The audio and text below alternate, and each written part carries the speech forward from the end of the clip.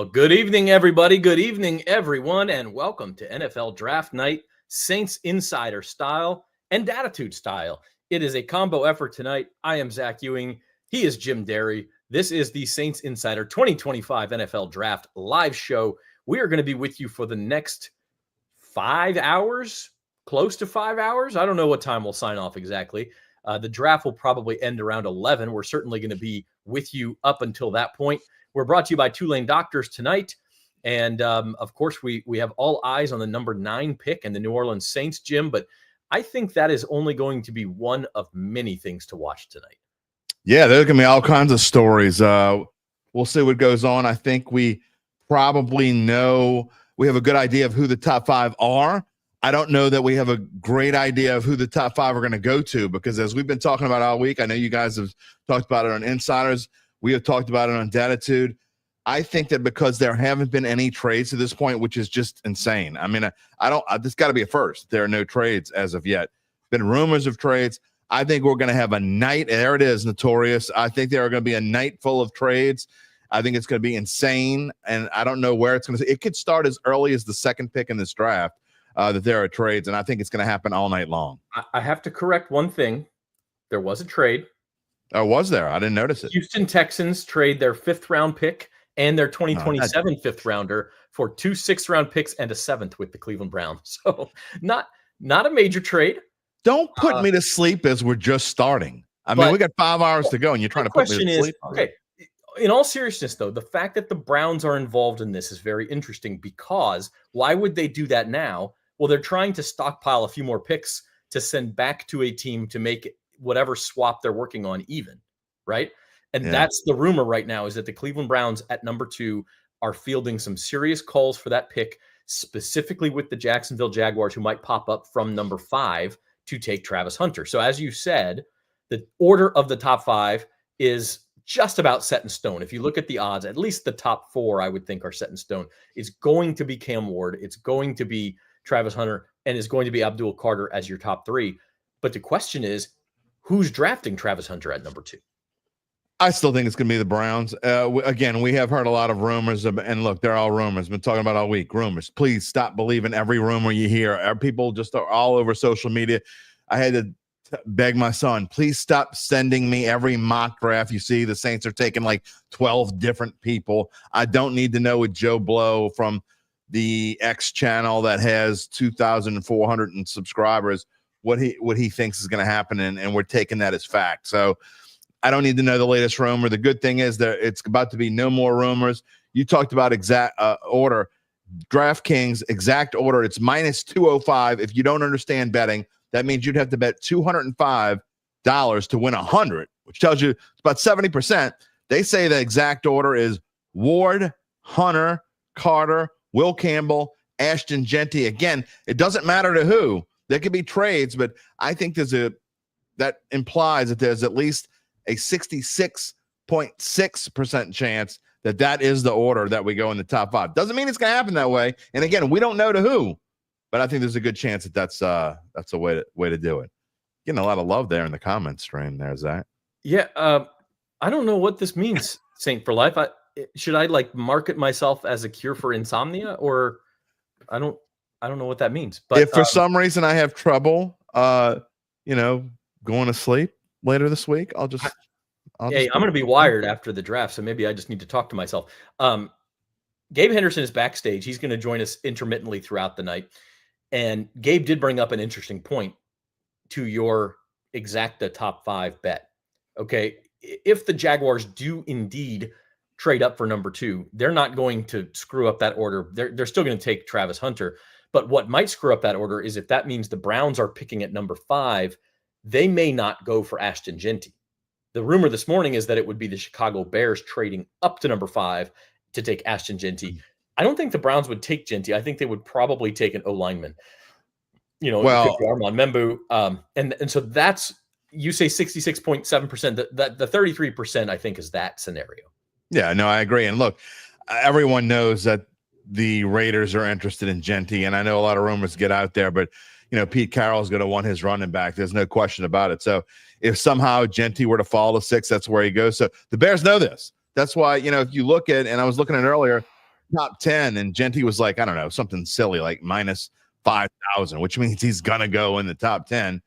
And the Raiders, if they don't want to get skipped, they might be part of a trade. That would be interesting to see. If they don't want the Bears or something to jump in front of them, then they may be the ones to jump up there. So we'll see. We could have, are we going to have 2 or 3 offensive tackles going in the top 10? Kelvin Banks has been shooting up the draft chart. So that's someone the Saints probably would be interested in that we'll have to watch. Armand Membu, is he going to stay in the top 6? Are the Jets going to take a tackle, which would obviously hurt the Saints' chance of taking a tackle, but then maybe somebody else follows them. Maybe a Tyler Warren falls to 9. Maybe we talked about this morning when we were doing our mock drafts. Mason Graham could fall to 9, which would, at least in many That's people. been my guy, Jim. I've been talking about Mason Graham since November.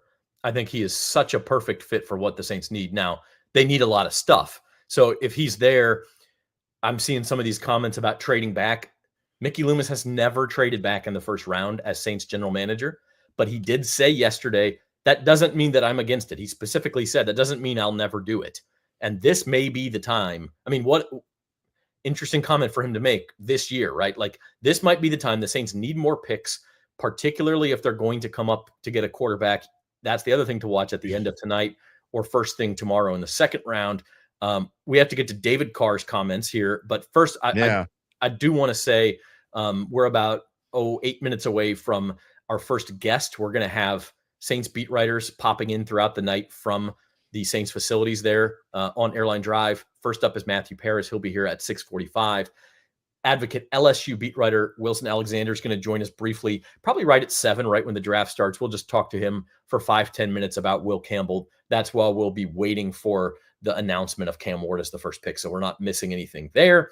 And then we'll be announcing picks throughout the night, probably before you see them on TV. So if you don't want spoilers, you've come to the wrong place. We're going to be spoilers before they show them on TV. I do want to let everybody know that this year's NFL draft coverage is brought to you by Tulane Doctors, now seeing patients at East Jefferson General Hospital and across the greater New Orleans area. From primary care to specialty services, Tulane Doctors are there for you because healthcare should be simple, personal, and accessible. Call 504-988-5000 or visit TulaneDoctors.com to make an appointment. So David Carr, Jim. Before you get started with that, Tudats hate Derek Carr. So they hate him so much that they hate his brother too. His brother is. David Carr is full of crap. It's a bad podcast. It's real. I've tried to watch. You want to talk about, y'all joke about Zach putting us to sleep. You want to go to sleep, put on the David Carr / Derek Carr podcast. You'll be sleeping in no time. Look, I know the Carr family. They're very nice people. I believe that. They are, can't say enough things about them personally, but yeah, the podcast, they got to do something to juice it up. David Carr was on NFL Network, and he did give more specifics about his brother's shoulder injury than we have heard before. He said that Derek believes he heard it in the Giants game, the same game in which he left with the broken wrist, but that he didn't realize it because he couldn't throw because of the wrist injury. He didn't throw full speed for several months, and then that's when he realized it. And the bad news for the Saints is that not even Derek knows if this thing is going to require surgery. And so the Saints are in the dark. Derek's in the dark. This is all according to David. I know people are saying he's lying. I don't know what reason he has to lie about this. I think he's spewing what he's been told. But if you remember back then, Zach, and we're not going to spend the show. They'll do enough bashing of Derek Carr in the comments that we don't have to do it. But if you remember Derek Carr was fighting to get back in to the lineup. He actually wanted to play, which was the dumbest thing ever. We also talked about that on the show, at least on Datitude.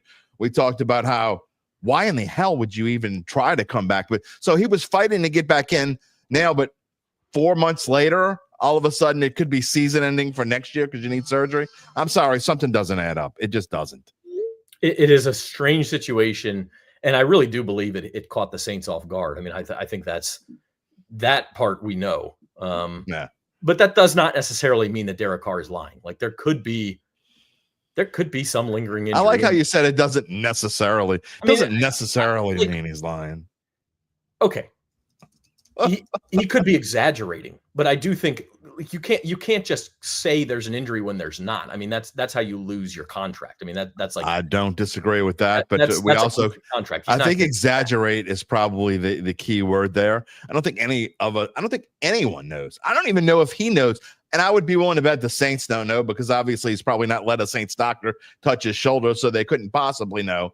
But the thing is, why do you let this linger? Why does this come out like 2 weeks before the draft? That's my biggest question. That's the biggest problem I have with all this. Why does this come out 2 weeks before the draft, and then you don't let anyone look at you, so you're going to make the Saints guess? Mm-hmm. So that's the problem that I have. No, we don't know. No one has looked at him. I mean, we don't know that.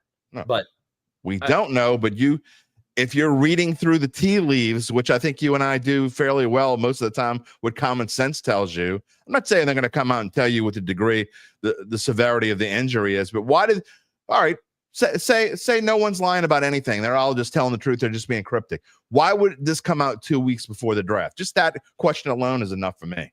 Yeah, it's strange. Believe me, I'm with you. It is strange. What is not strange is being a subscriber to our YouTube channel. So I do want to, yes. I do want to promo that before we get Matt on and get into the draft. We have separate YouTube channels. We have the Datitude YouTube channel. I know a lot of your Datitudians? My Datitudinals are all here. A lot of them are here tonight. So if you are not subscribed to that channel, you can hear Jim 3 times a week, at least 2 times a week, I guess, in the offseason. I won't put you to sleep. You might hate me, but I won't put you to sleep. We won't put you to sleep on Saints Insider either. The name of our channel is actually New Orleans Saints at NOLA.com. But if you search Saints Insider, you'll find it. We have the Saints Insider podcast twice a week. We also post other videos. Like yesterday, we had Mickey Loomis press conference. We carried it live on the YouTube channel. We will have, other shorts and things like that from pregame, from practice, things like that, especially during training camp. So check us out as well. And while you are on YouTube, hit the like button. Comments are great on YouTube. They're easier for us to see, easier for us to reply to, all that sort of stuff. So if you're on Facebook, check us out on YouTube, subscribe to Saints Insider, subscribe to Datitude, and we thank you very much. Yeah, so that's the thing. If you're a Saints Insider regular and you didn't know Datitude exists, go subscribe to Datitude. We would love to help. Give us a like, whatever. And then same thing, Datitudinals, go over to the Saints Insider page, click subscribe to their page. We like to help each other out at NOLA.com. That's what we do. That's what we're here for. Absolutely. I want to take a look at Ray's comment. Carr making it sound like he could be back, and yikes, the fans have turned on him. And that is true. I mean, he's got to win. Okay. If he comes back to play, he's got to win, and he's got to win pretty quickly, or it could turn ugly. I'm fascinated to see. We're probably like 3 weeks from the schedule release. Yeah. The Saints do not want what they had last year. Less than 3 weeks, I think. The first, they never say exactly, so we'll see. But like the first 5 games last year, I mean, I know they had Carolina to start, but after that, the schedule was real tough. They don't want that this year. They need something. They need a soft landing for Kellen Moore. They want, they want to have some winnable games up front. Yeah, and look, I'm also going to say, I said my spiel, which would ticks me off about where we are with Derek Carr and why we let it get to this, and why two weeks before doesn't make me happy. But I will say this: I think that, and we'll talk more about it. In fact, we're going to get to our first guest in just a minute, but I have plenty of thoughts on this. I'll get to Derek Carr thoughts and who's going to start at quarterback on September 7th in just a minute. But I say we got our first guest. Yeah, Matthew Paris is here. He is one of our Saints beat writers for NOLA.com and the Times-Picayune, joining us live from the Saints facility. So this is our first guest. Fingers crossed that everything works technically, but there is Matt. Actually, your name's Norman. No, Norman's our cameraman back there. That's okay. That's Matt Paris. Matt, can you hear us? I can, yeah. Okay, you guys hear me all right? We can hear you fine, so everything's good. A little bit of a different setting there on Airline Drive than usual. There's Luke in the background. Tell everybody what room that the media is gathered in. Yeah, we're in the team auditorium, which is where, if they have a big meeting of the Saints, that they come in here. Kellen Moore probably will have his first introductory meeting in this room. They've converted the old media room into a studio for the in-house production team. So with that taken tonight, we've been moved in here, and it's a fine setup. Matt, is it true you got to get escorted to the bathroom? That is true. Yes. No roaming in the hallways. No bathroom pass in the hallways by the coaches' offices. So they can't just have people wandering back there. That's the downside to it. Matt, as we're what, 20 minutes from the first pick and probably an hour and 20 minutes from the Saints picking, we're hearing these rumors. Jaguars could trade up with the Browns. They could trade back with the Bears. I mean, how do you think this affects the Saints and their spot at number 9? Yeah, it'll be interesting. I mean, if someone trades up specifically for a quarterback, say, that increases the chance, I think, of a premium skill player or a premium position player to be on the clock, to still be on the board for the Saints at number 9. But it really just kind of depends on how things shake out. The Jags trading up for Travis Hunter, for instance, I don't necessarily know if that makes a big difference, but it also sets a bar of trading up, depending on what the price is. So we'll see what that other movement is, but right now things are quiet on the Saints front. Yeah. Is there any buzz at this point? Are we all just getting ready for what's going on? Obviously, it's the calm before the storm. I mean, there's not really much to do at this point besides sit and wait, right, man? I mean, the life of a sports writer inside of a draft room, it's not nearly as exciting as people might think. Yeah, man, I had some Raising Cane's right before this and was watching the next game, so that's where I'm at. Yeah, I don't think people realize, like, covering draft as media is a whole bunch of waiting, like everybody else. You are just waiting for something to happen. But then when it does, it's a little bit like a baseball game where you're waiting and waiting and waiting, and then all of a sudden you better go and you better be ready to go. Yeah. So Zach, unless you're trying to run back from the draft back to your hotel, and the Saints make a trade right when you're running back to your hotel, and you have to do a live shot from the street in Vegas, that's something different. That has happened. Interesting question here for Ray that I'm going to send to you, Matt. Saying, could this be the year we trade back? We've heard that rumor. We heard Mickey address it at least briefly, more than he addressed almost anything else yesterday, saying it was a possibility. Do you think that's on the table for the Saints this year? I do think it's on the table. Do I think it's likely? No. I mean, Mickey Loomis has a tendency as a general manager. He hasn't traded back since, I think, 2008, 2007, somewhere in there. It's, I know that Jordan Schultz, for instance, of Fox Sports, he reported that maybe they would be open to trading back to then trade up again for a quarterback in the first round. But, you look at this draft and who would really be the trade-up candidates for, the top 3 players, Abdul Carter, Travis Hunter, Cam Ward. I think those are the premium players in this draft. Ashton Genty, maybe the Bears would trade up for Ashton Genty, but the Bears have the 10th pick, so maybe you're just flipping one spot. If the Saints trade back, I can't really see them trading back into the 20s. For instance, I know we were worried that from a deadline perspective. I don't think that sort of thing is likely at this point. The Saints don't care about no stinking deadline, Matt. That's just the way that it rolls. Look, if they do stay at 9, do you think there's any priority? Do you think it's best player available? I mean, just was the general consensus. Obviously, the Saints are the best at keeping things close to the vest, so we can't really know. But just being around this team and what makes common sense, what do you think? Is it best player available, or do you think it's limited to maybe 3 or 4 positions?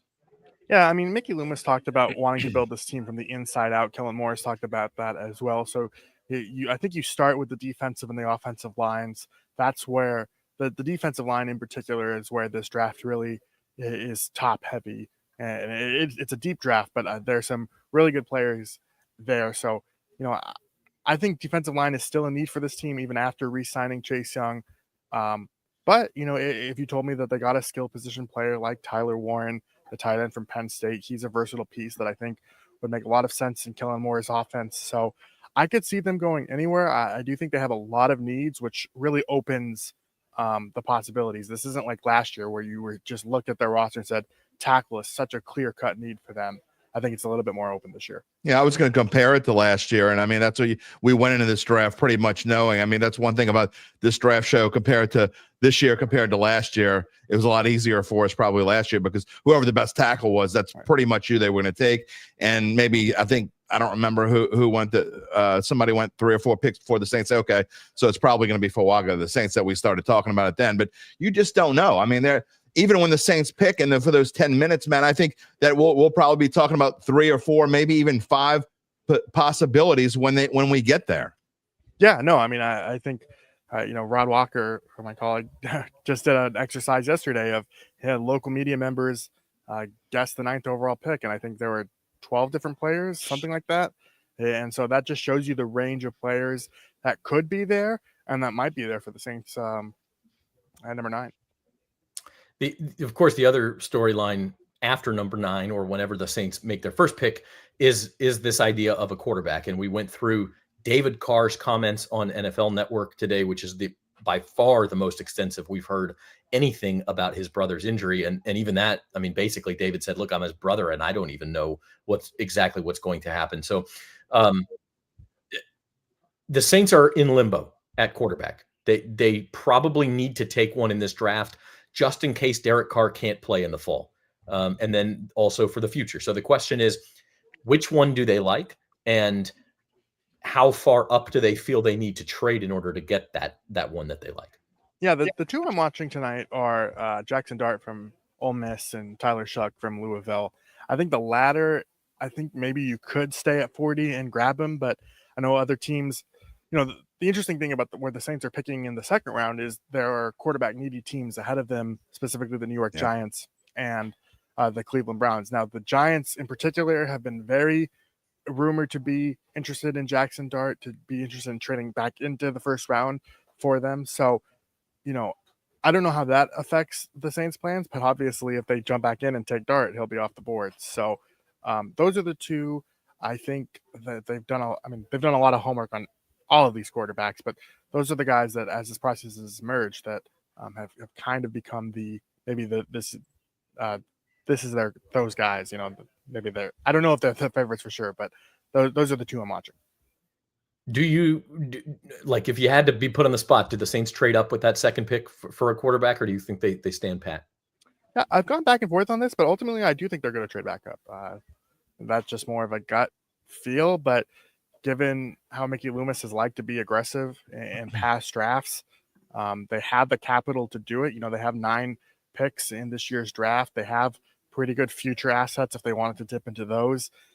I did an article for the site the other day that looked at kind of what the price would be to jump back into the first round, and it wasn't too bad. Sometimes you have to give up a future second, or you just have to give up your third pick, or your third round pick as well. So we'll see what the price is. I think that's kind of maybe the more interesting question, but I do think they would be open to it.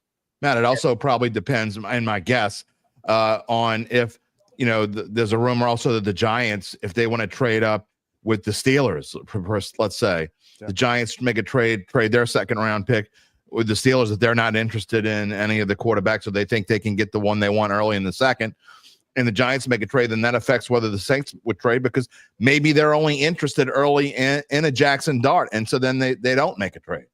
Right. Yeah, no, definitely. And the guy we haven't mentioned as we've been talking here is Shedeur Sanders. What happens with him? Just a few weeks ago it seemed like he was going to go in the top 3. Now, does he fall out of the first round? In terms of individual players, I think he's one of the more interesting ones tonight. All right. The next time we talk to you, Matt, looking at our schedule, is going to be right after the Saints make their first pick, assuming they stick at number 9. So we will put you on the spot one more time before we let you go. Who is the pick? I know you answered Rod's question this morning. Is it still the same answer? Yeah, I went a little bit more optimistic, and I guessed Jalen Walker from Georgia, the pass rusher. Do I really believe he's going to be there? No. I just said it to be different a little bit, but I'll stay. I'm going to stick with Walker, but if I have a backup, what I think they're going to do, I think Michael Williams, the other pass rusher from Georgia, is maybe a little bit more realistic of an option there. Walker was our Datitude mock draft pick. Zach, Gabe Henderson, and we did a mock draft this morning. He fell to 9, and I ran to the podium. Yeah. Obviously, I only ran digitally. I didn't run realistically because I wouldn't be here. I would have broke a hip. But the agreement with you with the mock draft is the same way. Let's see if that happens. Yeah, I think there's a good chance that either Walker or Mason Graham is still there for the Saints the way things are falling. So if that's the case, they have an option to pick a very talented defensive lineman. Matthew Paris, I know you've got to get back to waiting over there and tuning into the draft. And we've got another guest lined up, so we will let you go and talk to you later tonight. Thanks, guys. Appreciate it. All right. Thank you. Thanks to Matt Paris. Why don't we say we take our first break of the night? We'll be back in 2 minutes. The draft is going to come on TV. They'll talk for a long time before they get to Cam Ward being picked by the Tennessee Titans. And we will talk to Wilson Alexander, who is the Advocate's LSU beat writer. And he is going to tell us about Will Campbell and some of the other draft prospects for the Tigers. Be back right after this. At Tulane Doctors, we know your health can't wait. So we made booking appointments easier than ever. Just dial 988-5000 to book with any physician, any specialty. Whether at East Jefferson General Hospital or one of our other locations. Because your health is our top priority. And because navigating healthcare should be simple, personal, accessible. When you see the shield, you'll know. The future of medicine is here.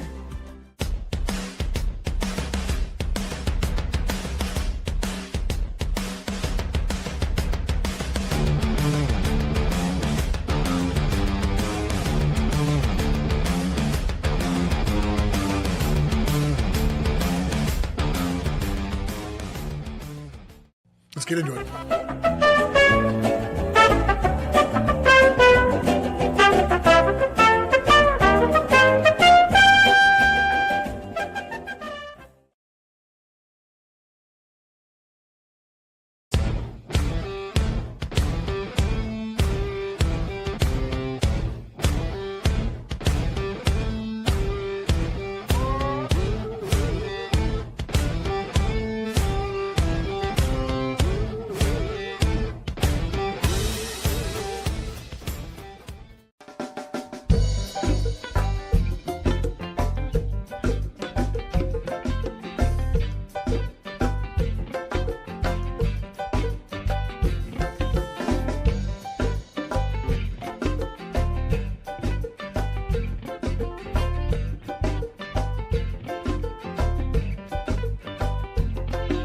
Butterfly when she wind up, she waits, moving through the sounds of the drum. All right, welcome back to the Saints Insider 2025 NFL Draft live show. We are just a minute or two away from the official start of the draft in Green Bay, Wisconsin. We finally made it, Jim. We did. Thank goodness. I'm getting tired of talking about trying to make title slides and coming up with different ways to talk about this draft. And you know, I will say though, when you're talking about the same subject for basically since we left the Super Bowl, right? 2.5 months ago. I mean, even before that, we took a break from the Super Bowl. Well, we did, because you're right, because the Saints stunk so bad that we pretty much started talking about the draft earlier than we usually would. But one thing is, there has been a different narrative almost every other week at least. And that's one thing about the NFL draft that does change. Look, everyone looks forward to it. That's great.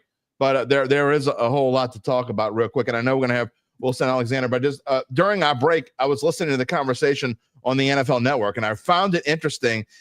And it's a true statement. I don't remember which one of them said that, but do you ever remember a moment when you have a player like Shedeur Sanders who could either go 3 or not in the first round at all? And all of that's a possibility. If he doesn't go 3, good chance he slides to 21. So he'll either go 3, 21, or somewhere at the end of the first round, or maybe even the second round. He's minus 650 to go in the first round. So he's probably going to go somewhere in the first round, but it would be someone trading up to get him. And look, Dart to the Giants, minus Shedeur to the Steelers at minus 150, but he's plus 340, Browns plus 700, Giants plus 1100, Saints, Raiders are a possibility, Rams. I've never seen anything like this. Yeah, he is definitely a polarizing prospect. Ted McMillan's another one. He could go as high as 5. Rising up. Yeah, he's rising up the chart. He's minus 130 to go in the top 10 now. Yeah, but he could also fall. So he's a guy to keep an eye on. Another one to keep an eye on is Will Campbell of LSU. And with that in mind, let's bring in Wilson Alexander, our LSU beat writer for The Advocate. Wilson, welcome in. Thanks for being here. Thanks for having me, y'all. Having a good draft night. We're getting going, man. I'm excited. I'm caffeinated up and sugared up and all that kind of stuff. So we're ready to go. I think from your perspective with LSU, things are going to happen pretty quickly with Will Campbell, and then you'll just be kind of, I guess, on call the rest of the night to see if we get a Mason Taylor or something at the end of the first round, right? That's exactly right. I mean, Will Campbell looks like maybe probably number 4 to the Patriots if things shake out that way. And then, Mason Taylor's been thought of so highly throughout this process that perhaps he could sneak into the back end of the first round there, which would be great for him, obviously, if he's able to do that. Otherwise, he's, an easy second round pick at some point tomorrow. So that's what really all it is on LSU's front. A lot of history on the line for Will Campbell, but all pretty straightforward, really. Not much intrigue, I suppose, other than, where is he exactly going to go? Go ahead, Jim. Kind of in line, Wilson, with, you look at where, kind of in line with what the record was last year and the disappointment from last year's season. There are fewer LSU players that are going to be in the early part of this draft. And as long as I can remember, it's been a while since we're not talking about 5, 6, 7, even 8 players in the first few rounds. And, it's just kind of weird to me that, you got Will Campbell who's going to go early, probably going to go in the top 5, like you said. Mason Taylor, he's either bottom of the first round, early second round. But it's just strange that we're not talking about more LSU players going early in this draft. You must be forgetting about the 2023 draft then, Jim, because LSU didn't even have a first round pick. You're right. I am. You're right. That would be because it's kind of been up and down the last few years where, last year you had Jaden. Same kind of season, though, the Brian Thomas. Yeah. I mean, it really does line up with that. And, but, Will Campbell here is going to be a first rounder. And, LSU now 6 of the past 7 drafts, if he goes in the top 5, will have had a top 5 pick, which is the most in the country. So there's been like some really the moments where there's like really high level talent. You think about, I think it was the 2022 draft where Derek Stingley, top 5 pick. And then LSU didn't, I think it was a while before they had somebody else drafted. I might be mixing up some of my stuff there a little bit, but the general, sense is that they often will have a high end player here or there. And then the depth hasn't always been there over the past few years. And obviously that 2019 team is like a total outlier anyway. But, it is kind of reflective of the season they had last year, like you said, where they went 8-4 and they have some good players who left that team. But LSU also did a really good job of like bringing back a lot of guys who might have been high picks in this with say Garrett Nussmeier had left. We'd probably be talking about him as a potential first rounder with the way this quarterback class was. If Harold Perkins had left, would he be a first rounder? No, but top 100 guy potentially. So like you said, though, there just wasn't a lot of high level talent on that team last year who were experienced veteran players. They're riding bikes on the stage, which I guess saw that. I'm like, I'm trying not to turn my head because I don't want to look know silly. what's going on. Why are they running? Thing, but you mentioned all the draft picks that LSU has had in the last several years, but what they have not had, kind of strange to me, is an offensive lineman drafted as high as Campbell is projected to go. No, they haven't. Alan Faneca is the only first rounder in the Super Bowl era on the offensive line for LSU, and he went number 26 overall to the Pittsburgh Steelers in 1998. And LSU, a school that has churned out draft picks and churned out first rounders ever since then too, especially this century, has not had an offensive lineman. That just hasn't been what has been the strength of the program for a long time. I remember we kind of would talk about that in a way when Will Campbell first signed with LSU, was that, wow, maybe this is finally a top 50 offensive tackle who's born and raised in Louisiana and then coming to LSU. This state is known more for its wide receivers and defensive backs. And when you look over the past 20 years or so, 25 years since Faneca got drafted, there's also been a lot of defensive tackles and defensive linemen.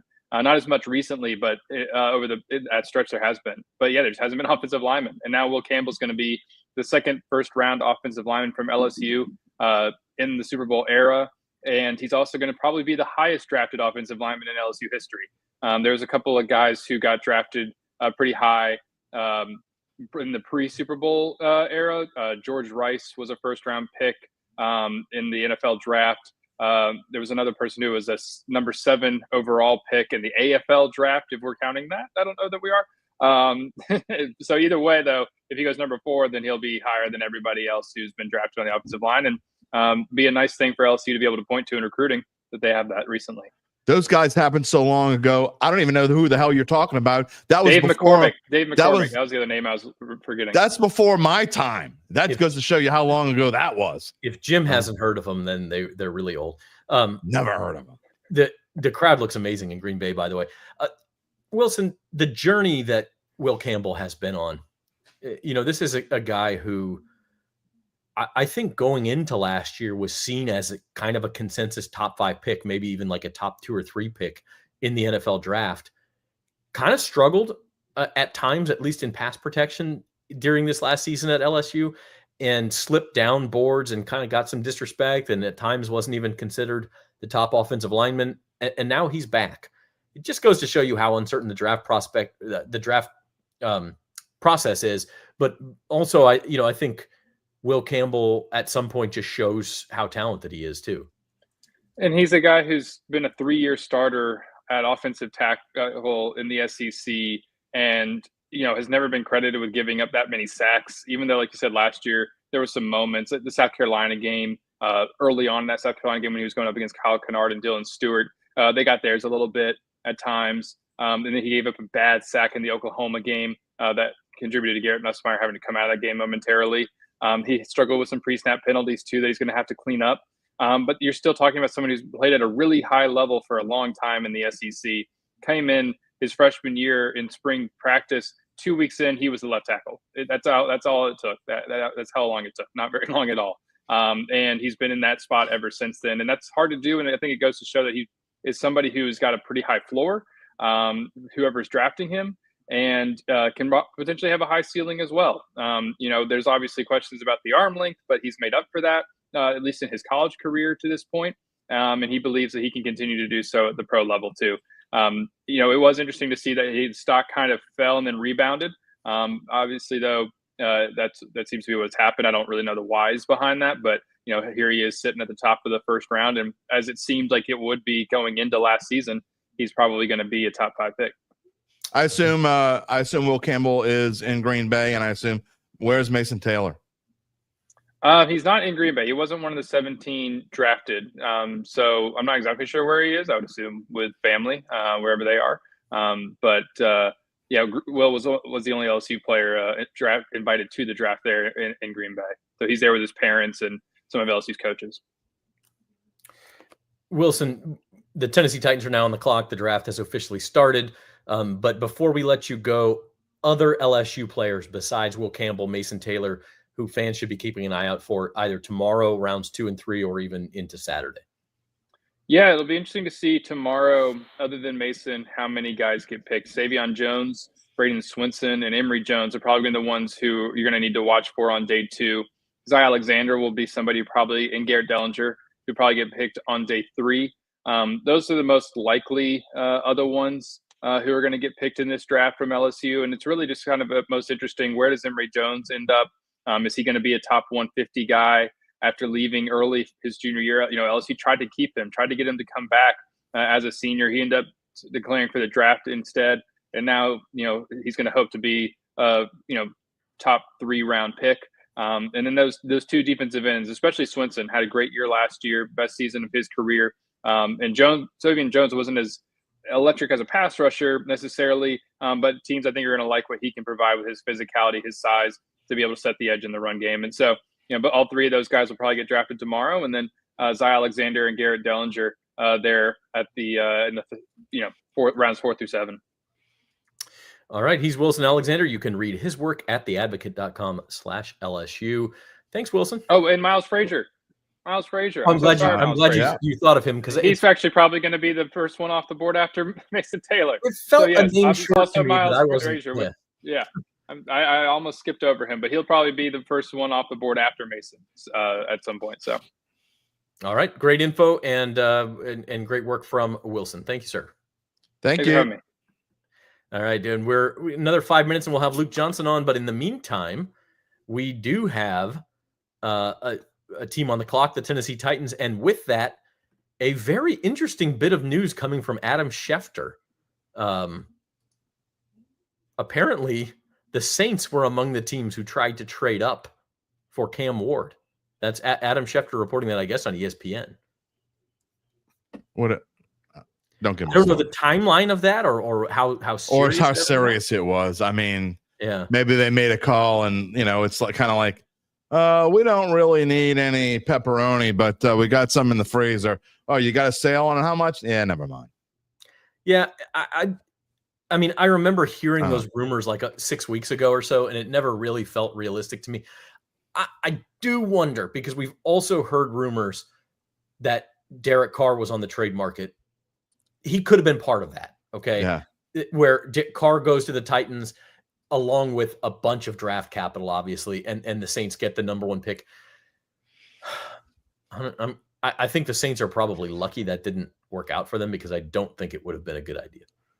Gerard's right. I'm just thinking about what could possibly happen. I'm like, there's heat rising from the top of my skull. And look, we were talking about something this morning on Datitude. Gabe and I have been talking about it for a little bit. And there's a tweet that I'm looking at from someone named Kristen Homan. The Titans have had the first pick for the last 3 months, and they still get 10 minutes. Why in the hell do they get 10 minutes? They don't need 10 minutes. I mean, they should get literally 2 minutes. Well, Gabe's doing money. Start the draft at 7:17 then. To be fair, they are on the phone right now, and apparently everything is set and done, and they're still 5:46. They weren't on the phone 10 minutes ago, 20 minutes ago, 40 minutes ago. Maybe they have to wait to be on the clock to make this thing official. I don't know. But the point is, they did not take all of their time. So that's at least good. Now, whether ESPN and the NFL Network want to take all of the 10 minutes before the Cleveland Browns get on the clock, I don't know. But that's the answer for you. Now the draft starts, right? Like we were saying, even as late as this morning, that the draft didn't start till number 4. But now that there's all these rumors, Browns, Jags, somebody coming up to get Travis Hunter, things are about to start. This is why I could never be a GM. I mean, Zach, you were my boss before. I mean, you and I saw eye to eye. So I didn't, I don't always authority. I fight authority. Authority always wins. If I were a GM of an NFL team and I had the first pick of the draft and I knew who I wanted, and they said, hold on, milk it, I'd say, go to hell. Here's the card. Turn the damn thing and let's go, because I want to be looking at the next pick. Yeah, Charles is right, though. It used to be 15 minutes. Yeah. No. It's at least they've done that. It ought to be 4. But I mean, they're on the phone. They're making the pick long before the 10 minutes. So it is going to be Cam Ward, the Miami quarterback. What's your sense on how good Cam Ward is going to be? Again, another thing that we've talked about so often here, I think that Cam Ward, if you compare him to quarterbacks from last year, and it's not necessarily fair to do, but there's really no other way to do it, because he is the best quarterback in this draft, in my opinion. To me, he's I hate to rain on the Saints fans parade, but Cam Ward to me is the only quarterback in this draft that I think has a realistic chance to be a starter, at least early in his career. I don't think any of the other quarterbacks have a chance to do that. So Cam Ward going to the Titans, they need a quarterback. Will Levis stinks. I think he will go there and start, but I think he'd be the 7th best quarterback in last year's draft. I think Michael Penix is head and shoulders better than Cam Ward, but that's where we are. This is not a quarterback draft. We've talked about this, hence why I don't think the Saints should draft one until at least the 2nd round at the earliest, and really the 3rd round. But let's talk to the expert instead. We don't need to know what I think. Real quick, first, we just have breaking news here. I think Gabe, you've got it here too. The Browns are trading the number 2 pick to the Jaguars, along with a 4th rounder and a 6th rounder. In exchange, they get the number 5 pick, a 2nd rounder, a 4th rounder, and next year's 1st rounder. That is a high price to pay. Yeah, that is the latest breaking news. So it looks like Travis Hunter will go to the Jacksonville. Travis Hunter, a Jacksonville Jaguar. Pop in for that. Yeah. And we told you would find out stuff here first. Yeah. You don't have to watch TV for that. Browns going back to number 5. So we got to update the draft grid, and we'll show that in a minute. Already did it. But first, we will bring on Luke Johnson. He is our other Saints beat writer for the Advocate, Times-Picayune, NOLA.com. Luke, how are you doing tonight? Fellas, I'm doing great. Thanks for having me on. Everything good? Daughter got home? You got to the draft late? We're all good? Yeah. So I had to pick up my daughter from school today, and the thing that we are finding out about her is that after she was in a 17-hour car ride a couple weeks ago, she's just beside herself every time she gets in the car now. So I had to play the exact same song 5 times in the ride home today. It was worth it though. It's a good song. What's the tune, man? It's called Fire by Waxahachie. For some reason, she loves that song. She said thank you when I put it on earlier today, which I was cool with. She's adorable. That's great. That's polite. Okay, your thoughts real quick on this Jags-Browns trade. We started hearing rumors of it in the last couple of hours, and you never know how much to trust those things, but here it is come to fruition. Yeah, well, I think my first thought is you wonder how this impacts the Saints, if at all.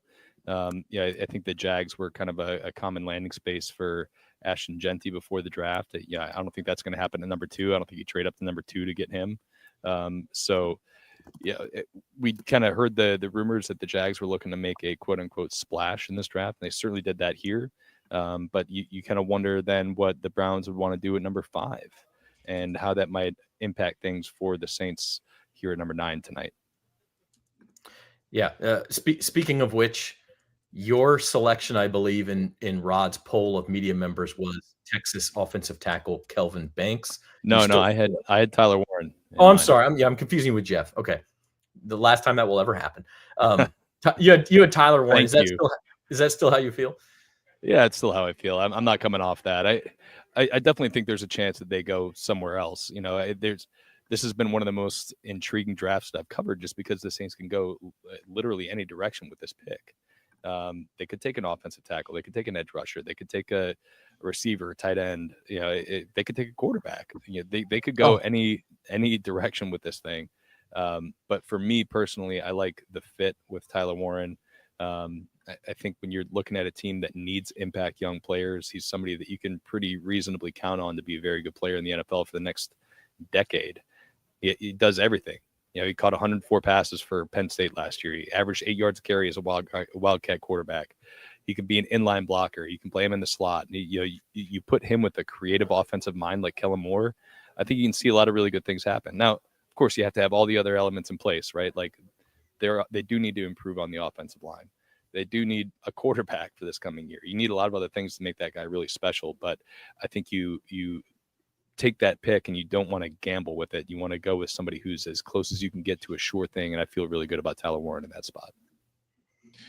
Look, if you drafted Tyler Warren, I think there's a decent chance that you're right. I mean, he's certainly one of 3 or 4 guys I think the Saints will be looking at there for sure. But we talk about in the trenches, does that maybe if you drafted Tyler Warren, does that change the thought process of maybe a quarterback in round 2? Because if you go get a Tyler Warren, you still need someone to protect your quarterback, even though we don't really know who the quarterback is on September 7th at this day and time. Well, you know, I think it depends on where you think the value is. Like, do the Saints think one of these offensive tackle prospects is worthy of the number 9 pick? And maybe they do. But if they don't, like, I don't think Trevor Penning was such a disaster last year that you have to move off of him in the spot. And I do think that you can find good value on day 2 at the interior offensive line. We've seen it over and over and over and over again in this league.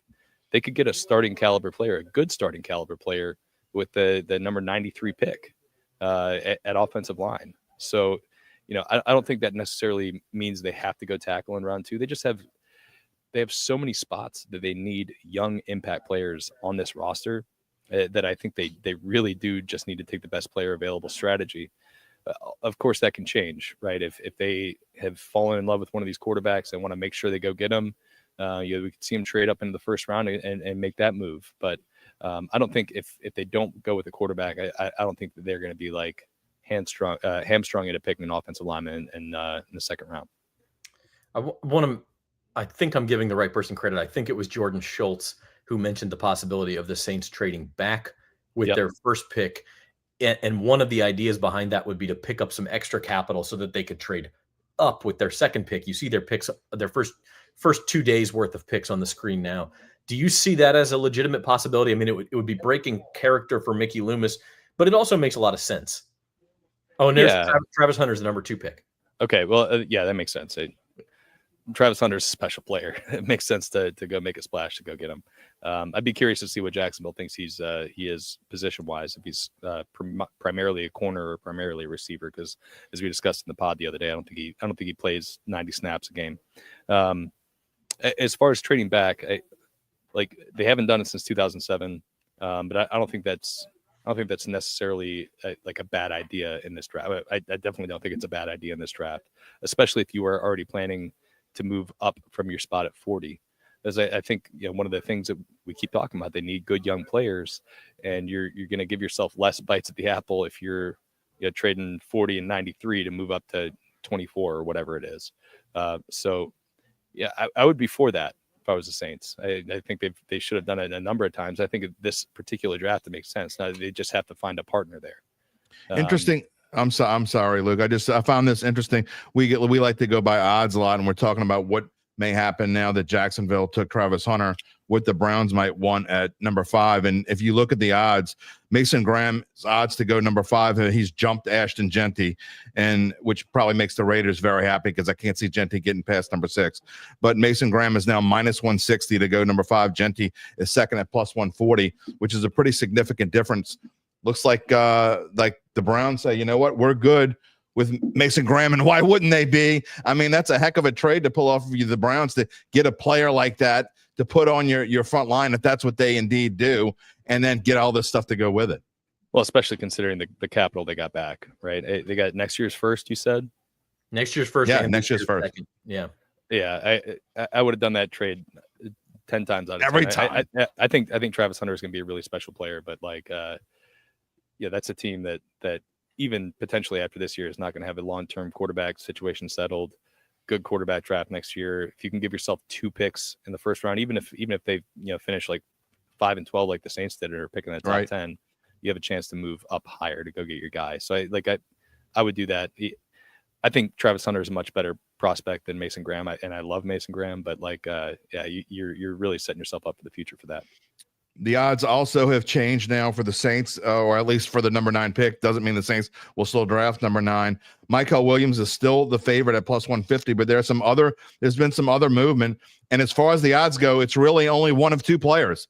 And some fans will like this and some fans won't.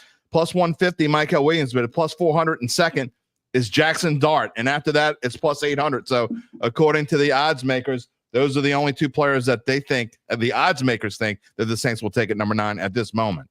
Yeah, I just I don't think I buy either of those, honestly. I could be looking. And you can like make some money betting on other players. I don't think I might be looking like an idiot in an hour, but I would be surprised if they take a quarterback at 9.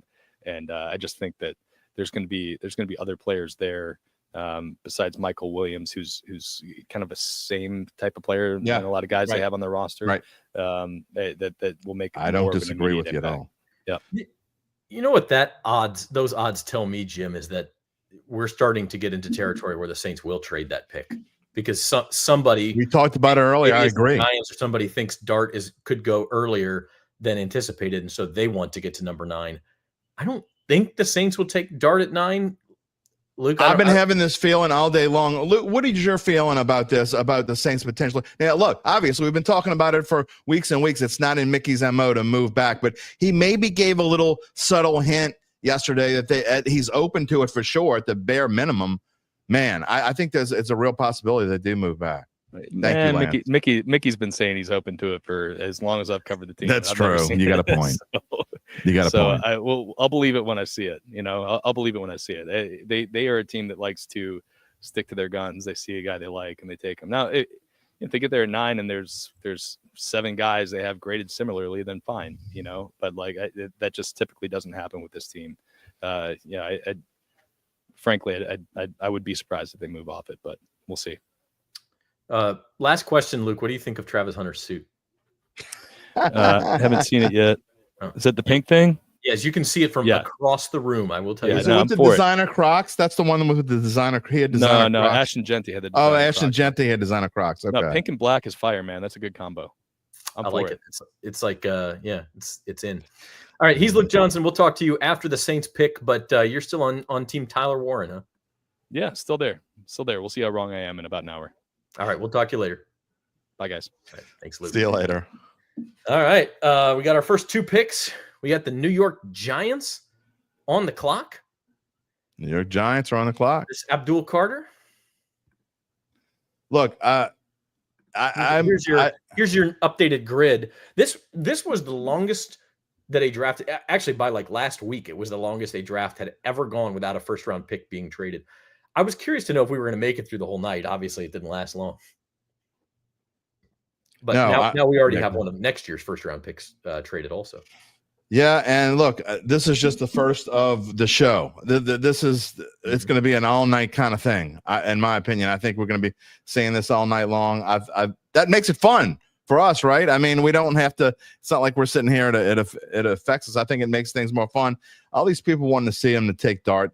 Do you want to see the Saints take Dart because that's what you want, or you want like 5 minutes of pleasure to see me go off? That's you datitudinals are morons. Okay, I love you. Thank you for being part of the Datitude family, but you shouldn't want them to take Dart just because you're gonna want to watch me go off. Then you gotta go live with the fact that they took a quarterback that's like the 5th or 6th highest need for this football team right now as their number 9 pick. They haven't drafted in the top 10 in 17 years, and you want them to go take their 5th or 6th need on this team right now. That just doesn't make any sense. But I am just, you know, I don't see Jackson Dart. I see him as maybe a borderline first-round talent. I'm not sure he's a starter in the league. I don't have anything against the guy. I mean, 100%. It's more interesting for us when the Saints are good. I hope whoever they pick comes in here and balls out, but he's not a top 10 pick, guys. And if you not at are all fooled into thinking that he is, it's because you have fallen prey to the same thing that happens. And there's Abdul Carter, number 3 to the Giants. So that is now official. Our top 3, exactly as we thought. Exactly as our mock draft. Travis Hunter, Abdul Carter, with the big twist that it's Jacksonville taking Hunter and not Cleveland. But like if you think that Jackson Dart is a legitimate pick at number 9, you have fallen prey to what bad general managers and bad front offices do every year, and that is get caught up in the QB hype. And oh my God, we got to get a quarterback, and look at all these quarterbacks. And if we don't take one, somebody else is going to take one, and we're going to miss out on Jackson Dart. And in 3 years, people will be like, "Oh, Jackson Dart's terrible. He's not even a start. He's not even an NFL level start." Maybe Dart is, but most of these guys are not going to be. Is my point. And I don't take the risk. It's kind of like it's kind of like a kid in the car. You can have this dumb sucker if you take it right now. Or you can wait a half an hour and get a sucker the size of your head. No, I don't want to wait. Give me the dum-dum now. And there's a reason why they call it a dum-dum. I'm just saying. Look, by the way, Caesars is pretty much in line. Michael Williams, plus 170. Jackson Dart, he's at plus 400, although they don't spell his name right on Caesars. You'd think they would. Mason Graham is plus 950. Tyler Booker, plus 1,000. So, I mean, you got to go down. Tyler Ward now. Tyler Warren is now plus 1,200. So maybe this trade with Jacksonville does shake things up. I don't know why it would change things that much, but by the way, I got a little present for you in honor of what the Jacksonville Jaguars were able to do and pull off this trade. I got a little present for you, Zach Ewing. You ready? You ready? Let's do it. Duval. I mean, Duval. You just can't get enough of that. I mean, I can't. I mean, you looked uncomfortable, man. Like you got to have the strength to say, you know what? I'm going to get comfortable here in Duval County before I do that. Can't just.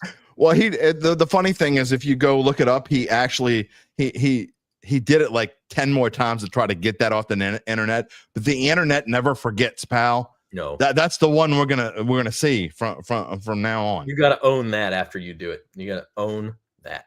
All right. Abdul Carter to the Giants. The Patriots are on the clock, and I think we all think they're going to take Will Campbell here. But yeah, that's the anticipation. This is where it could get crazy, though. I mean, somebody trades up for Genty, or they want an O-lineman, or I don't know. I mean, I'm on my toes on this one, and I think Rod Walker's on his toes too. He's at the Saints facility, so let's bring on Rod. Rod, can you hear us? Yeah, I can hear you fine. Can you hear me? Yeah, we got you. Right.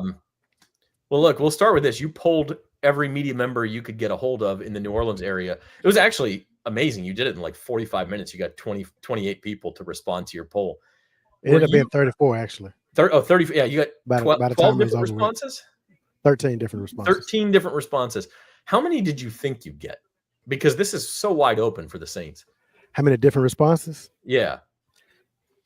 Probably, I thought I could probably get maybe 8 or 9. There are some guys, I think, I won't say who the people were. You can click on the story to see, but I know like somebody picked Will Campbell, who I doubt would be there at 9. There was someone else I thought. Oh, somebody took Genty, right? Somebody took Genty. I mean, I don't think he'll be there at 9. So for me, those were the outlier. And then you got this guy that picked Shedeur Sanders. He's probably not going at 9, but I decided to stick with it anyway. He's got headphones on and a microphone in his hand. Yeah, that guy. Well, that guy lives on the West Bank, so everything happens. When you go to the West Bank, you just kind of lose all real train of thought there. Yeah. Actually, there was someone else who also picked Shedeur, so I wasn't by myself. But Andre Johnson from Fox 8. Fox 8, yeah, he also picked Shedeur. So, yeah. What do you make of this Jags Browns trade that is the story of the draft so far? Yeah, I was kind of surprised, but it kind of says a lot about Travis Hunter and how bad the Jags want him. I mean, he's a guy that I think is going to be a star in this league. And on the broadcast, everybody just kind of says 2 for 1, and that's kind of what you're getting with him. He's a guy that can play 2 positions, and the Jags wanted him, and they went and got him, and kind of gave up a lot, but they got him.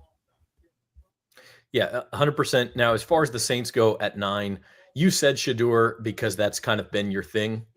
Who do you really think that they will end up with at number 9? I mean, we just mentioned the odds, and the odds are sort of convalescing around just 2 names, and that's Mykel Williams, the Georgia edge rusher, and then the other one is Jackson Dart, the Ole Miss quarterback. Now, that's for the number 9 pick. That's not necessarily for the Saints, but who do you think the Saints end up with?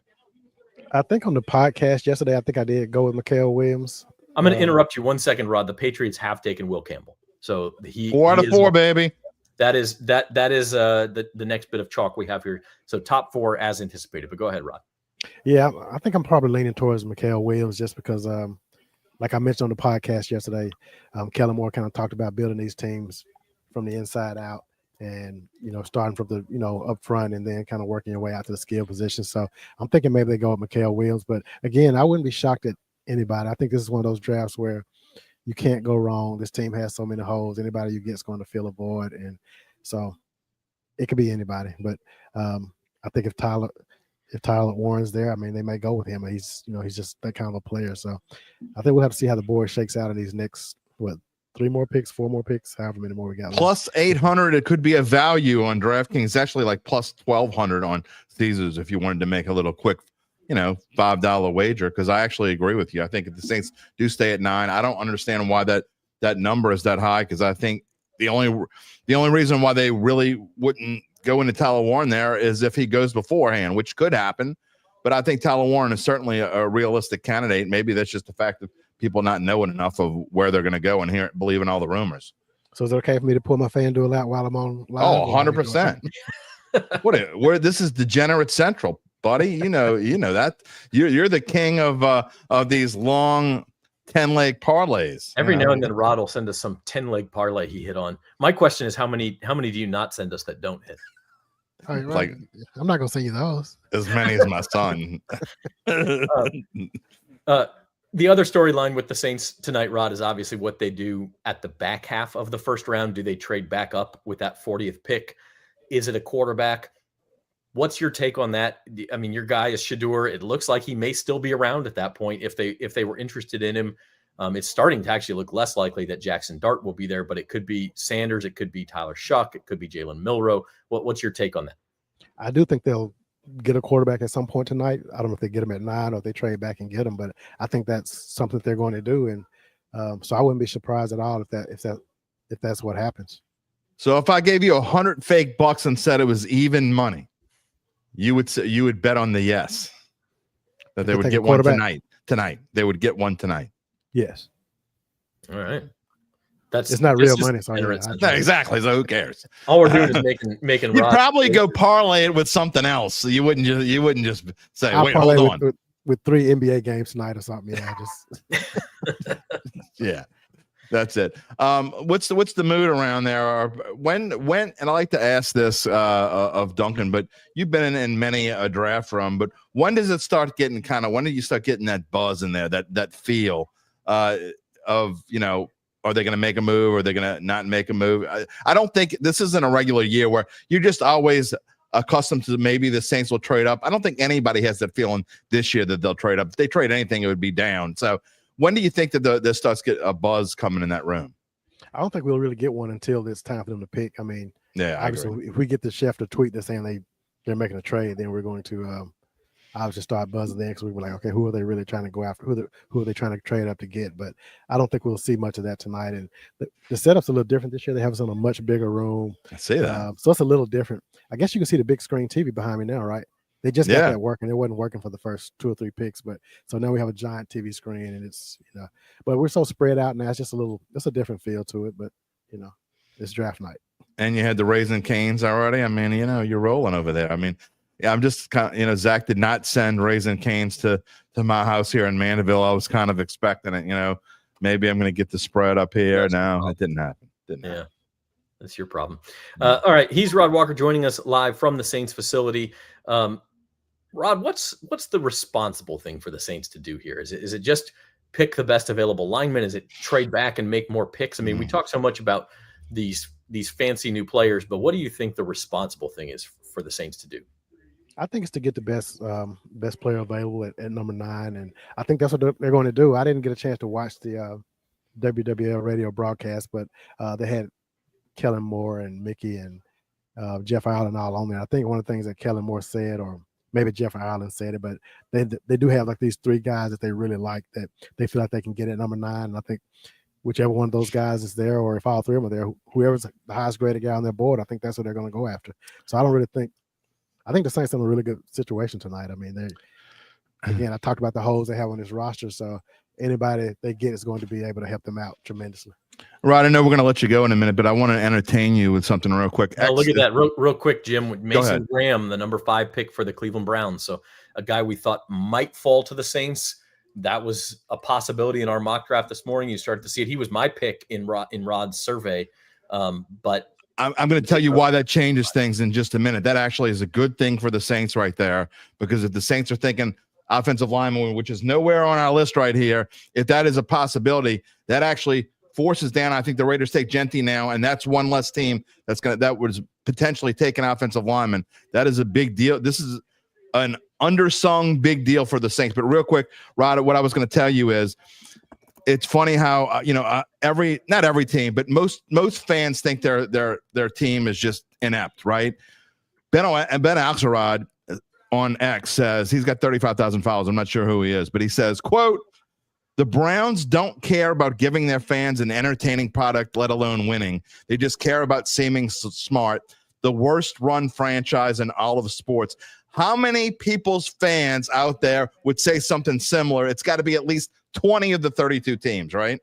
Oh, easily 20, maybe more than that. It's funny. I was watching Goodell, and he came out, and the fans were booing him. And, he's a guy that would get booed in every city he goes to because everybody thinks he's against except maybe Kansas City. Except maybe Kansas City. That's right. Yeah. But, everybody's that's how fans are, man. Everybody thinks that everybody's against them, and their front office is the worst run front office in the league.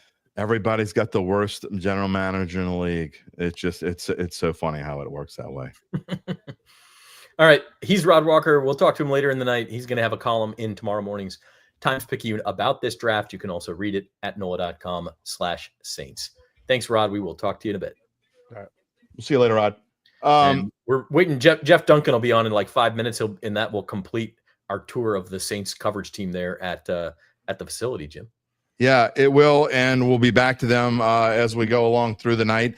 And interesting, look, I just think that this is an undersung great news for the Saints. It's great news if you want them to draft an offensive lineman or Tyler Warren with the 9th pick of this draft, because I think it opens up more possibilities. With Jacksonville there, if Jacksonville would have taken Genty, stayed there and taken Genty, and the draft went along, then I think a lot of things behind that we're going to follow, including maybe the Raiders, because I think if Genty's gone at 6 when the Raiders pick, I think they're going to take Membo, right? And they may still take the favorite for the Raiders right now. Is it Genty?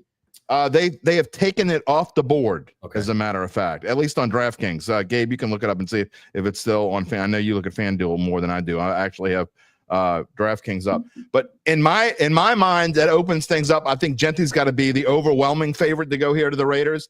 Then I think the Jets take either Membu or Banks, and then I don't think the Panthers are going to take Banks. So I think Banks or Membu is available when the Saints pick. Again, I don't necessarily think that's where, I just think that opens more options up. I also think it means Tyler Warren. There's a good chance Tyler Warren is available if the Jets don't take him. So either the Jets take Membu or they take Warren. Anyway, it's going to be very interesting going forward now that we know that is one less player that won't be available, and everything kind of drops towards the Saints. Good thing. Okay, I'll tell you what. The Browns. By the way, I don't care what an ESPN reporter is saying. It makes no difference to me whatsoever. The Browns are taking Mason Graham at number 5, which I think that's a great deal for them, by the way. You get Mason Graham, who I think is a top 5 talent. You get an extra second rounder, and you get an extra first rounder next year. So that's a tremendous deal, I think, for Cleveland. But we're going to have Jeff Duncan on in like 5 minutes. Let's take a quick break. Good idea. And then we will be back, and we'll see who the Raiders pick, and talk to Jeff Duncan coming up right after this. At Tulane Doctors, we know your health can't wait. So we made booking appointments easier than ever. Just dial 988-5000 to book with any physician, any specialty. Whether at East Jefferson General Hospital or one of our other locations. Because your health is our top priority. And because navigating healthcare should be simple, personal, accessible. When you see the shield, you'll know the future of medicine is here.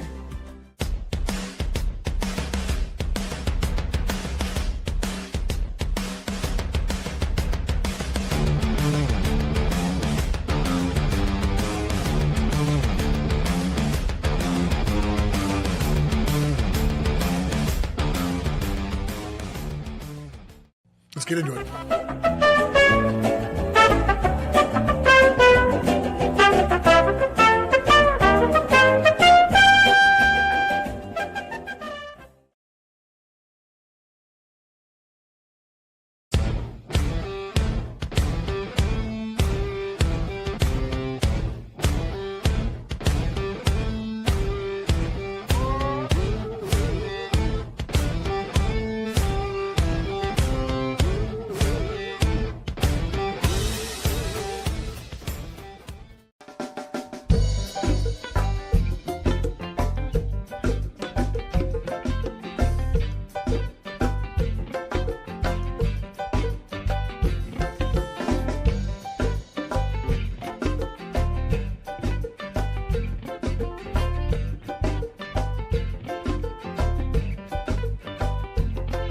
Butterfly when she wind up, she waist, moving to the sounds of the drum.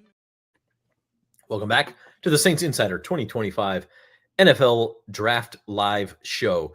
Mason Graham off the board to the Cleveland Browns. Earl, I'm just going to say this again for everybody. We're getting the picks first. We're announcing them first here. So if you don't want spoilers, I'm sorry, but you're in the wrong place. But interesting note, Zach. We like to talk about odds. Caesars, and I could go back and see if DraftKings has this as well. Yeah, the favorite to be drafted with the 10th pick, which currently, as many know, is Chicago, is Ashton Genty. Well, Ashton Genty just went. Okay, Ashton so I was going to say, that seems really weird because that's what I just thought there was no way the Raiders would pass on Genty. So I wouldn't think so. And it's funny because what the consensus was a month ago, or maybe not a month ago, but 2 weeks ago, say, it was going to be Ward, Hunter, Carter, Campbell, Graham, Genty. That's actually what happened. And then this week we got some smoke about number 5 and thinking, oh, the Jaguars are going to take Genty, or they will trade it to the Bears, who will take Genty. And what actually ended up happening, the only thing that's different from the chalk of 2 weeks ago is that the Jaguars traded up and they were the ones who took Hunter at 2. Browns take Graham at 5, but otherwise the top 6 picks has been exactly what everyone said 2 weeks ago. It's kind of crazy the way it's worked out. It really is. And it's you're right. We're going back in time here, but you make one change and it kind of changes a lot of things to go with it. Now, the favorite to be picked at number 10 is Tyler Warren. Would the Saints pass Tyler Warren? I don't know. Tyler Warren to go to the Saints plus 1,200 on Caesars, and here on DraftKings is still plus 800. They have not changed their odds in the last 20 minutes. Michael Williams still plus 175. Jackson Dart plus 425. Man, that would just be the blunder of one. I mean, I guess if Kellen Moore really wants Jackson Dart and he's just that afraid that he's going to be gone if you trade down. I mean, I just think for multiple reasons, besides the fact that if this is what the Saints are thinking, and I'm putting too much into odds, I know, but if the Saints are really thinking about taking Jackson Dart at 9, if you take him at 9, it's a bad move for multiple reasons. And I think the number one reason is that he should not be going that high. You can trade down, and if you can't find a trade partner, then trade back into the draft later and beat the Giants too. But I think it's just silly. Yeah. It would be insanely silly to take Dart at 9. So we'll see. Well, a guy who may be able to comment more on that is Times-Picayune columnist Jeff Duncan. He is live from the Saints Airline Drive facility. Jeff, how are you tonight? I know you've been at the Zurich Classic golf tournament all day, and now you're pulling double duty. Yeah, I'm doing good, guys. I actually feel spry and chipper. I thought I'd be tired by now, but look, we had some canes, Raisin Canes, and I had a couple Diet Cokes, got a little caffeine in me. I'm good to go. I'm here all night, baby. Yeah. So the latest pick is the Raiders taking Ashton Genty at number 6. I love Genty. I think that's a great pick for Vegas. Yeah, who went number 5? I must have missed that. Mason Graham to the Browns, the defensive tackle. So Graham went to the Browns. That makes a lot of sense then. Yeah, look, I think Genty might be a superstar. I really like him. I'm surprised he went as late as he did, to be honest with you, because I think anytime you get a chance to get a player of that caliber, you get him and you worry about the other positions later. I just think he's going to be a can't-miss prospect. A guy that, separated himself from the rest of the class at running back. And I think we're going to look back on this draft years from now and think, man, who are these people taking someone before Ashton Genty? I think he's going to be that kind of player. Yeah, he's fantastic. I mean, I think of the picks thus far, the only one who's been taken who we thought might be there for the Saints would be Mason Graham. There was some signs that he might be drifting down further in the top 10 and be there for the Saints. He will not be. But other than that, we're now at this point with the Jets at 7, where Tyler Warren is still out there. Armand Membu and Kelvin Banks, the offensive linemen, are out there. Jalen Walker, Mykel Williams, the 2 defensive ends are there. And maybe also an option for the Saints to take a quarterback. So what are you thinking about the Saints as we speak right now, 20 minutes or so from their pick? I think it's not changed. I think there's just a lot of smoke and mirrors going on right now. I think you have to listen to what Mickey Loomis said yesterday as far as taking the best player available. And I think that's going to be one of those offensive or defensive linemen. They value that those positions higher than the other positions. And if you can get somebody in the trenches at number 9, I think that's what you do, and then you address needs later on. I think Mickey said pretty clearly that the worst thing you can do is be desperate and make it absolutely for a quarterback. That's why I just would be stunned if they did that. I think if they do that at 9, I think I know what my column's going to be. It's that they were desperate and made a desperate move. I think 100% that they kind of basically told you that they probably weren't going to do that, although I don't trust them enough not to. That's why I said what I said right before you came on the air. If it were you, and obviously, so one of those 3 guys for sure is going to be available, if not 2, Membu, and I'd put them in order of Membu, Warren, and Banks. One of those 3 guys to me. And you could talk about if Jalen Walker is there, that's obviously a big possibility. We're talking about him just a few weeks ago, maybe going in the top 5. So any one of those 4 guys, what would be your personal preference for what this team needs, and what would be a best fit for what we got going on here? Yeah, I think I'm going to interrupt you guys real quick. Yeah. Looks like the Jets are taking Armand Membu, the Missouri offensive tackle. Not a surprise. And I am, in connection to Jim's question, Jeff, I'm wondering too, you picked Kelvin Banks in Rod's survey of who we thought the Saints would take. Is that because you think the Saints would prefer Banks, or just because you thought Membu would be gone? Yeah, because I think Membu would be gone, and of course he just went. And look, I think Banks, the more you talk to people, the more you start to like him. I mean, this is a guy that fits exactly what the Saints look for in their offensive lineman. He's very athletic. He reminds me a lot of Teron Armstead, a guy that can get out in space in the screen game. He can play guard or tackle, which is something I think they value. Right now, I think there's an open spot on the offensive line at guard. He could plug and play. And if you heard Mickey Loomis yesterday saying they want somebody at this number 9 spot that they can count on to be a starter for the next 8 to 10 years. That's exactly what all the scouting reports say about Kelvin Banks, as a guy that does everything the right way off the field, which is another thing I think they value. When you're selecting that high, you do not want to miss. Mickey said that as well yesterday. They can't afford to miss right now. They're coming off a 5-12 season. They can't swing for the fences. They can't go Marcus Davenport, boom or bust. They've got to get a guy that's going to be solid and someone that can be part of their core going forward. And I think either of and Tyler Warren, I think, would also fit that as well. So I think any of those guys that are available, either one of those, they're both going to be there, would be a good pick at this point. Interestingly enough, DraftKings and Caesars have taken live betting for the 9th pick of the draft off the board. You can no longer bet it, and they don't have odds there any longer. So that is off the board. And look, I agree with everything that Jeff Duncan just said. And I think that this team would be very well served to get – first of all, you're going to have a great selection. Again, I think it was a snowball effect by that trade happening, and then Cleveland going and – taking Mason Graham. Not that the Saints wouldn't want Mason Graham. I just don't know that he would have necessarily been in the plans. I think that started a domino effect. And one of the guys that we've been talking about potentially for the Saints, Dunk, it really should be there at number 9, depending on whether there's rumors that Carolina might make a trade, but doesn't make a difference. One of those guys that the Saints need is going to be there at number 9, no matter what happens now. Well, and here's the other thing, Jim. I mean, we haven't mentioned any really edge rushers. That's another position that we know that they value and that they could use help at. And they may have one of these edge guys. There's a cluster of them really high on their board, and they're going to get the pick of the litter here because really none of them have come off, assuming Carolina doesn't take one. And they very well might right in front of them. So that's another position I think they could look at. Carolina has been rumored around Jalen Walker all week long, but you're also hearing a lot of talk that they're shopping this pick. And so I don't know, would someone come up to get a lineman in front of the Saints thinking that's what they would do, or come up to get Tyler Warren, the tight end, thinking that's what the Saints might do? And then the connected question to that, Jeff, is there a possibility that this is finally the year the Saints maybe trade back a couple of picks? Yeah, look, I think so. I think the key to that is who's trading up with them. Who would they be targeting? We've talked about this draft being really a not very deep top end draft where there's 5 or 6 blue chip players.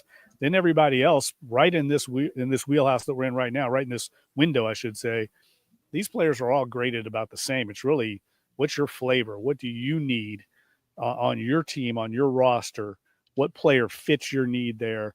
Because the grades are not going to be that much difference from team to team on these players. So I think it would be probably pretty hard for a team to trade up right now. Maybe they do. Maybe there's somebody that has the apple of their eye that's still sitting out there. But for the most part, those players are off the board right now.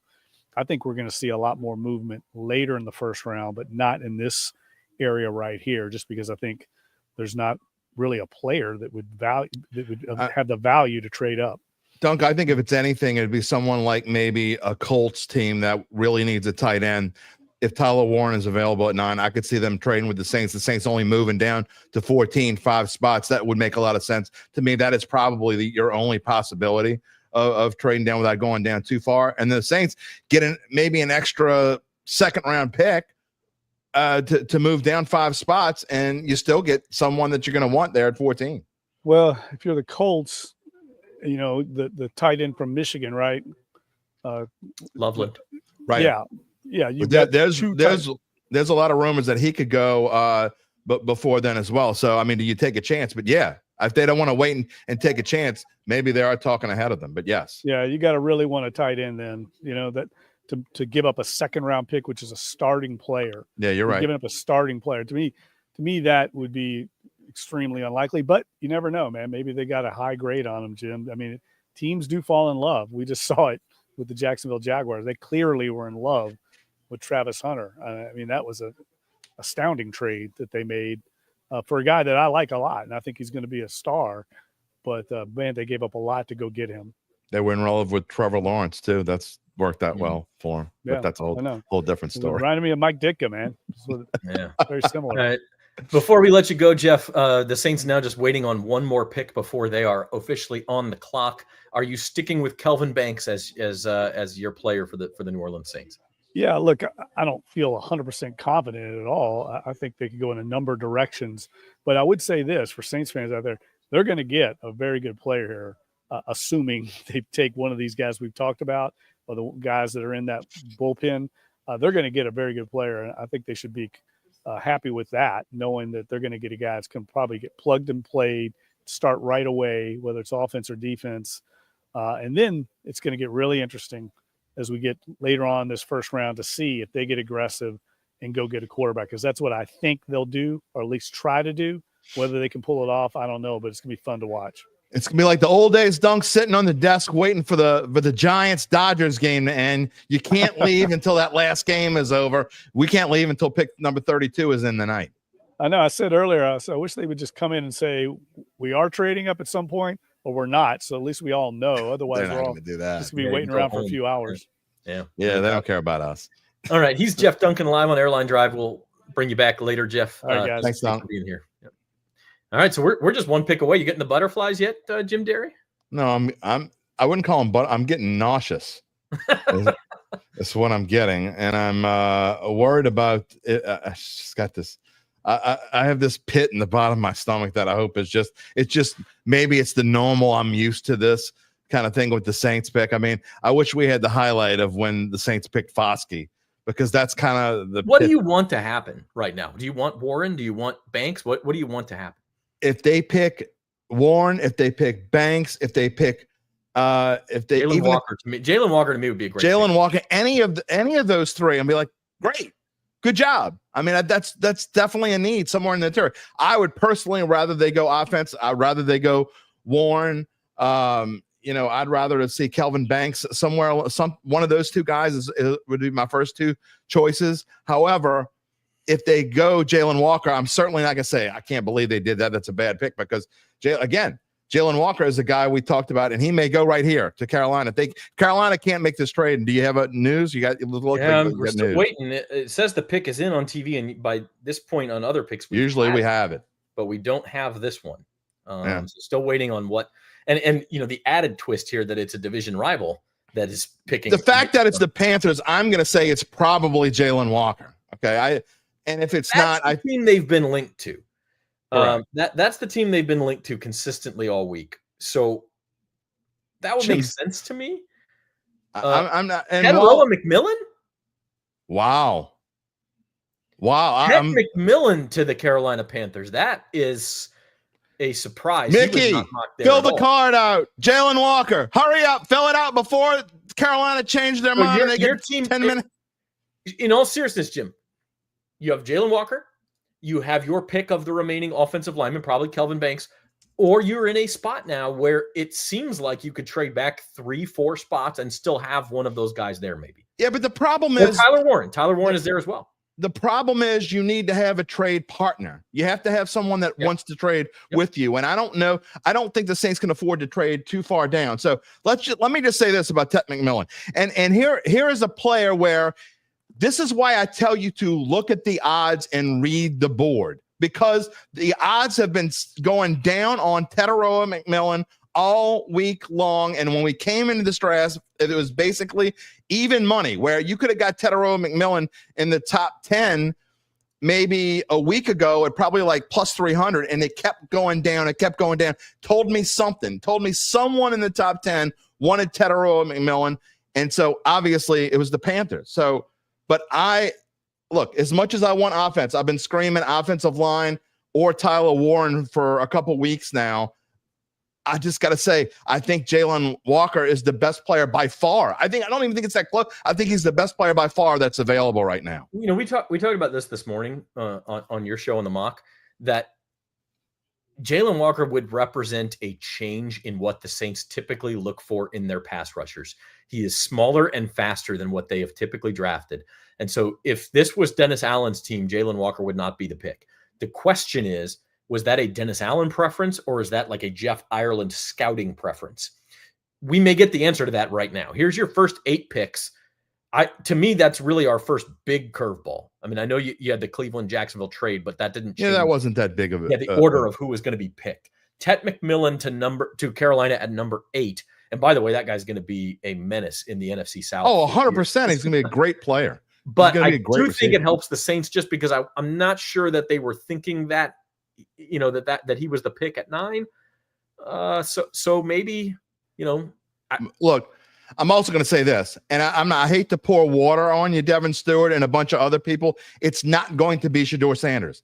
I have paper right here. I will eat this paper on the air if Shedeur Sanders is drafted with the 9th pick of this draft. It ain't happening. What about Jackson Dart? I don't think it's going to happen, but that pit in my stomach, it could be. No paper. I mean, I'm not eating paper for that. No, I'll just get pissed. I'll just be pissed if that happens. Same for life says Walker's an undersized linebacker. He is undersized, but the guy rushes the passer tremendously well. He is a linebacker, but he's an edge rusher. Okay. How can you call someone have had before? I mean, I get it. He is smaller than a lot of your edge rushers, but I just think there's so many ways you can plug and play him. I've just watched him in the SEC, and I think he's going to be dominating in the NFL. I really do. But that being said, I'm not going to be upset if they take Tyler Warren. I'm not going to be upset if they take Kelvin Banks here. I probably wouldn't even be upset if they take Booker. I think that's a little too high to take him, but I probably would. But they do need a guard, but I've been saying the whole time. Corey says Sam Mills is not that small. He's 6'1". Sam Mills was like 5'9". Yeah, too high for a guard. But okay, this is the moment we've been waiting for. We're going to find out what the Saints are going to do at number 9. It actually came last year. It happened at 8:09, so we are a little bit ahead of schedule. I think. Yeah, but last year we were picking like 14th, right? Well, no, I'm saying number 9 pick came at 8:09. Oh, okay. Last year, yeah. I looked at the timestamp on our show to get an idea of what we would do, and we don't have another guest until 8:30 for that specific reason. So we can talk about the Saints pick for a little while. Yeah, they took this pick off the board again about almost 15 minutes ago now. So the odds makers don't want to tell you anything. We got a nice big audience in here, Jim, and we thank everybody for being here. I want to take the opportunity to let you know that this season's NFL draft coverage is brought to you by Tulane Doctors, now seeing patients at East Jefferson General Hospital and across the greater New Orleans area. From primary care to specialty services, Tulane Doctors are there for you because healthcare should be simple, personal, and accessible. Call 504-988-5000 or visit TulaneDoctors.com to make an appointment. So our thanks to Tulane Doctors for bringing this stream. Also, Zach. Amen, Rojo Fish. Thank you, Tulane Doctors. Absolutely. And look, while we got you here, if you're a regular to Saints Insider, we'd love you to go over to Datitude. Our Datitudinals are here tonight. If you Datitude is a Monday, Wednesday, and Friday, live at 11 a.m. Central. So if you're a regular Saints Insider, but you haven't subscribed to Datitude, please go find us and subscribe. And conversely, if you're a regular Datitudinal and you watch Datitude and you haven't subscribed to Saints Insider, please go do that as the Saints Insider show is on a regular basis, twice a week right now, right? Usually twice a week, and over the summer we may go down to once a week, a few weeks, but we will be, by the time training camp starts, not just 2 podcasts a week, but plenty of videos from camp practices. We are going to hit you guys over the head with video coverage, so subscribe to the Saints on NOLA.com YouTube channel, or just search Saints Insider on YouTube. So, all right. Well, the Saints now. The Saints are on. Well, let me ask you. What do you think they're going to do here? You've asked me. What is your gut telling you? Saints pick is in, by the way. Saints pick is in according to the TV broadcast. We're still waiting on who it is. I must be behind because mine doesn't say that. I think it's Jalen Walker, but it's Kelvin Banks. All right. Saints are taking Kelvin Banks. They got their Wow, there we go. We've been talking about it. Look, that you can't go wrong there. Yeah. This is a guy. Jordan Schultz of Fox News is reporting it is Kelvin Banks. So they got their can't go wrong. Now the question is, what do you do with the line? You've drafted offensive tackles in the first round each of the last 2 years. Does this mean Trevor Penning is moving inside? Does this mean he's just going to be benched? Mickey Banks can play I typed him in as a guard. Not be picked up. I'm sorry. I'm sorry to speak over you, Zach. I typed him in as a guard, but he's been playing left tackle for Texas for the past 3 years. He slots in most likely. Everything I read says he's probably better served to be a guard in the pros, but I like that he's versatile. And really, you could try to put him at right tackle or even left tackle if you want to move Fuaga over and try Trevor Penning inside, or you could just slot him in at left guard into the left guard spot, because there's no question the Saints need a left guard as much as they need anything. So I'm very interested to see how this is going to work out in mini camps and going forward. And then obviously in the OTAs, and you're talking about all the way, of course, into summer camp. But I think this is a great pick for the Saints. No, I'm sorry, the Datatudinals who came here to see me get pissed off. It ain't going to happen right now unless they trade high up. If they trade to 21 and get Jackson Dart, then maybe you'll see it. But look, Kelvin Banks, I think, is a great pick. Either him or Tyler Warren, I think, would have been a great pick right here. Well, you got what you wanted. I mean, you've been on the offensive line train for a long time. Since probably December. Since the first time we mentioned the 2025 draft, I have said the Saints have got to get an offensive lineman here. And to me, this was clearly the best one available, in my opinion. I'm a little surprised they didn't go with Jalen Walker. But again, that may be a sign that this Saints preference for a bigger edge rusher and really having, beefy guys who can set the edge on the run, that may be more of a Jeff Ireland thing or a Mickey Loomis thing than it was a Dennis Allen thing. That may still be the organizational preference. And look, it worked for a long time. I mean, the Saints were very good on defense for many years with that philosophy. So I'm not saying it's the wrong thing to do. I do wonder, Banks was not mentioned as a top 10 guy. No, he just got in there in the last week of the lead up process. So was this last week? Was this a reach in your opinion? No, I think that there's a reason why it's not just the Saints that had him. I mean, I've seen mocks where he was going as high as like 6, that he was potentially going ahead of Membu. So, no, I think that there's a reason why this guy is going where he went, and it's because he's versatile. And look, the reason why I've been saying what I've been saying, Terrence doesn't like it. It's just a guy. I completely disagree. The reason why I like this is because I think you're not going to set your new rookie head coach up to fail. He's an offensive guy. This also, if the Saints don't trade up back on the no, people don't want to hear this. You've got to protect your quarterback, whoever your quarterback is. If it's Derek Carr, if it's Spencer Rattler, or if it's someone they draft later, you have got to protect your quarterback. And to me, the Saints had about the 28th ranked offensive line. I think automatically you move into in the 20 range. Even if you can become an average offensive line with a decent quarterback, Derek Carr is a decent quarterback, whether you hate it, hate it, or whatever. I think this just changes a lot and makes a lot more options for the Saints going forward in this draft. I will say this: people think offensive line is like boring, and I wanted a new toy, and all. Like boring picks on draft night lead to wins in the fall. They do. Yeah, you build in the trenches. Look at Talifuanga last year, who, everybody knew they were taking an offensive tackle last year, so that wasn't a surprise. But it was like, I mean, that guy turned in a very solid rookie season. I don't know. Coming to the podium right now to make it official, by the way. At least it might already happen. I'm way behind, so it probably already happened. But no, I've got Goodell at the podium on my feed too. So it is Kelvin Banks. So congrats to the Texas offensive lineman. The Saints continue to build in the trenches. And let's bring Gabe Henderson on. Yeah, bring him in. Yeah, bring him in. Gabe say that Banks was his favorite offensive lineman in the entire draft. So ahead of Will Campbell, ahead of Armand Membu. What did you see in Banks that you liked so much, Gabe? I just like the versatility. I like the athleticism. I know you guys have already talked about the fact that he can play guard. And I get what some of the commenters are saying. If you're going to draft him to be a guard, it might be a bit of a reach. But I think the most important thing for the Saints is shoring up that offensive line.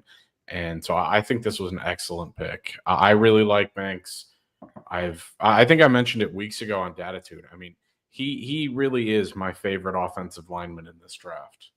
I'm going to tell you another thing I like, Gabe, and the more I look here, the fact, 6'5", 315, and that's a huge guard, by the way. Although I guess these days it's not that big of a deal. But I like the fact that he's only 21 and he's already started for 3 years at Texas. To me, that is a big deal. You're getting a guy who's played obviously only in the SEC for 1 year, but has started as a left tackle, major college football for 3 years already, which is a huge difference from a guy like Trevor Penning, who was at Northern Iowa or whatever. So I think he comes in here right away. Obviously, he's going to start right away because you don't draft someone here that's not going to. Real quick, Jim, I love that. Go ahead. The Bears pick is in, and it is a tight end, but it is not Tyler Colston Warren. Loveland. Loveland going. Which means Gabe was right with the mock draft. We are 5 out of 10 so far, baby.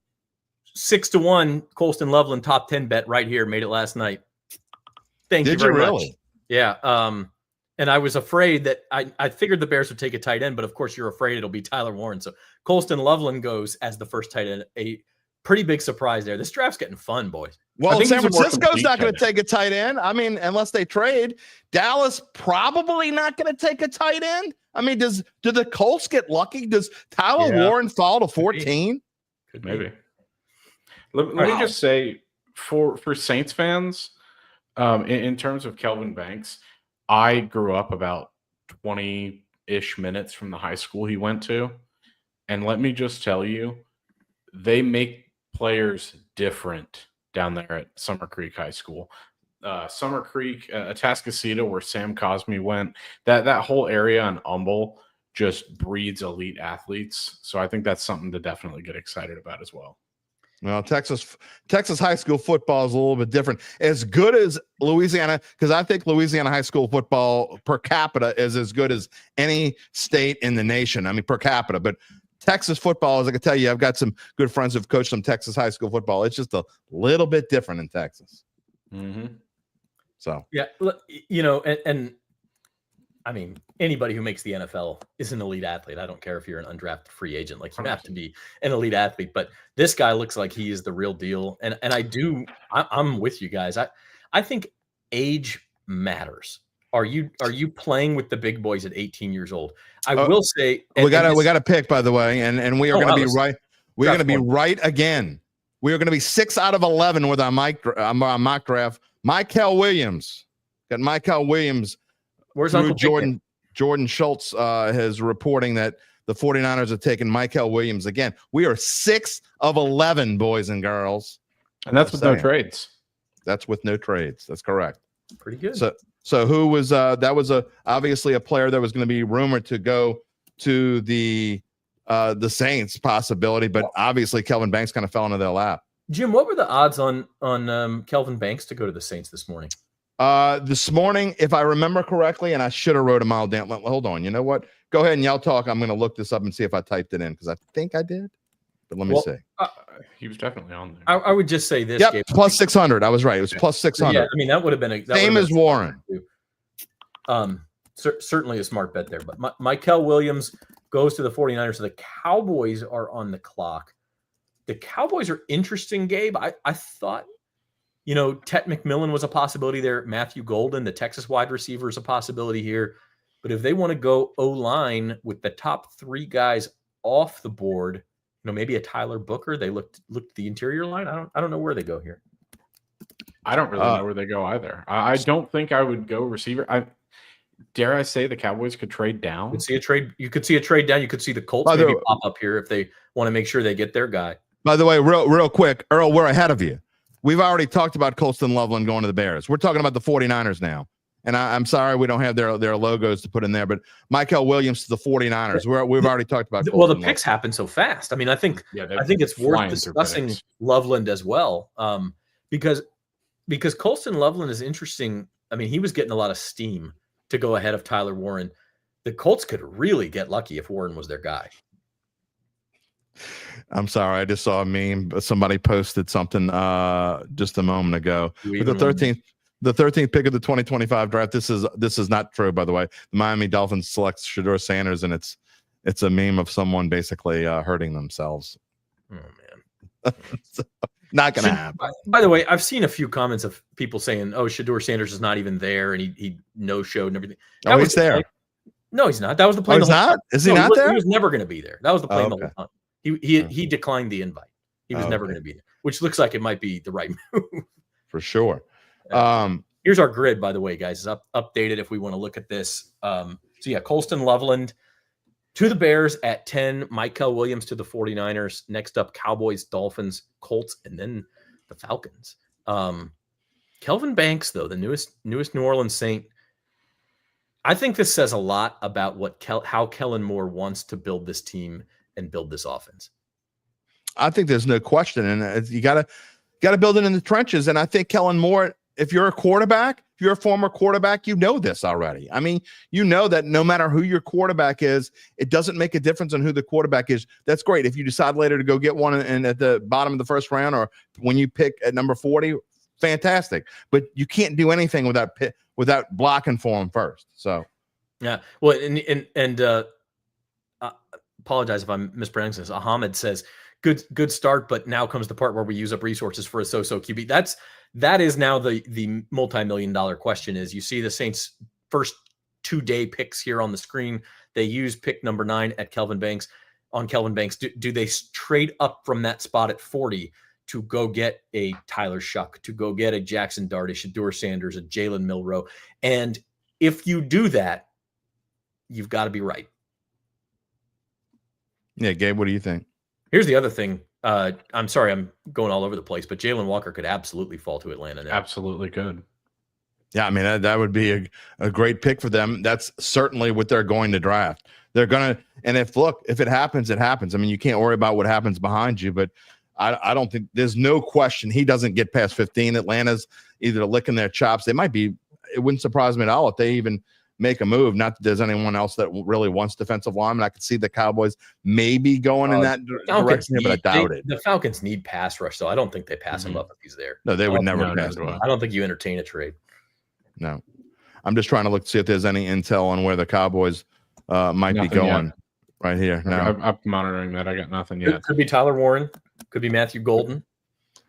Could be Tyler. I could see this as a tight end for the Cowboys. I don't think they're going. Well, Ja'Day Barron, the top corner, maybe. I mean, Tyler Warren is the best, quote unquote. If you want to, I don't know if he's technically a skill player as a tight end, but I mean, I would consider him a skill player. I guess you would consider that, but I think they definitely need one. Running back, there's no running back really that's worth going right here. We talked about a Marion Hampton potentially, but I think this is a little bit too high for him right here. So I don't know. I think it's gonna be Golden. That's my pick. It'll be intriguing to see.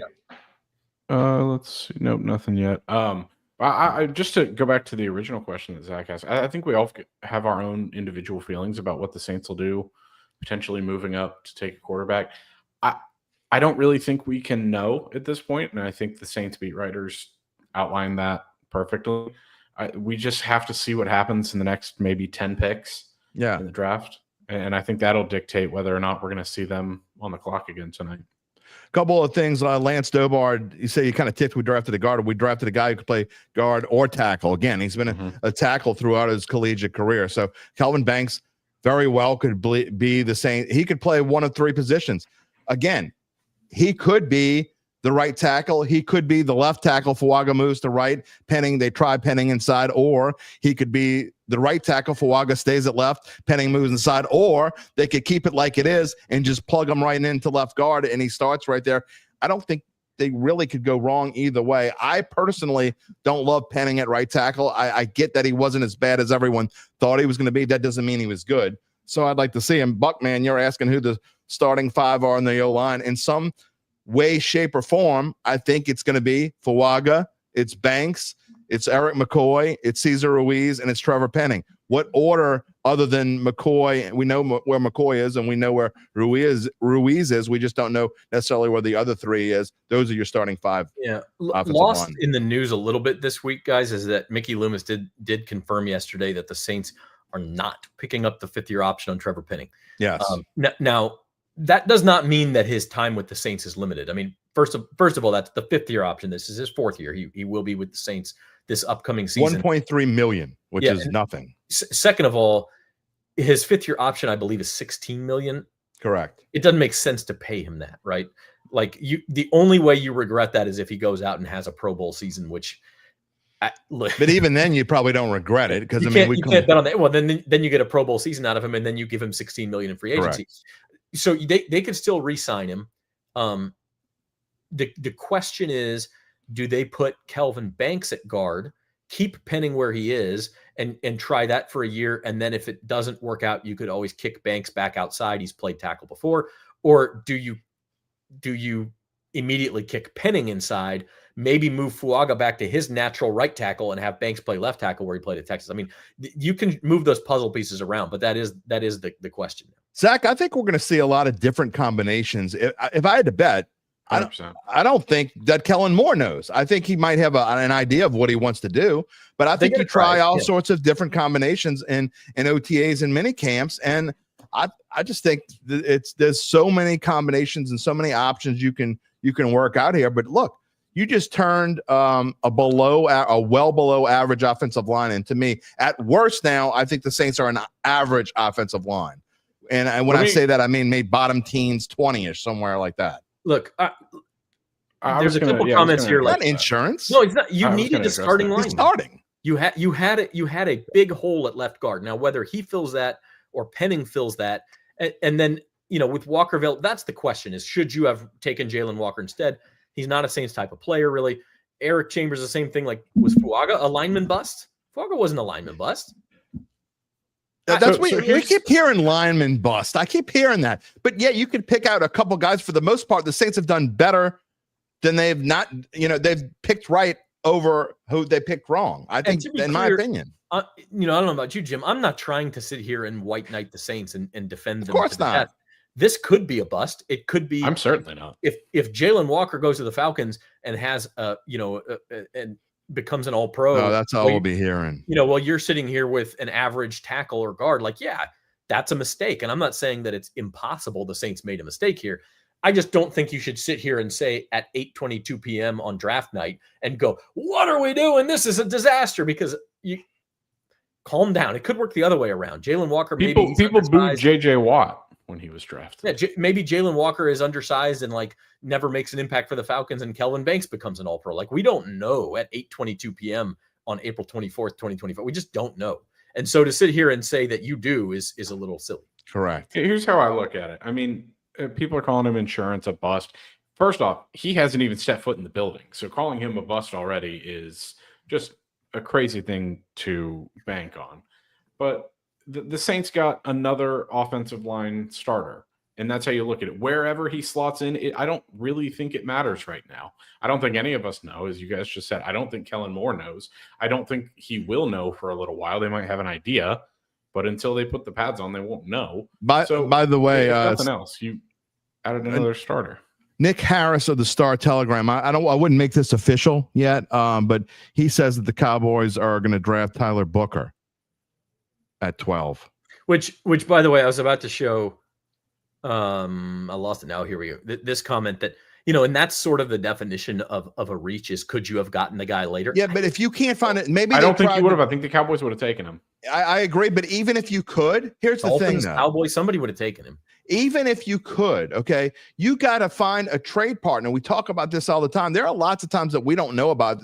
Maybe they tried to trade down. They explored trading down, and either they didn't get an offer that was worth trading down, and Kellen Moore says, I want Banks here. And, you can't find a partner, or they say it's just not worth trading down 4 spots, and what if we get hosed? So, yeah. And here, Dela Cruz passing on Shedeur. They were never taking Shedeur Sanders at number 9. I don't think they're taking Shedeur at all. I don't think they're taking him. I don't think if he's available at 40, I don't think they're taking Shedeur Sanders. I prefer Dart or Shuck. I really do. Cowboys are taking Tyler Booker. Okay, so the fact that they took Tyler Booker tells you that they probably would have taken Banks. Yep, absolutely. A player right from their backyard. And so if you were the Saints, it's not, you could have gotten him 5 picks later. It's, do you take him now, or do you take Jalen Walker and wait until later in the draft to address O-line? So now the point is they do need to get an edge rusher at some point, I would think. But I promise you, the perfect draft for they're doing that. Yeah. I mean, we looked at our mock earlier, and we were left looking at the board, and we said there's 3 or 4 good edge rushers we didn't even have going in the first round. Mm-hmm. That's so true. You're staring at except just a wealth of talent. Except that you're not going to be able to get that guy with your second round pick because of the quarterback situation. So then you're all the way down to pick 71 before you can even think about addressing that. And there's other. I mean, look, this team's in a tough spot. We knew that. Banks doesn't fall even if he falls. Even if the Cowboys would have taken Booker anyway at 12, the Dolphins are 100% taking Banks at pick number 13. So Banks was never, with the way the draft was right now, he was never getting past 13. So even if it's a quote unquote reach, where are you going to trade back to? You're going to trade back to 11? Why? You're going to trade back a couple spots to get what? So I think it's a great pick for the Saints. I think this is the only people that are upset about this are the people who either wanted. There are a lot of people who wanted Tyler Warren. I get that, but the people who want a defense. And I just think with all the moves, we've talked about this on Datitude, with all the moves that the Saints have made on defense, I think it was screaming that they were going to go offensive line. It's what I predicted back in February. It's what I predicted in March. And I kind of let Mike Detillier get me off of that and say maybe they'll take Tyler Warren there. But really in my gut, I always thought it was going to be an offensive lineman. I didn't know which one. And when it looked like Campbell and Membu were going to go off the board, I backed off maybe a little bit. But deep in my gut, I always thought that was the right pick for the Saints. And that's why I am personally happy that the Saints took Banks in this spot, because I just think it's the right pick. It's the right pick for this team. And they did not just go with best player available, because if they were going to go with best player available, they probably would have taken Walker. He probably was the best player available. But the best player available for this football team right now, in my opinion, was Kelvin Banks, because that's where they needed to go. I just don't think Walker's their type of pick. I really don't. I think it was probably Michael Williams or Kelvin Banks for the Saints. Anyway, let's take a break. We're going to have Matthew Paris back on here in a few minutes, and he's going to give us the take from inside the Saints facility. They haven't talked to Kellen Moore or anything. That will come later tonight. But Matt Paris is going to give his take coming up at 8:30. But we're going to take a quick break first. Stick with us. We'll be back on the Saints Insider NFL Draft live show. At Tulane Doctors, we know your health can't wait. So we made booking appointments easier than ever. Just dial 988-5000 to book with any physician, any specialty. Whether at East Jefferson General Hospital or one of our other locations. Because your health is our top priority. And because navigating healthcare should be simple, personal, accessible. When you see the shield, you'll know the future of medicine is here.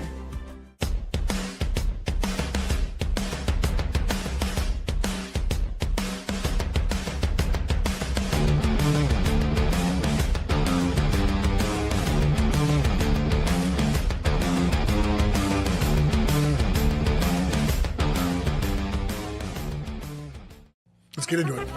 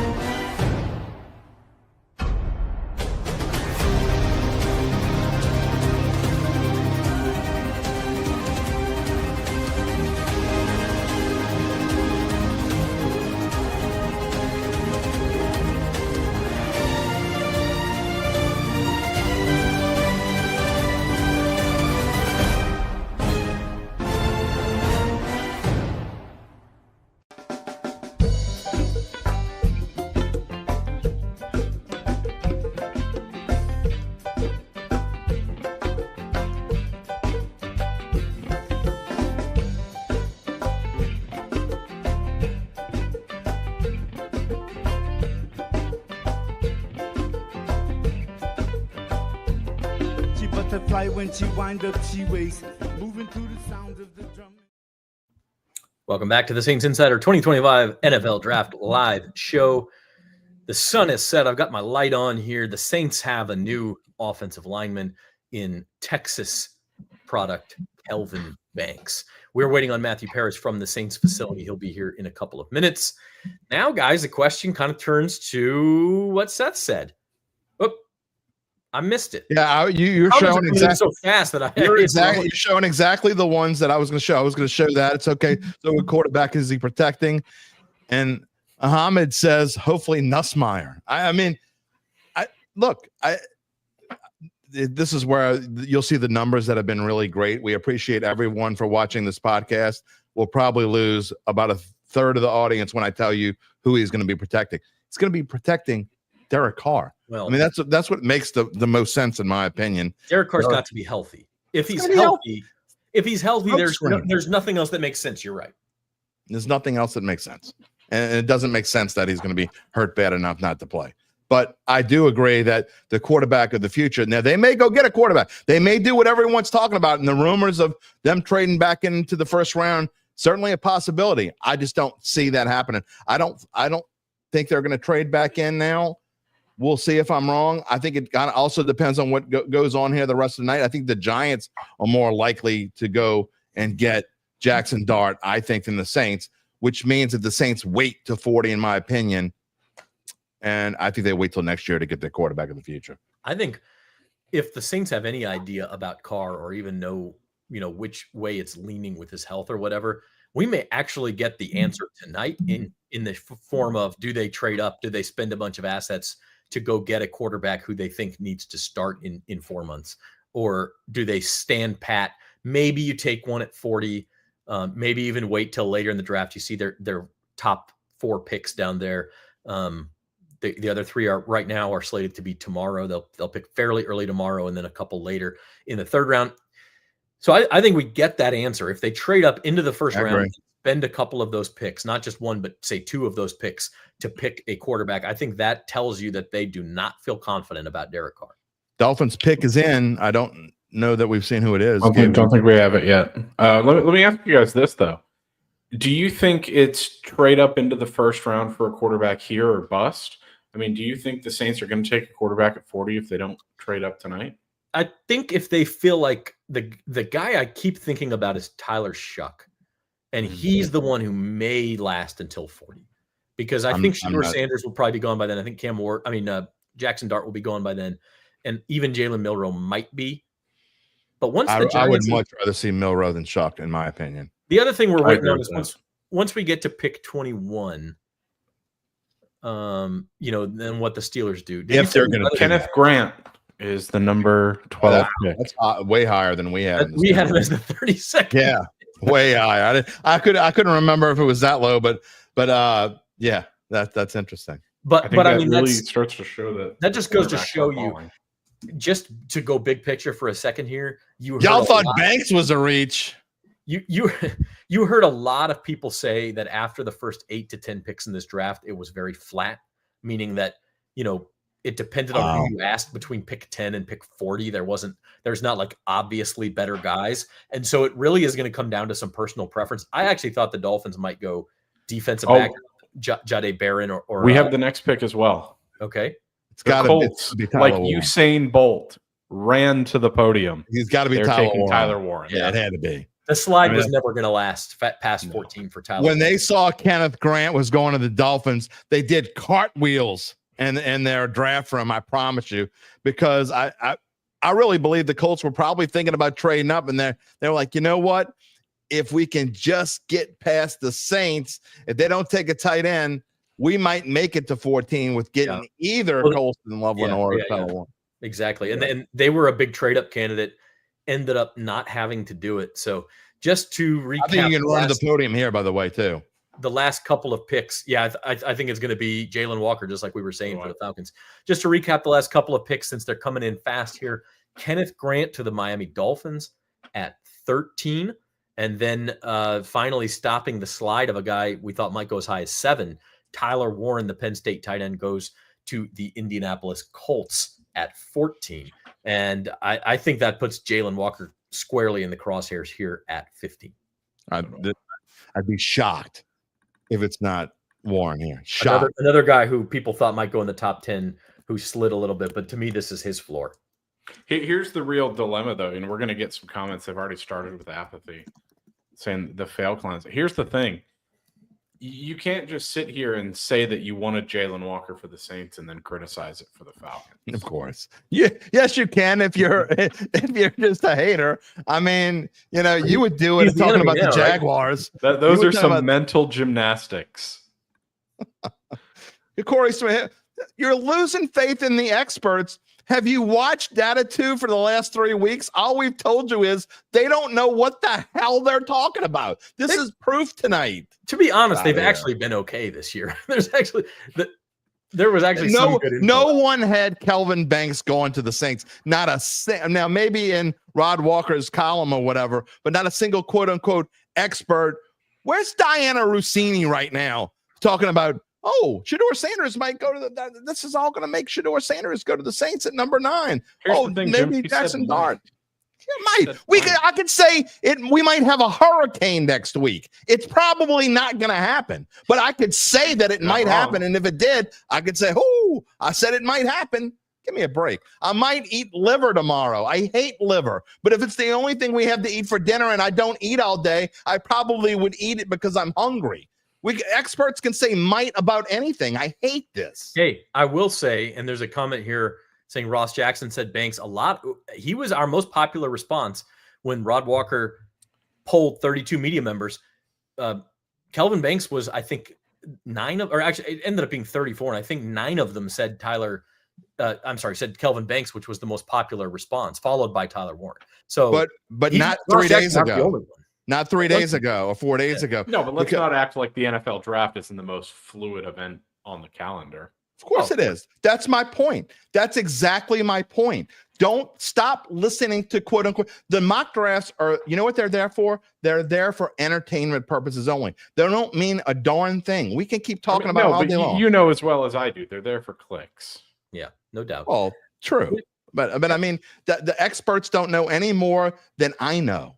Okay. And I'm not an expert. They know more than I do. Go ahead. Kind of like taking a stepping back. We're almost halfway through the first round. Let's take a big picture look here at some of the positions that have come off the board. We've seen a couple of interior defensive tackles. We've seen a running back. We've seen 4 offensive linemen, the 2 tight ends, a lot of guys we expected. I will say one thing that surprises me just a bit is that outside of Travis Hunter, who's obviously the two-way player, we haven't seen a defensive back come off the board yet. When do you think the defensive back comes off the board? I think it's going to go. It's possibly going to go to the Cardinals at 16. Cardinals or Bengals, right? 17, or Bengals at 17, which is what we talked about possibly this morning. But there's some interesting comments in here. Spanish language learning says he hates liver and he wouldn't eat no matter how. You haven't been hungry enough then. And you're not as big. Corey Smith loves liver. Okay. I don't know. I would eat it if I was really hungry and I hadn't eaten all day. I would hold my nose and eat it. I'm sorry to get hungry, incidentally. I haven't had dinner yet. Speaking on, I'm going to speak up for the experts, Jim. We heard early this morning that corner was a position that's going to slide, and we're seeing that now. It's true. We've been told the receiver class isn't all that great. Travis Hunter and Tet McMillan are the only receivers who have gone so far. We could see a further slide from there. So, I mean, they do know something. Dude, man, I'm grabbing a snack. And Gabe, who did you take with your pick of the Cardinals? I forgot to type it in. Do you remember? I had Stewart going to the Cardinals. Okay. I had him taking an edge rusher, and Stewart fell to and Zach, do you remember who you took with the Bengals? Get a corner. I think I took Jahdae Barron. You did. Texas. You did. Yeah, you did. Okay. We could possibly be right on 2 more picks. I'm just trying to figure out how many we're gonna be right on, because right now, as of now, we were 6 of 14, and that's pretty good.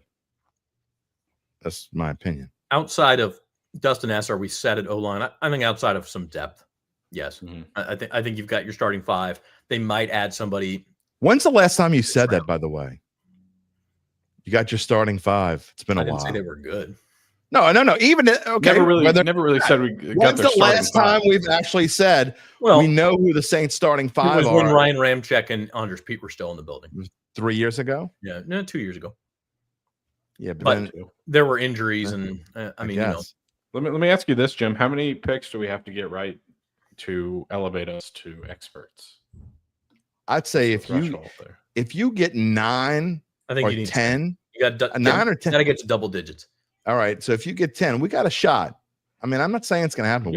We could get 10 for sure. Yeah. And Jay brings up a good point. I don't think Penning will go to the bench, but they also did sign Dylan Radins from the Titans, who I think is a depth piece right now. He's kind of, he fills in if there's an injury or somebody has an equipment issue or something like that. Like he's a depth piece right now.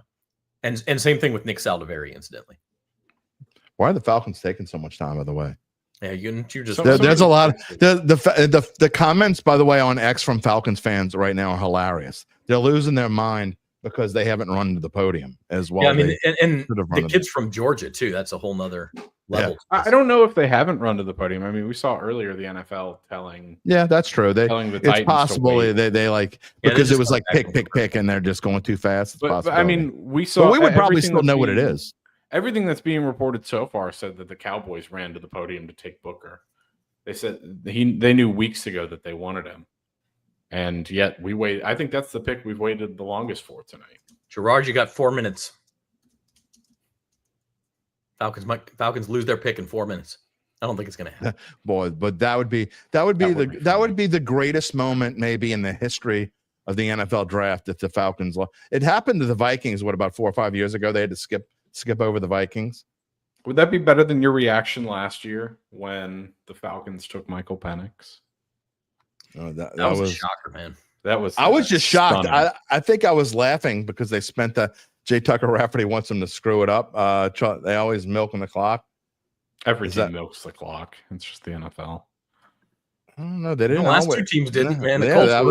Maybe they got told to pump. Well, here's the thing. I'm not watching on TV. Have they announced it on TV yet? No, no. In fact, I'm going to take a break. By the way, as soon as the Falcons, it doesn't even say the pick is in. Break. The clock is still going. No, the clock's still running. Yeah. If Dustin McCann says they have 3 minutes and 28 seconds before they lose it, we would love. Yeah, that. I don't think if that happens. I mean, it would be hilarity, but come on, like that's happened like once in the history of the draft. Was it the Vikings?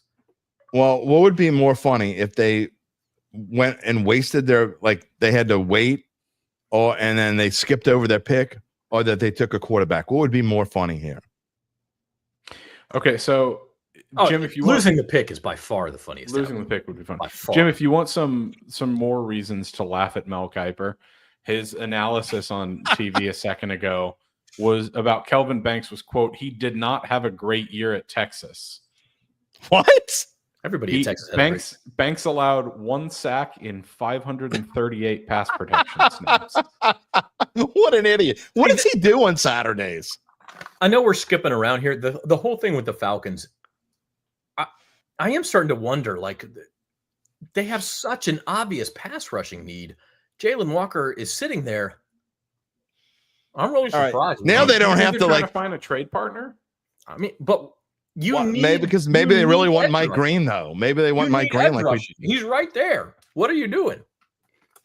I don't know. I mean, there's a ton of edge rushers in this draft, as we've said. But yeah, Mike Green would be in.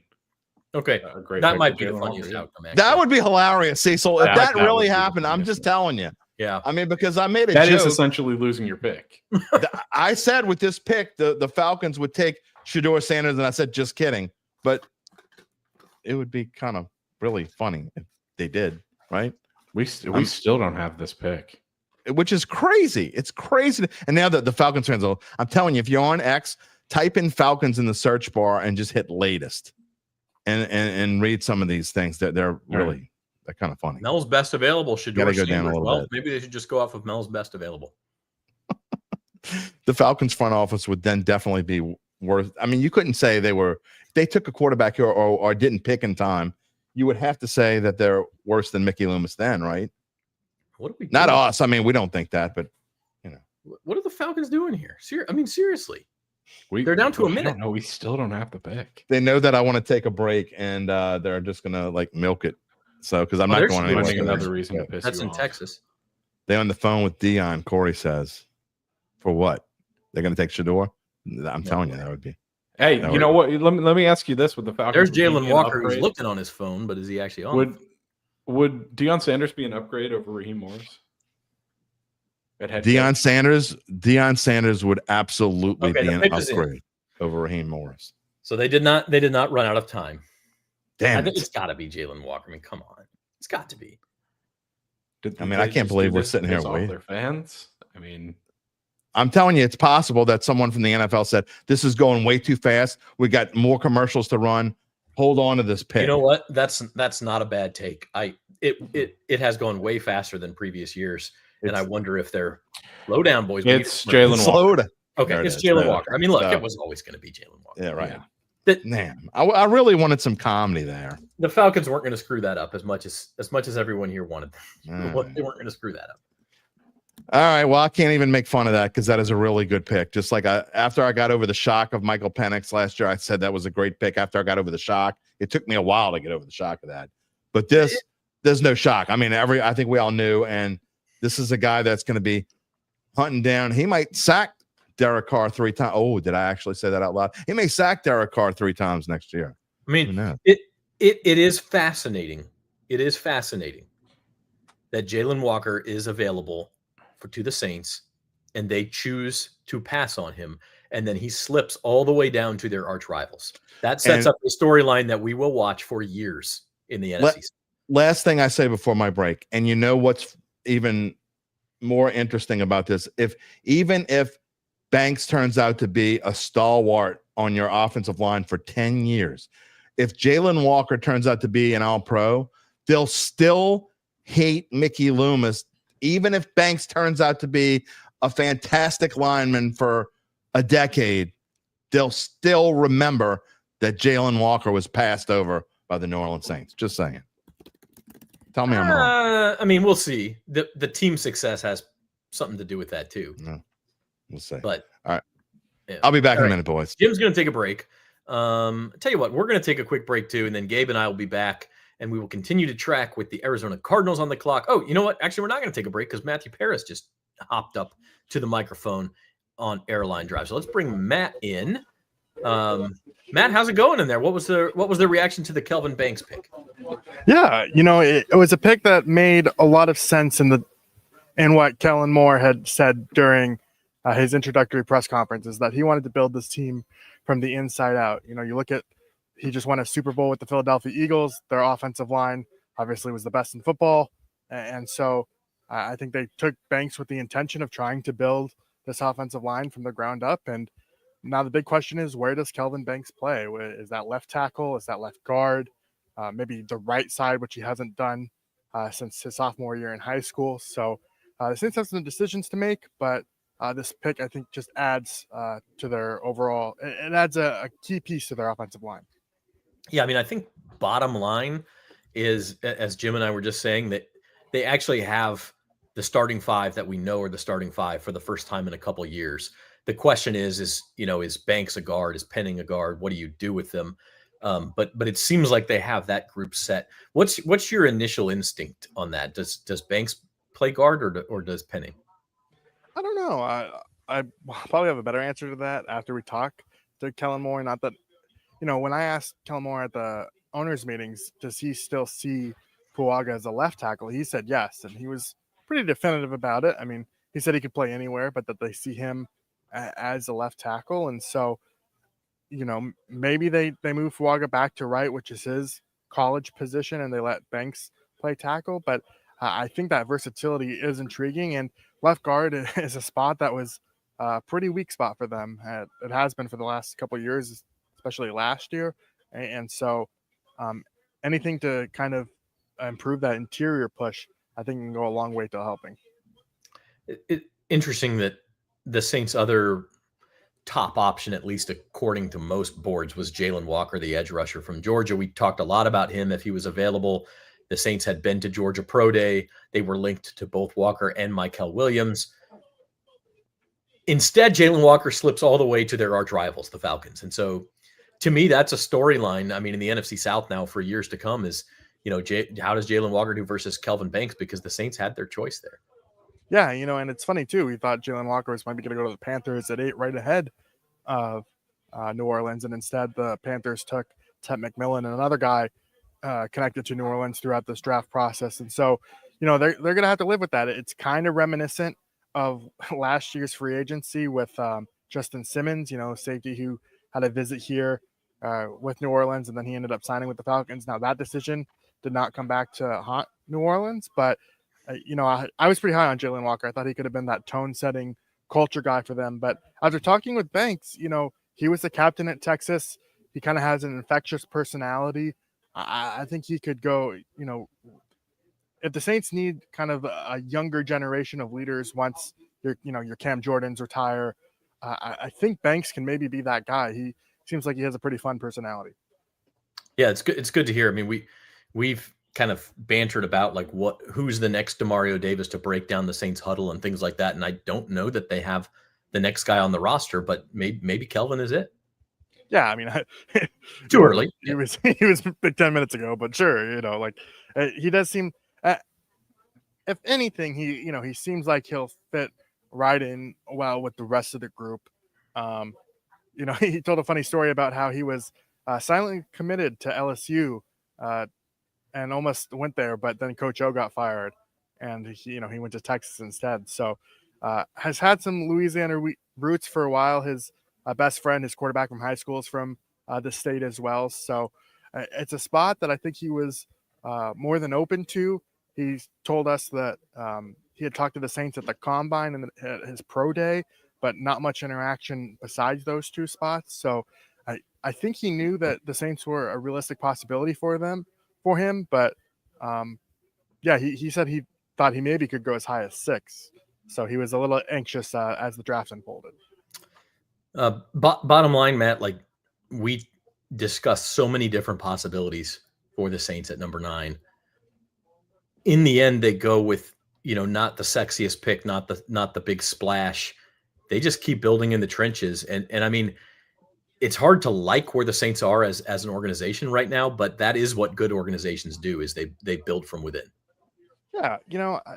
I was kind of the opinion that tackle wasn't as pressing of a need as some of the other positions, even guard, but I can't knock the Saints for doing it just because this is how, you've actually got to invest on your offense and your defensive lines. Like teams that build through the trenches are successful. Like a lot of teams say they want to do that, but then don't put the resources there. Well, the Saints are putting the resources there. And so, whether Banks pans out as a prospect, it remains to be seen, but I don't hate the logic, and I think this is a solid pick overall. Yeah. We do have the pick is in for the Cardinals. Here we go.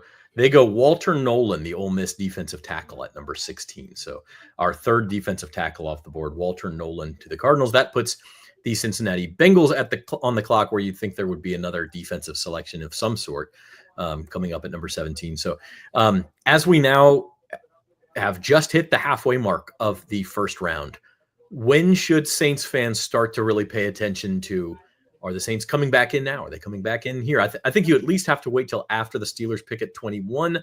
But what's your read on that? Yeah, if they wanted to jump in front of the Steelers in case they were worried about them taking, say, Jackson Dart, for instance, the Denver Broncos, there's obviously familiarity there with Sean Payton. And so number 20, that might be a spot to watch. I think the Minnesota Vikings at 23, the Vikings have a depleted draft assets from some previous trades that they made. Maybe they want to add to their pile. Maybe the Saints could work out a deal there. And then the other two spots I think make a lot of sense are 29 with the Washington Commanders. They're a little light on draft picks after trading for Laramie Tunsil and Marshawn Lattimore. And then 32, the Philadelphia Eagles. I mean, Howie Roseman likes to trade down, and he traded out of the spot last time the Eagles won the Super Bowl in 2018. Yeah, absolutely. So again, 20 to the Broncos, Steelers 21, Vikings 24, Commanders 29, Eagles 32. And it could be other spots. I mean, look, the Bills don't need anything. Like, they could trade down. They don't need anything in a dire situation, right? The Lions, same thing. The Chiefs, like, those teams are all really good. That they're good because they don't have a ton of needs, and they could trade back. So it is interesting, but that's what we'll be watching over the next hour. Anything else stick out to you about this draft, Matt, as we show the top 16 picks here?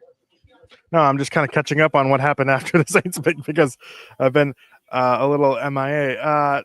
The tight ends going, Colson Leveling going ahead of Tyler Warren was a little surprising. But, shout out to Nate Tice from Yahoo Sports. He liked Leveling more than Tyler Warren. And said as much when I talked to him for a story before the draft. But, Walker's fall to me is a little bit surprising. I saw Daniel Jeremiah's mock draft the other day, and he had him going 16, and I thought that was a little ludicrous. But I guess that was right the range where Jalen Walker was going to go after all. Yeah. All right, Matthew Pierce, we will let you get back to work. I know you are in charge of tracking that QB situation, so it's starting to get to crunch time for that. But thanks for taking some time to talk. Yeah, thank you. All right. He's Matt Paris. Appreciate him. Jim, you gonna give a thumbs up if you're ready to come back on? He's good to go. I'm gonna put you back where you were because I can't handle the change otherwise. Okay. Good question here from Lance. Did the Saints coaches with Texas ties have any inside info? Hey, certainly could have been. I mean, yeah, that would have been a question to ask Matt Paris. Probably. Yeah, I mean, like Terry Joseph would be the one, right? He coached it. Now he's a defensive coach. I don't know that he would have coached Kelvin Banks directly, but he would have known what he was like in the locker room. Oh, for sure. 100%. And look, and I saw then also apathy says Bo Davis was at Texas. He would have overlapped with Kelvin Banks at least for a year, maybe two. This just makes me, again, it's one pick. You can't say too much about one pick, but it's all about, somebody talked about high character guys is the Saints' MO. It was certainly with Sean Payton's MO. Like, he had a type, okay? And if you didn't fit in that type, you did not get drafted. You didn't get brought in as a free agent. And I just think Kelvin Banks not only fits a player need and a type of player need, he probably fits a type. And the Saints have a type. And so all those things combined go into what the Saints are going to pick. And I think if you look at probably scores, and he probably was the top player available on the Saints board, maybe even over a Jalen Walker. So, I mean, that's just on the Saints board. I would be willing to bet that Banks was the top player in that spot, regardless of position. That's just my guess. I don't know that, but that's my guess. Bengals pick is in. It is Texas A&M edge rusher Shamar Stewart. You missed that one by one pick, Gabe. One pick. I might have actually taken him had you not taken him with the Cardinals. Way to go, Gabe. You screwed it up for everybody. Shamar Stewart to the Cincinnati Bengals. That puts the Seattle Seahawks on the clock at number 18. Still no defensive backs taken outside of Travis Hunter. So somebody who needs a defensive back, like I'm looking at the Green Bay Packers, is going to have their choice of who they want. I'm going to say that, okay, so we talked, this is interesting because this scenario right here for the Seahawks is exactly what we talked about in the mock draft this morning. Everything that we said is it fits right into what we talked about with the Seahawks. And we debated whether it would be Matthew Golden here or whether it would be Josh Simmons or Josh Connolly. I ended up going with Josh Simmons, but I'm not going to be surprised if it's Matthew Golden at all. However, all that being said, also the guy that they've been linked to. Also a possibility. I'm going to stick with Josh Simmons because I think this is a great spot for him to go. But look, it could be any of those guys, the Seahawks, but I think we would all be surprised, right, if it's not an offensive lineman or a wide receiver. I wouldn't be surprised if they traded down. No, we're not getting. It's another team that kind of needs a lot of different stuff. So I don't think it's a team you can say it's definitely going to be one of these positions.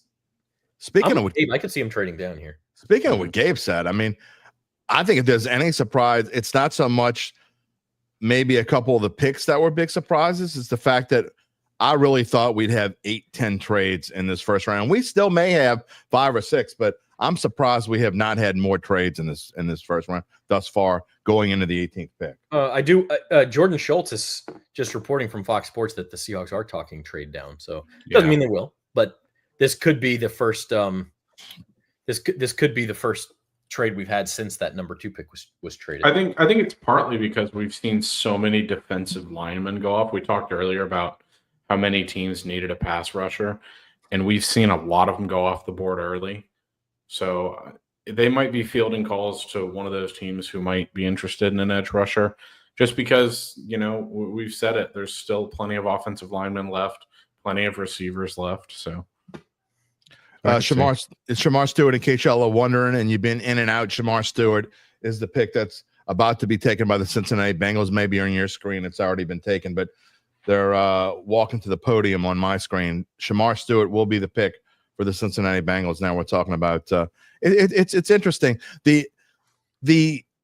I figured we would have this if the same people just don't like in their opinion, boring picks. Yeah, okay? I was just about to say the same thing.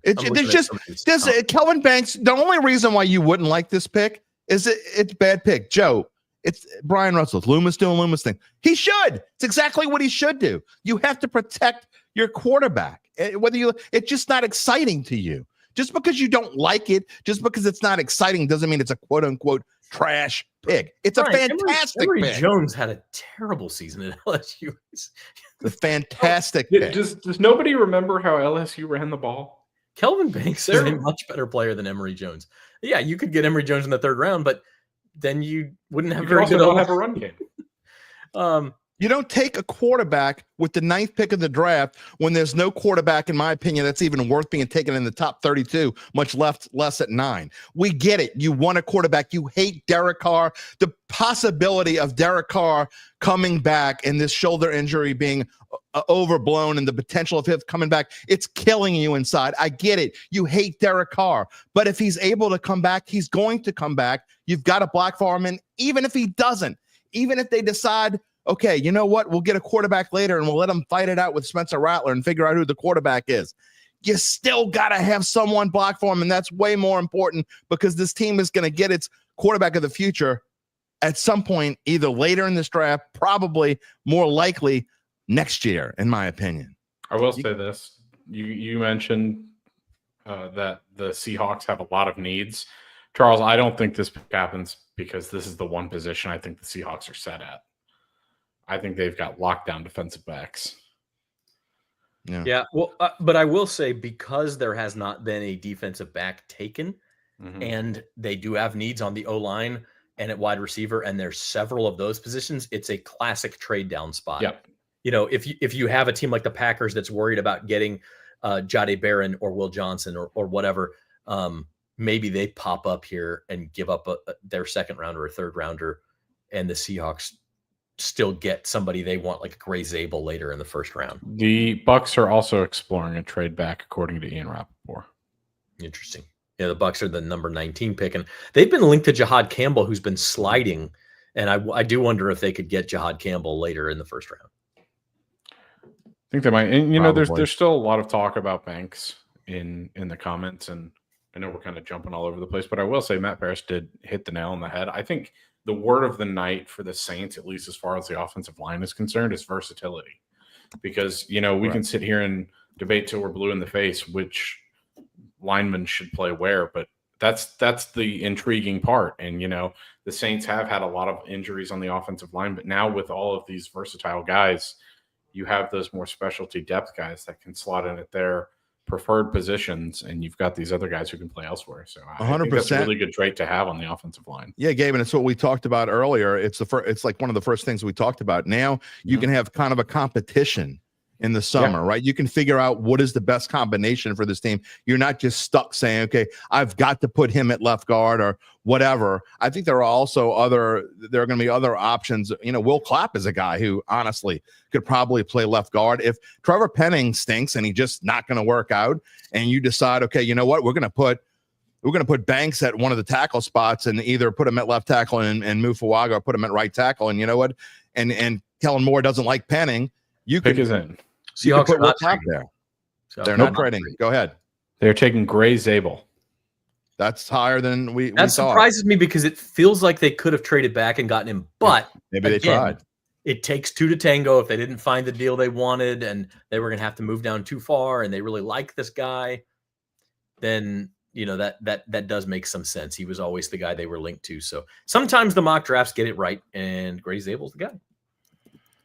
I mean, it's not that big of a surprise, but again, we talked about this morning. That's why, look, they didn't take Josh Simmons, but it's one of the reasons why I picked Josh Simmons here, because again, I'm following the odds. I'm following the numbers. They're not always right, but they're right often. They're often right. And they were linking the Seahawks with an offensive lineman, even though had I not looked at odds, had I not used odds at all, I would have probably picked Matthew Golden here, because of the fact that they just lost their two receivers, and they still need receiver help. They probably get some later, but the odds were telling us that's where they were going. They were going offensive line. I'm just surprised at which one it is.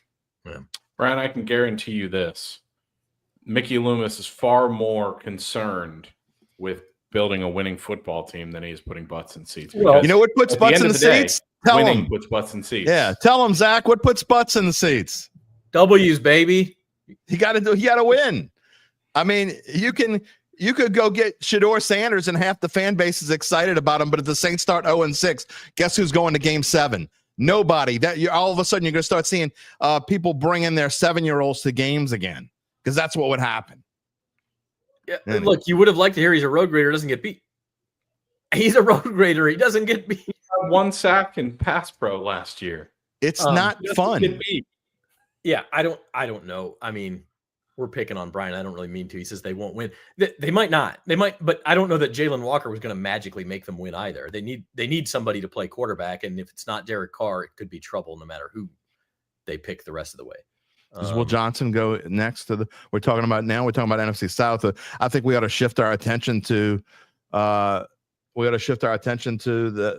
Tampa Bay Bucks, because the NFC South is on the board, and honestly, it might be the last NFC South pick of the night, which is saying something, that the last NFC South pick of the night would be at number 19. New players in the division: Tet McMillan in Carolina, Jalen Walker in Atlanta, and Kelvin Banks.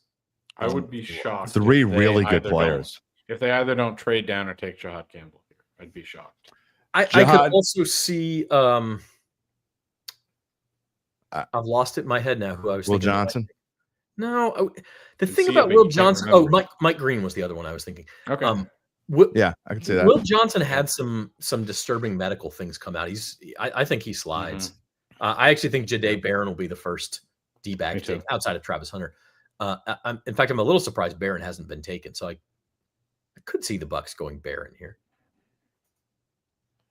Well, so that's not a real pick. I think that's someone just wanting it to happen. Someone with a ton of followers saying Will Johnson, but I think that's someone else is saying Will Johnson. It could be just because, look, they may have checked out his medical. I haven't seen it from anyone I respect. Will Johnson was supposed to be like a top 10 pick before the injuries came in.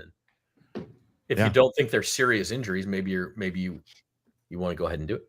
Gabe made this pick this morning in our mock draft, and he has Jahad Campbell going here. And it's a trade back spot too, by the way.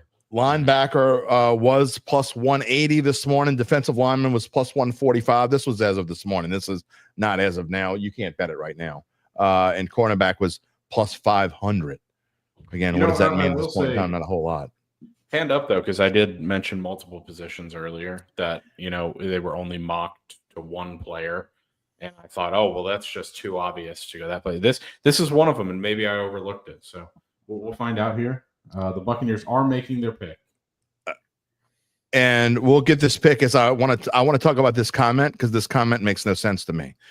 Real Talk says, I'm so tired of Mickey Loomis and those dumb Saints draft strategy. If they evaluated Trevor Penning better coming out, we wouldn't be wasting another pick on an offensive tackle. Well, I disagree, because if Trevor Penning was as good as he was supposed to be, he'd still be starting. Either way, he's in that spot, so you still need a 5th offensive lineman. That doesn't make any sense. So if Trevor Penning was as great as he was supposed to be, he's still starting.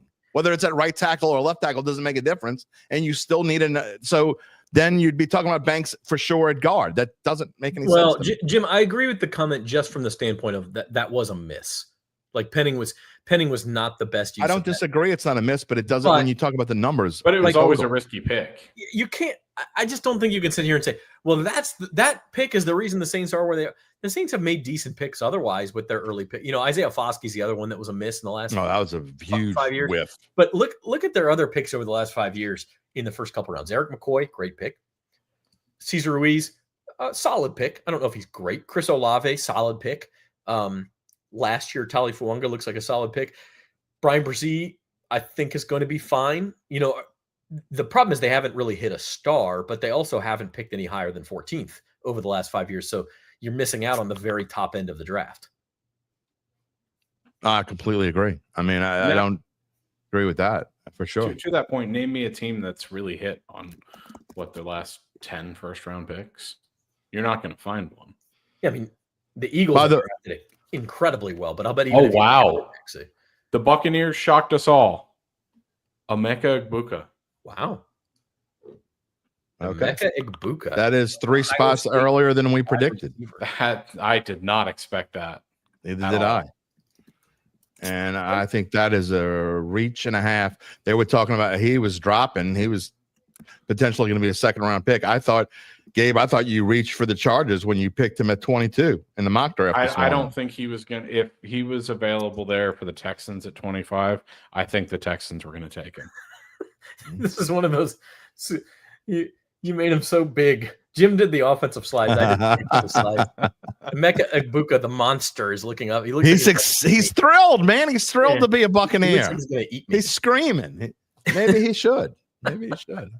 By the way, real talk. We don't care about typos. You're good with the typos, man. I can't remember who said it, but I did hear something either yesterday or this morning saying that there was value on betting Egbuka to be the number 2 wide receiver taken ahead of Matthew Golden. So whoever that was, I wish I could give him credit because that was a good call, obviously. Broncos have already typed in on X that they are on the clock. And this is to me the second. This is like super fun part when you talk about Bucks, Broncos, and then Steelers, because obviously Broncos, we talked about this morning, Peyton wants toys. Running back was minus 200. Does Amarian Walker go here? This is also a pivot point. I'm sorry. I'm getting a little off kilter here. I'm trying to look at all these comments. This is a pivot point for trades too, because if anybody thinks the Steelers are going quarterback at 21 and they're going to take, let's say, Jackson Dart, it could be a trade spot, or Shedeur Sanders, it's a spot teams are going to try to get up to. Does Hampton go here, or are we waiting for him later on? Because I think the Broncos certainly need another running back. Yeah, I mean Hampton would definitely be the chalk pick here. And then again, like you said, Zach, at 21, Steelers, are they already talking with the Giants right now about potentially making a trade? Does Shedeur Sanders go at 21? Because again, we talked about this before. I made the prediction that I thought there was a decent chance he didn't go in the first round. And 21, if he doesn't go there, I have him. I actually think he could go at 26 to the Rams. But like you said this morning, Zach, the Rams don't have a second-round pick. Then they'd have to go all the way to the third round without finding someone else. I think that's a solid spot for him. But man, we got to start talking about Shedeur Sanders pretty soon. Well, if he doesn't go to the Steelers, he's sliding. Well, I was going to say, if Shedeur Sanders doesn't go to the Steelers, do you think that means they're confident that Aaron Rodgers signs with them? It's possible. Well, or Dart, right? Like if they could take Dart there. Ahmed says he likes Trevion Henderson better than Hampton.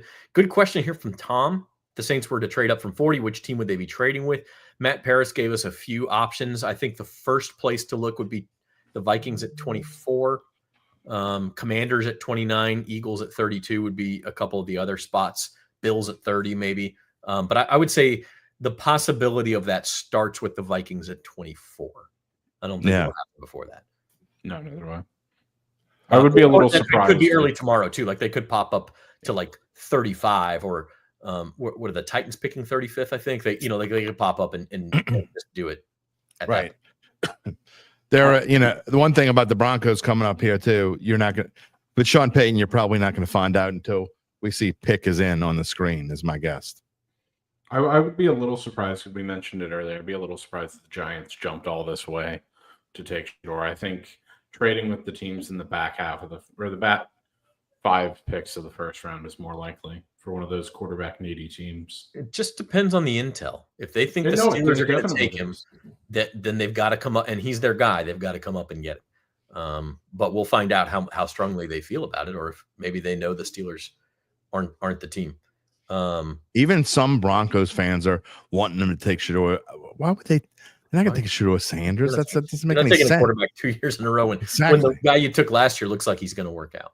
Correct. I mean, Shedeur Sanders is the kind of a prototype of what Sean Payton's looking for. But they're just not going to take that there. So that's guys. Let's sneak in a break here. Let's sneak in a break. We'll be back with the Broncos pick at 20, and then see what the Steelers do at quarterback, and start having that. We're on Saints trade watch. We're on Saints trade watch. So good time to take a break. We'll be back right after this. Stick with us.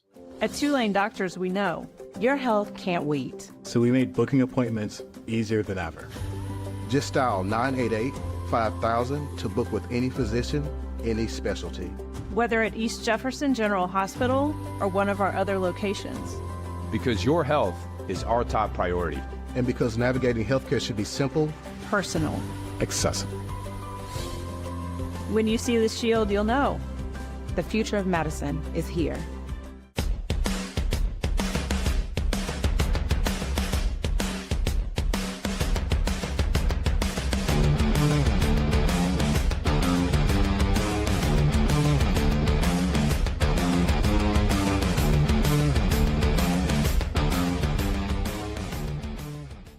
Let's get into it.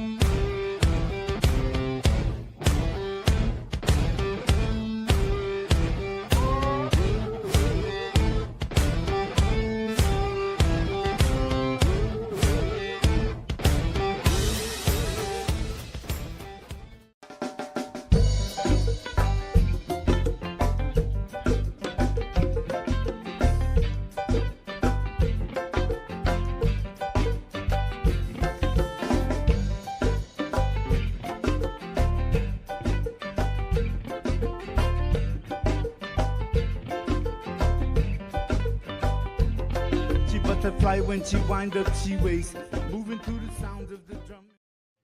Welcome back to the Saints Insider 2025 NFL Draft Live show brought to you by Tulane Doctors. Zach Ewing here with Jim Derry, and we are awaiting Sean Payton's pick. In past Saints shows, draft shows, this would be the seminal moment of the night, but right now it's just the Broncos pick. Yeah, and look, I don't mean to just pick on Diana Rossini, but she kind of represents the experts out there. And just to throw, I get it. They say may, maybe, might, whatever. But when I'm looking for the Broncos pick, one of her tweets comes out from 2 hours ago. The Denver Broncos are making an aggressive push to get into the top 10 per sources. I mean, we can say whatever we want. I mean, that's one of the big problems I have with social. People just say stuff, and people like, and I'm not going to just single out my son, but I use him as an example. Almost 27-year-old example of why people. Oh, Diana Rossini said it's got to be true. We just don't know what's true when we see all these goofy rumors. Hey, yeah, I mean, well, and look, that could be true. Maybe they did. It could be, but I could be a unicorn. That's sort of the problem with the draft, is that like you can just say something and be exactly. like, oh, well, it didn't happen, but that doesn't mean that they didn't make the push. Like I'm going to go back and look through her tweets. And again, I hate using her example, but she's the one that sticks out because she's kind of Ian Rappaport. Broncos are taking Texas corner Jahdae Barron. Okay. So you had him earlier. Well, I did. And like, I like Barron, and I'm surprised he didn't go earlier. That's actually a bet I lost. I had him under, I think, 18.5. But the Broncos had one of the best defenses in the NFL last year. I'm super surprised. They just felt like he was too good to pass up. Because Peyton, we talk about him wanting toys. Yeah. I mean, that's definitely not the toy. So that is a surprise. They already have a great secondary that just gets better. I mean, I wonder if they just felt like at some point Barron is like a top 15 talent that they're getting at 20, and they're in a position where they can go, BPA, best player available. I don't know, but our chances of getting 10 right are getting slimmer and slimmer. We're stuck on 6. It just goes to show you how hard doing a mock draft really is to be correct. I think it's the Broncos to take any defensive player. Like, no one could have predicted that. I mean, you could have gotten probably 10-1 that they'd take a corner. That's let's see. This morning, yeah. In fact, they were listed. I didn't list anything that was greater than plus 1,000. And the only two positions that weren't plus 1,000 or greater were running back at minus 200 and wide receiver at plus 400. Everything else was more than plus 1,000. So I don't even know where that was listed. That's a surprising one for me. And I mean, I like the pick. Like I said, I like Jahdae Barron.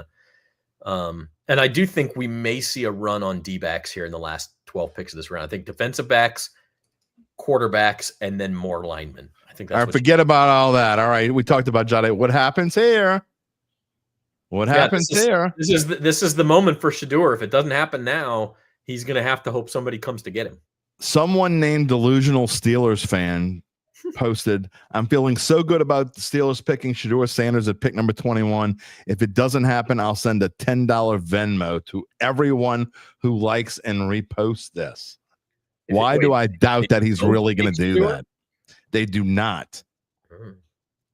He's already got 412 reposts and 986 likes.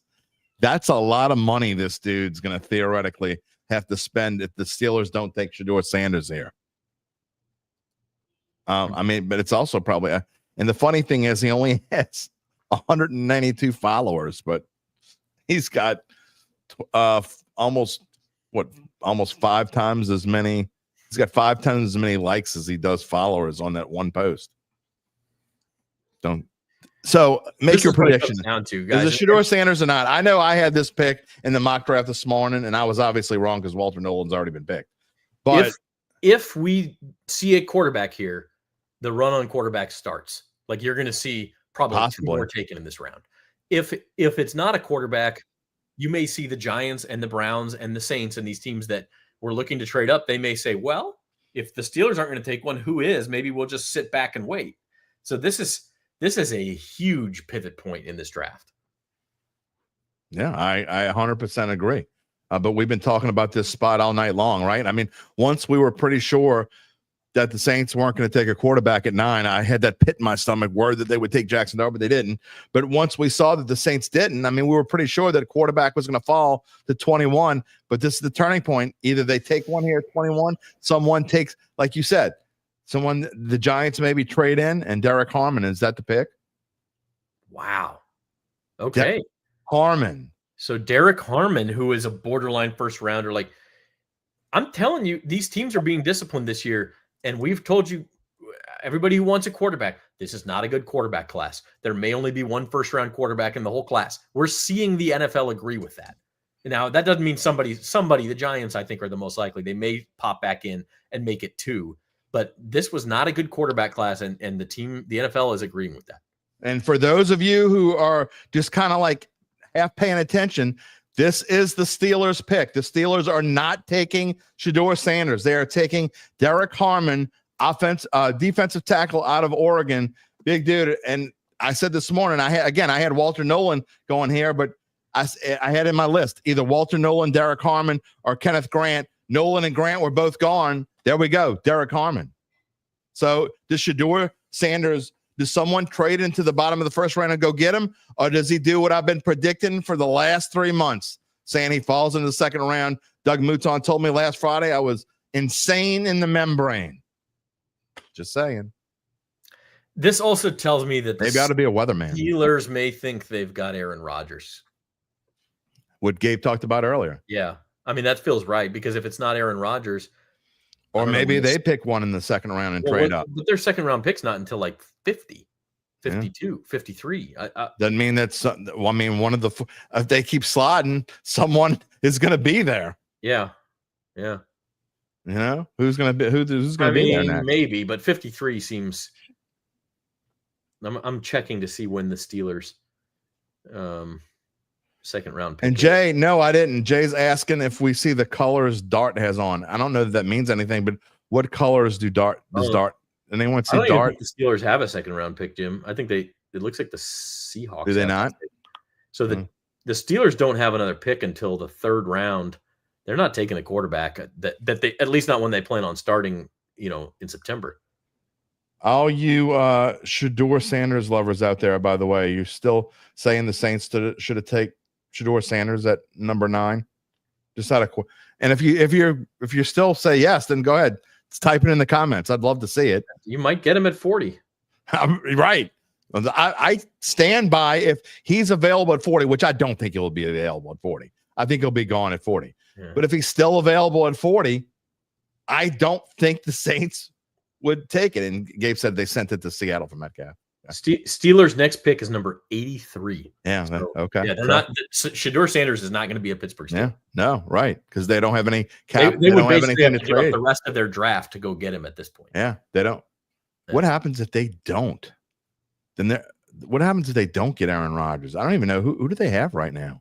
It's like Mason Rudolph. Is that who they have? I think it's Mason Rudolph. God. You mentioned Derek going. Carr. Maybe they'll trade and try to get Kenny Pickett back. Trade and get Derek Carr, man. Yeah. Okay. The Skylar Saints, Thompson. I mean, at this point, the Saints would probably like it. Maybe So they could get Easton who do we have now? 22. This is the 22 is the Los Angeles Chargers, and this morning they were defensive lineman plus 150. Maybe James Pierce here. Yeah, or a Jay Tucker Rafferty. This could be Will Johnson if Jim Harbaugh knows something about his medicals. Maybe. Chef Rich says I should troll him. All right, we're gonna have Dunk on, and then I'm gonna take my dinner break. I think after that, but he's getting ready there at the Saints facility. Let's bring on Jeff Duncan. Jeff, Kelvin Banks is a New Orleans Saint. What are your thoughts? You're right again, Jeff Duncan. Look, I like the pick a lot. I think this is the kind of guy that checks a lot of boxes that you look for in the top 10 pick. I think there's a very high floor on a guy like this. He might not be the sexy pick that a lot of Saints fans wanted, a quarterback or a skill position player, but this is what you want when you're picking number 9 coming off a 5-12 season. You want someone that you can plug and play, that you can count on being a starter for several years going forward. I think that's exactly Kelvin Banks. He's exactly the kind of lineman they look for. He's very athletic. He played at a very high level at the University of Texas. He was very durable, played a lot of games. He has position flexibility, can move to guard or tackle. There's just a lot of things to like about him. He's a humble leader. He's a team captain. I can't tell you how many team captains Jeff Ireland and his staff have drafted over the years. It's something that they value highly. And I think right now in this locker room, where most of the team leaders, we've talked about it on the show before, most of the team leaders are guys in their 30s, some of the veteran players on the team. They need to start finding some core guys going forward. I think Kellen Moore found one in Kelvin Banks. Dunk, that's one thing that Zach was talking about on our mock draft this morning. I mean, who is the next team leader? And we don't really know the answer to that right now. And I'm not saying that Kelvin Banks is going to come in as a 21-year-old rookie and fill that role, but it's certainly a role that he might be able to fill a few years from now. Yeah, look, if you watch the film of this guy, and I'm not a film guy at all. I mean, I'm a writer. I'm not a scout. But like when you watch his film, I mean, he's very athletic. I think he's going to be the most athletic lineman this team's had since Teron Armstead. I mean, you remember all those years, JD, of them throwing screens with Jari Evans and then clearing the way for Pierre Thomas. That's exactly what Kelvin Banks can do. He's extremely athletic out in space. And you mentioned his age. I mean, he's still a young guy. I mean, he's probably got room to grow and develop. I think his best football is ahead of him. And the more I studied him, the more I researched him, when I started hearing his name about a week, 10 days ago, the more I looked into him, the more I liked it. And it just makes perfect sense to me in a lot of ways. And I know it might surprise people because he wasn't on a lot of these mocks, but I would just caution fans in the future, when you start seeing these mock drafts coming out in January and December, just ignore them. Those are people just guessing. The teams themselves, Mickey Loomis said yesterday, they just finished stacking their board yesterday. So these teams aren't putting their boards together until the last 2 weeks. So when you hear people rising and falling, it's kind of hogwash because the teams themselves aren't putting their boards together the last couple of weeks. And I'm sure Kelvin Banks was high once they got into the draft evaluation process. Dunk, that's one thing I said last Friday on Datitude was I bet the Saints don't even know right now who they're going to pick. I bet the Saints probably could tell you it's one of 5 or 6 players last Friday. Right.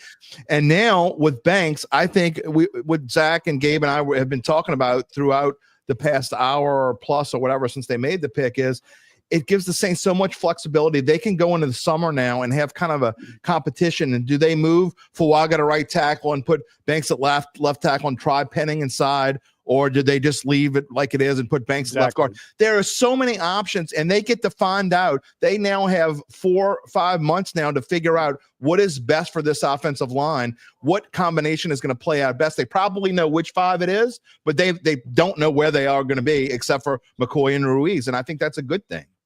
Well, yeah, you make a great point. I mean, I don't think they know where they're going to play Banks.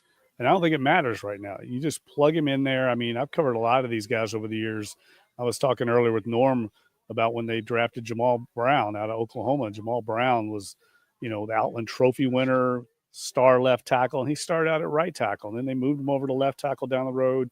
Jari Evans was a tackle, in college, and of course he ended up he's going to be a Hall of Fame guard. You just put your 5 best guys out there, but it goes back to what Loomis said and Kellen Moore. You build from the inside out, get the line fixed, and then worry about the quarterback and the skill position players. You can't do anything if you don't have an offensive line or a defensive line. It starts there, and I think this is a big step forward today with this pick. Jeff, as we follow the rest of the draft, first of all, at 15, the Falcons get Jalen Walker. He falls to them. It's just interesting that and who knows what the Saints board was, if it was a Walker or Banks conversation, or if that was just something we were projecting. But it is interesting that he was the highest guy left on a lot of boards, and he falls all the way to the Saints' arch rival. So it's kind of a tailor-made storyline there going forward. Yeah, like he fits exactly kind of the need that the Falcons have. So if you're a Saints fan, that wasn't too good to see him fall to the Falcons, who are desperate for pass rush ability, and that's what he brings to the table. He's a guy that I think, if you're looking to pick nits on a player, I mean, he's a little undersized. He kind of doesn't really have a perfect position in the NFL, so I could see why some people might move on. But I think the Saints would have been happy with Jalen Walker if they couldn't have gotten Kelvin Banks. So I don't think there's anything wrong with that selection at all. And I'm sure they considered him, highly to take him at number 9. But in the end, I think getting this offensive line solidified was the way to go. It was paramount. It had to happen. Yeah, and then moving to the pick that we just had a minute ago, the Pittsburgh Steelers taking Derek Harmon, the defensive tackle from Oregon, instead of opting for one of the quarterbacks. That, to me, sets the tone for the last 12 picks here. Maybe these teams, Saints included, that we're talking about, needing to jump back into the first round. There's no team left in the first round that needs a quarterback. I mean, the Rams are probably the closest thing, maybe looking for a Matt Stafford successor, but they don't have another pick until late in the third round. So I don't know that they're going to use their only early pick on a quarterback. Like, the Steelers passing on that makes me feel like it's more likely everyone, including the Saints, waits to tomorrow to address quarterback. Yeah, that's exactly the way I feel it's going to go now, because the first domino hasn't fallen at the position. There's no need now for the New York Giants to trade up. If they really like Jackson Dart, like we're hearing a lot of reports out there, the only reason they would need to do is if they think the Saints or somebody is going to go ahead of them and take the guy. And you'd really have to really have him graded high or really love that player to worry about that. I don't think any of these quarterbacks are graded so highly, the ones that are left, where a team is going to be so in love with them, they're going to give up those assets to go get this player. I'll be surprised. I think the Saints more than likely sit at 40. Now, if maybe in the 5 picks before that, they feel like they can move up, it wouldn't cost them that much in the second round to go get the guy they want. But I can't see them now going in the bottom of the first round. I just don't think they have anybody graded that highly right now. Yeah, I agree. I mean, I think, and again, there's the only other reason to hop back into the first round, and this would only happen, I think, in the last couple picks, would be because you do get the 5th-year option on the first round pick. So there is, if you really like a guy, if the Giants really like Sanders or Dart, they may hop up from, what are they, 34? Yeah, but then you would also, Zach, have to project that whoever that is going to be your rocket quarterback for the next 5 years. And then we see a Packers pick. Marion Hampton finally goes the second running back off the board to the Packers. That's interesting. I didn't see a running back going to Green Bay. Yeah, I mean, he's, I think, probably just a value play there on Hampton. A lot of people had him in the top 15 on their boards. This is a guy, I think I told you, was comp to Deuce McAllister. This is the kind of guy that I think can have a very long, productive career in the NFL. Yeah, no doubt about it. Well, Jeff, before we let you go, any other takeaways from the first, 22? Oh, I'm sorry. Marion Hampton, that's the Chargers pick, isn't it? Am I behind a pick? Yeah. I was on Packers already. That's the Chargers pick. That's the Chargers. Still a great pick. I didn't want to jump. You were asking the question, so I didn't want to. But I was going to. Now, look, here's what I would say. A lot of offensive linemen, a lot of defensive linemen going. It gets back to what we've talked about from the beginning. I mean, there's a value on those positions in the NFL. It doesn't change. And this is not a great draft. for the sexy positions like quarterback, like receiver. It's just not. So people aren't forcing their hand. I think that's the smart way to go. And I like the Saints pick today. I think it's going to end up. I know it doesn't feel that way right now because they've taken so many linemen over the years. I think down the road we'll look back on this pick as a real home run. I agree 100%. All right, Jeff, thank you for joining us. I know it's been a long day for you, so we'll let you settle in and probably hope the Saints don't do anything else you need to write about today. Well, it's certainly livening things up here. Things are dragging a little bit here in the war room, but yeah, and we'll talk later tonight if they do go back and get a quarterback. Okay, sounds good. He's Jeff Duncan at the Saints facility on Airline Drive. Our thanks to him. Want to let you all know that this season's NFL draft coverage is brought to you by Tulane Doctors, now seeing patients at East Jefferson General Hospital and across the greater New Orleans area. From primary care to specialty services, Tulane Doctors are there for you because healthcare should be simple, personal, and accessible. Call 504-988-5000 or visit tulanedoctors.com to make an appointment. Tell you what, we're going to take a break. I'm going to take a break. I'm going to eat something and let you and Gabe talk and go through maybe the Packers and Vikings picks. It looks right now, Jim, like it's going to be a slow rest of the night for the Saints. Things can change. Let's put this back up there. I wanted to make sure I knew where it was before you left. There you go. We'll take a 2-minute break, and you and Gabe will come back right after this on the Saints Insider NFL Draft live show. At Tulane Doctors, we know your health can't wait. So we made booking appointments easier than ever. Just dial 988-5000 to book with any physician, any specialty. Whether at East Jefferson General Hospital or one of our other locations. Because your health is our top priority. And because navigating healthcare should be simple, personal, accessible. When you see the shield, you'll know the future of medicine is here.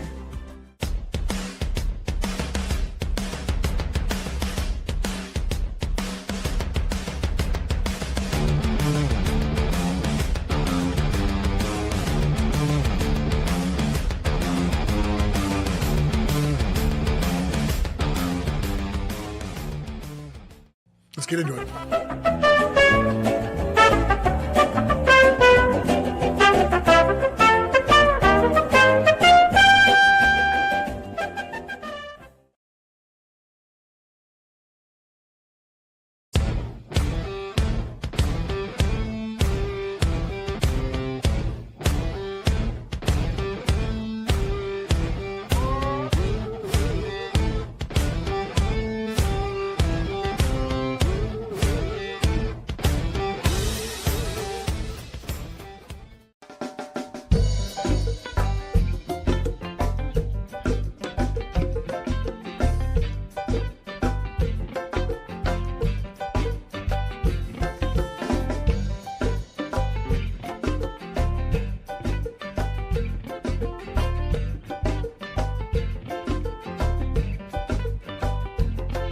Butterfly when she wind up, she waist, moving to the sound of the drum. Saints Insider Draft Show 2025 edition. This is our 4th straight year here doing this. It sounds like a perfect time to tell you that if you are a subscriber to the Saints Insider YouTube page, we ask you to go follow and be a subscriber of the Datitude YouTube page. We are partners in crime. And vice versa, if you're a subscriber to the Datitude page, go over and find the Saints Insider and subscribe to them as well. Jim Derry here with Gabe Henderson. Zach Ewing is taking a little break here. I want to go back in the comment stream, Gabe, and there were some comments because Corey Smith, you thought I was just ignoring you, that we're not going to address one of the comments you got here, one of the questions you have here. I don't know why you think we'd be afraid to answer this question. What's the knock against Sanders? Well, I know what my biggest knock against Sanders is. First of all, and we've talked about this, Gabe. I don't think there is a single quarterback that's going to be drafted in this draft that would fit in the top 6 or 7 of last year's draft. That's number one. Okay. Number two, when you're talking about Shedeur Sanders specifically, yeah, he's got fantastic accuracy. Could he be a great NFL starter? It's possible. I don't necessarily think so. I've already said I don't like him or Dart. That's just my own thing. But when it comes down to the knock on Sanders, he's a statue back there. He may be an athlete and may be able to find ways out of certain situations, but to me, I'm not sure he's going to be able to react to certain things And we saw, again, the number is he got sacked 17 times in his last four games of his college career. And to me, if you go and draft him in the first round, now the offensive line for the Saints is a little bit better. Maybe you think differently, maybe you don't. But if you can't protect a guy like Shedeur Sanders, if you don't have a great offensive line, I think Shedeur Sanders is going to be in a lot of trouble, and he's just going to get hit a whole lot in the NFL. Yeah, I mean, I think you hit the nail on the head. His pocket presence isn't fantastic. I think he's a really adept quarterback. I think he's a very accurate quarterback. I just think there are a lot of fundamentals missing with him, with Jackson Dart, with a lot of the quarterbacks in this draft, and I think that's why you're seeing him eventually slide. I mean, the Titans simply couldn't continue with Will Levis, and I think that's Correct. why they took Cam Ward. And I think Cam Ward is the one quarterback in this draft who everyone looked at and said there's something there. But everyone else, you know, whether it be Jalen Milroe, whether it be Jackson Dart, Tyler Shuck, there is some knock on them, and that's why they're sliding. Word is that the Eagles are trying to trade up with the Packers. We'll see if that's true. Obviously, there's something's going on there. They're trying to do something because they are taking all of their time as we sit here. Another comment that I find interesting. So I wasn't trying to ignore you, Corey. That's just what we think. And look, you also say you're not an expert like Jeff. None of us are experts in the grand scheme of things, Corey. Not until we get 10 picks right. Exactly. We all have our own opinions, and everything we're saying on here, for the most part. Now, if I give you a stat or something, obviously that's a fact. But if I tell you that he was sacked 17 times in his last 4 games, that's a fact. But that's the reason why I think a lot of NFL teams are backing off of him, and they are worried that he's a statue and, like Gabe says, pocket presence. We're just telling you whether they're right or whether they're wrong. He could make people. And the pick is in for the Packers, by the way.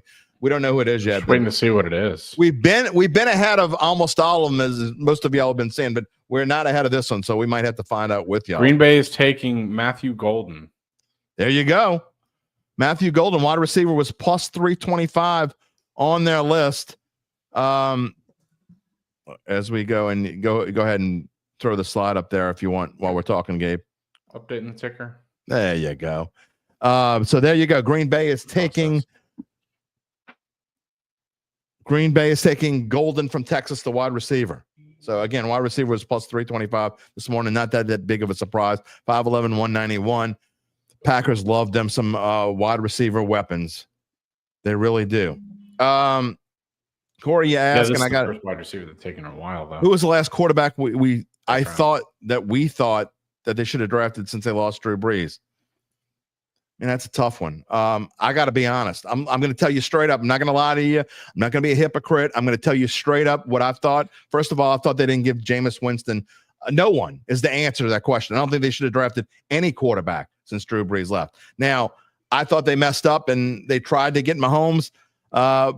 We all know the story about Andy Reid trading up to get Mahomes. So I'm going to tell you like it is. And I'm going to go back in time and tell you what I was thinking when I was thinking it. I wanted them to give Jameis Winston a better chance. It didn't happen. A lot of Saints fans didn't want that. And then when it wasn't happening for Jameis Winston, I got to be honest, I was the Derek Carr guy. I said that I thought Derek Carr was the right quarterback for this team. I'm still, unlike the 95% of people out there who are certain that he needs to go, I'm still not ready to 100% give up on Derek Carr, because if he does come back and play behind a good offensive line, because everything gets forgiven, at least internally. Maybe not with y'all. There are many of y'all that are going to hate him. Know what? Saints can win the Super Bowl with Derek Carr as a quarterback. You're still going to hate him. I think that if he comes behind an offensive line that could protect him, all is forgiven, at least inside of that building, if he comes back and plays. That's my opinion. So I'm just telling you the way that I thought. I don't want to lie to you. You can't go back and find receipts on something I said I'm lying about, because that's exactly the way that I've been saying it from day one. So also, go ahead. Yeah, no, go ahead. I'll find this other comment. There's another comment I want to show you. You go ahead and say what you. Well, I was going to say one of the other problems with Shedeur Sanders is his dad. A lot of people are going back to a tweet from April 1st in which Dion replied to someone who was talking about Shedeur, and he said, "He will be a top 5 pick. Where is your son going?" And the community notes on Twitter have already been added saying Shedeur Sanders was in fact not a top 5 pick. Well, he could end up being a top 5 pick in the second round. We'll see. One other comment that I wanted to, and this is from a member of the Datitude family, Lance Dobard. When Dunk was talking about team captains equals 9 wins, 7 wins, 9 wins, and 5 wins ain't working. Well, you know what? Team captains also meant the 4 seasons before that, 12 wins, 13 wins, 13 wins, and 11 wins. So you can't just say it doesn't work when it doesn't work for you, when it doesn't work as of most recently in your mind. That, whether you like it or not, because it hasn't worked the last 4 years, doesn't mean it doesn't work for this franchise. They are sticking with the formula that has worked for them over the course of the last 2 decades. And frankly, it has worked for the most part. So here's something Saints fans will be interested in. Josina Anderson is reporting the Giants are trying to get back into the first round with the Minnesota Vikings on the clock and potentially even the Houston Texans on the clock at 25. I think these 2 positions are now potential trade-up spots. Because, yeah, I agree. I mean, Minnesota, we talked about it earlier, but Houston, this draft has really not gone the way Houston wanted. But the Rams too, Gabe, because the Rams don't have a second round pick. So I wouldn't be surprised if they tried to get more picks as well. And we all know. I mean, we've got a lot of trade-up spots here. So Zach, whenever you're ready, by the way, just stick your thumbs up when you're ready to go, Zach. He's in the green room still eating his dinner. All right. So anyway, I wanted to answer those questions. And Corey, I don't think either one of us is saying Deion is not an asset to his father. That's not certainly what I'm saying. And I'm not going to put words in Gabe's mouth. I think what we all mean is the receipts coming out. Deion's talking smack just like he did in his players days, talking about how Shedeur was going top 5. Well, he didn't go top 5. And not only that, what comes with Deion Sanders is a circus, the same as when he was a player in the NFL. I'm old enough to remember Deion Sanders playing in the NFL. You know what? He backed it up, though. Will Shedeur Sanders back it up? Maybe he will. Again, we might be sitting here next year and y'all bring up Shedeur Sanders and you're like, Derry, you're an idiot. You see, you should have drafted Shedeur Sanders. Absolutely possible. I'll be the first one to tell you I'm wrong. I just think, in my opinion, that's why we're looking at what we're looking. And I just don't think that the Saints want that going. They don't want a circus in town. And I think that's part of the reason. It's not the only reason. It's not even the number one reason. But I think that's certainly part of a reason. I sense we're seeing a theme here, guys. And this is a slight change of a subject, but it does relate to what y'all are talking about. Like Erlene said, Vikings pick is in, so no trade there. Mm-hmm. The Packers, they might trade down. The Vikings might trade down. The Seahawks might trade down. The Saints might have traded down. The Cowboys might have traded. I mean, we've heard it all night. Nobody's really gung-ho about trading up. It says the Giants are trying. It looks like the Vikings are taking Donovan Jackson, defensive lineman from Arkansas. Is that? No, I think Howie Roseman. The Eagles and Howie Roseman are also. I want to make sure this is right. He's Ohio State offensive tackle. I want to make sure this is right first. The Arkansas, right. Yeah. I want to make sure this is right before we go any further. Yeah, I'm seeing it from multiple sources now. That at least 2 that I trust. So yes, Ari Mirov just made that official. Okay, so Donovan Jackson is the pick for. And I hear what you're saying, Gabe, as far as like the Giants want to trade up, and now we're seeing. I'm seeing another report that the Philadelphia Eagles are trying to trade up from 32. Maybe, but I mean, like the question is, how hard are they trying? If they want to underpay. I mean, the point is, I'm not sure there's a lot to trade up for. What we're seeing is what's being proven correct is the flatness of the draft between picks 10 and 15. Just going to say that. Where, like, if you have pick 12 or you have pick 32, like, maybe there's a certain team that likes one guy or has a severe positional need and feels the need to, like, hey, we got to spend some assets. But everybody else is kind of like, well, I'm fine with any of these 10 players and I'm picking an 8 picks. So why would I trade up? Why would I spend assets? That's kind of what we're seeing, I think. No, I agree. And look, all these people that are saying Shedeur Sanders is going to be, he could be a great player. Look, just because I don't think he was worthy or any of us think whatever, it doesn't matter what we think. It matters just like I'm all about, we talk about what are the grades are going to be. And Scott Van Pelt was joking the other day on his podcast. He hates post-draft grades. And why? Because they don't mean anything. And they're worse than mock drafts because post-draft grades, you can't really give a draft a real grade. Now, you can give it your opinion of what the grade is, but you can't give it a real grade for like 2, 3, 4 years. Even like Brian Brzee, what grade do you give that draft pick? I'm still not sure we know. I mean, I will say this, Brian Brzee's, I would give it right now, I'd give it a B plus probably. Yeah. I think it's still in not flux. an F, it's not a D, and it's not like a C minus, but I would say anything from about C plus up is still on the board for Brian Brzee, and that's been 2 years. We're still not totally sure. Especially with this new defense, supposedly that the Saints are going to run. We don't even know how he's going to fit in. So yeah, you're right. But and that's just one player. That's not a whole draft. That's one player. Trevor Penning's another one. Like what grade do you give Trevor Penning? It's not an A and it's not a B, but I think anything. I give it a D. Plus, I think anything from C plus on down. The Giants are trading back up into the first round. Oh, okay. So here you go. This is probably Jackson Dart. And is this your Houston Texans trading? No, it's the Ian Rappaport is saying it's the Rams.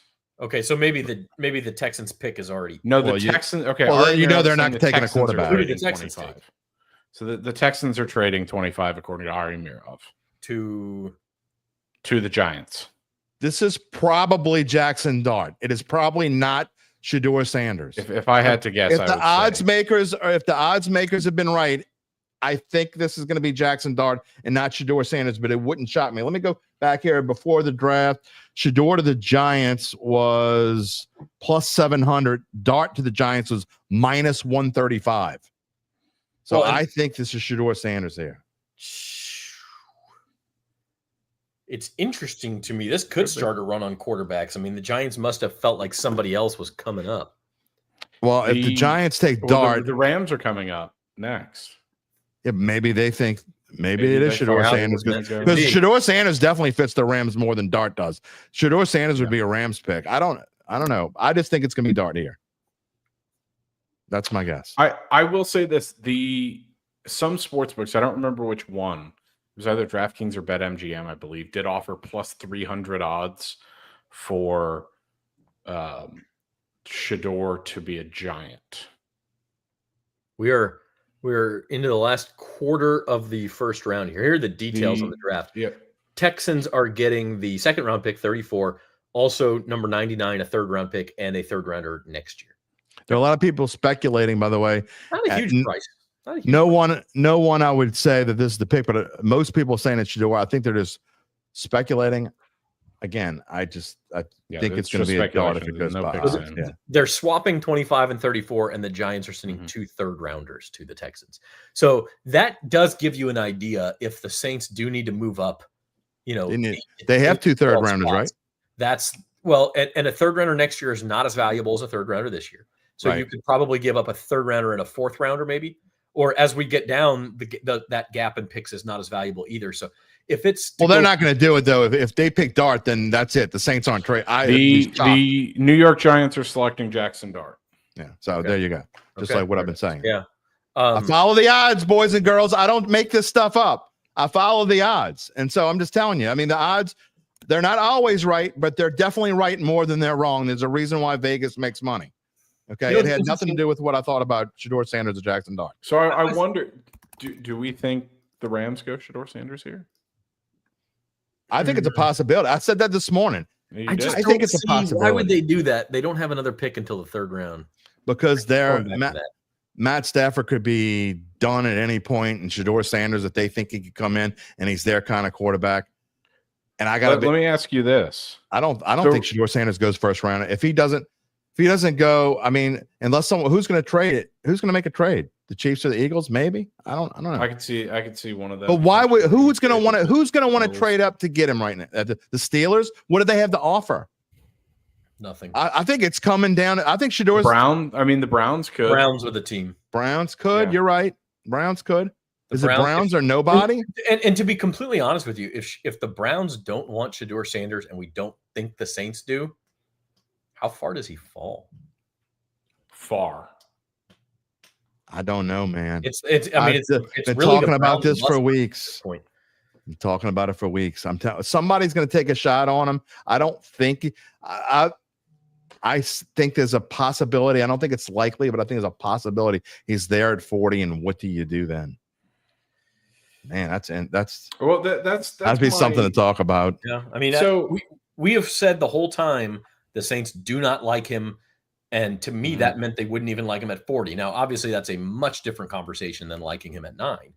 Yeah, you know, it's interesting. I'm just thinking about the Giants here. Yeah, between Russell Wilson, wait, what does their quarterback room look like here? Who's quarterback? Jameis Winston, Russell Wilson, and Jackson Dart. One of those guys has to be inactive every week, or you trade one of them, right? Or one of them doesn't cut one make of the them. team. Yeah, I mean, so I think Jameis Winston probably isn't making the team now. Steelers could be sitting back and saying, Mike Tomlin does not seem like the kind of guy who would suffer Jameis Winston 17 starts a year, but maybe. We're talking about a guy who sat through Mason Rudolph starting. So yeah, but I mean, Jameis, at least with Mason Rudolph, you kind of know what you're getting. Dude, Yeah. Major. What is the Saints having? What is the Saints having to pass on Lamar? Exactly, 31. Didn't he go 32nd? I thought it was 31, but maybe not. Yeah, I think it was 32nd, but regardless, 31 and 32. 30 or 31 teams passed him. So what? What does that have to do with today? Tommy DeVito, baby. Tommy Cutlets. I think that era is over. Yeah. I think that era's been that's a shame. That was fun. You know what this is? This is Brian Daboll doing everything he can to try and save his job. I'm just saying. I think. Do y'all agree that the possibility of the Saints trading up into the first round is pretty much done now? I think it's done unless the Rams take Shador. Oh, Falcons are trading back into round 1. This could be with the Rams. What do they want? They want another defensive stud, another edge rusher, or let's say who's the line. I'm gonna look at my board here. Who's the best? Probably an edge rusher. Who's the best one available? Falcons are on the clock. Defensive back, Will Johnson, Donovan Azuruko, James Pierce. James Pierce didn't go. That's right. Yeah, Mike Green. Oh yeah, Mike Green didn't go. I had him going. Mike Green would be absolutely. Mike Green. That would no kidding. Oh, all of a sudden things have gotten very interesting here. If they take Mike Green, we talked about him at length this morning. That is absolutely. In fact, that's why I had Mike Green. I had Mike Green going to Atlanta at 15 because I thought Jalen Walker would be gone. So if they have a chance to come back into the draft right here and get, man, that would be really good for the Falcons. So could Atlanta quietly be having the best night of anyone? Well, look, they have a them. very obvious need, and they may be filling it double. We can take Jackson Dart, I think, off the screen now. Giants, well, I guess they haven't officially taken him. By the way, if you're just joining us and wondering what that Jackson Dart was, the Giants traded back into the first round, and they have picked Jackson Dart, not Shador Sanders. Shador Sanders is not the second quarterback off the board. He is still available, and now the Atlanta Falcons have traded back with the Los Angeles Rams. Okay, here's another one that the Falcons, they need a safety. Justin Simmons is gone. Malachi Starks is still out there. Nick Emenworry is still out there. I could easily see this being one of those guys too. So yeah, we know about the character problems. We talked about Mike Green at length this morning. That was apparently, Jim, this will make you happy. Apparently, Mel Kiper is fuming on live TV that Shador Sanders is still there. He's had him as his best available player. What an excellent. The expert, he is apparently Mr. Vitalis. Dr. Vitalis, paging Dr. Vitalis. How you doing there, buddy? Put a little grease in. Maybe that grease dripped into your ears or your eyes. Oh, boy. This is the comment of the day. Dr. Vitalis. Will Carter and Jackson Dart. Very interesting. Doesn't Dart remind of Daniel Jones a little bit? The Saints do play the Giants this year. Am I right about that? Saints do play the Giants. They both finished in last place. Yeah. That is correct. I think it's in the Dome, but I'm not 100% sure. I believe you're. I mean, they played up there last year, so it should be.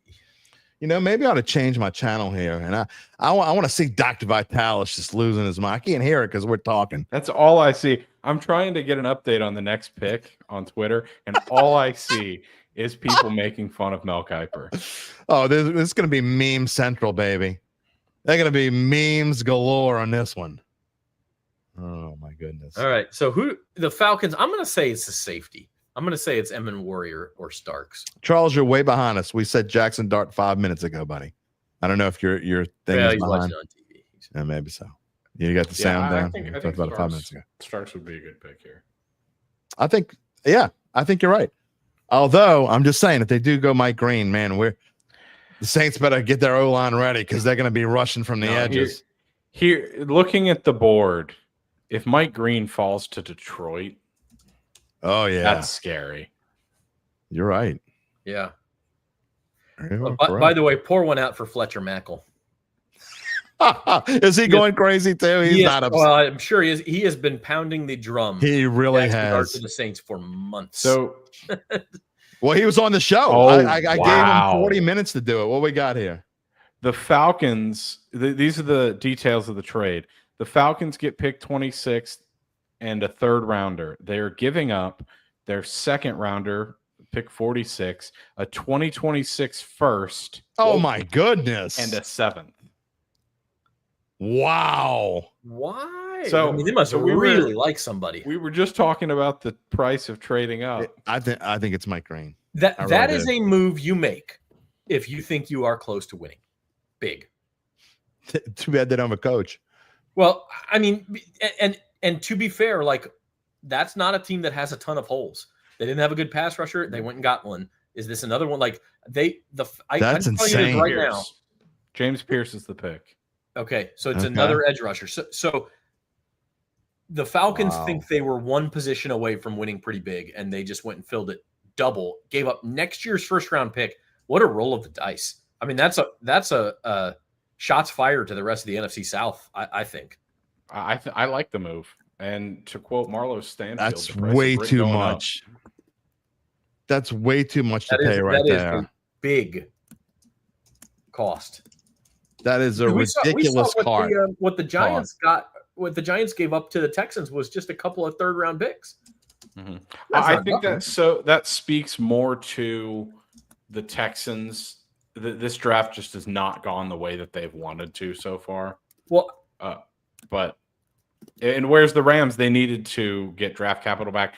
And James Pierce, with the rumors that the Eagles, who are also in need of an edge, wanting to aggressively trade up, I think they had to make that call. Well, and not only that, the Ravens are probably going to take a defensive lineman here, and so are the Lions. So they jumped out of both of them.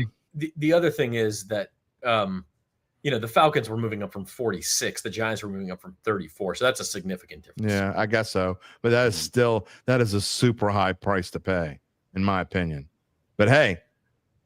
If you're like you said, Zach, you think you're going to win right now, you're one piece away. I think you're way more than one piece away because as much as I like Michael Penix, don't get me wrong, and look, they have the skill players to be competitive, but I just don't know that Michael Penix is ready as a second-year draft pick to lead the Falcons to the promised land, but maybe. I just want to catch up on this because things have gone haywire here in the last 10 minutes. Let's take a look at go over the last 4 picks or so. So we had Matthew Golden to the Packers at 23, Donovan Jackson to the Vikings, and that was the team. They only have 4 picks the entire draft. I thought they would trade back, but instead they go for kind of an offensive tackle who's a little bit further down the board, and then things get really crazy. The Texans trade down, Giants pop up to take Jackson Dart, Rams trade down, Falcons come up to take James Pierce. So we are down to 6 picks left in this first round. And as you guys say, I think edge rushers are going to be a big move. There's still a bunch of good defensive backs. Neither safety has been taken. And like Maxwell Hairston, Will Johnson, Trey Amos, you got some cornerbacks who haven't been taken either. Also, as we look ahead, I think Ravens and Lions keep their picks. And I think, like you said, I think defensive linemen go right here. Then we look at 29. We look at the Commanders to potentially maybe they make a trade. If someone's looking to get Shedeur Sanders, maybe Cleveland.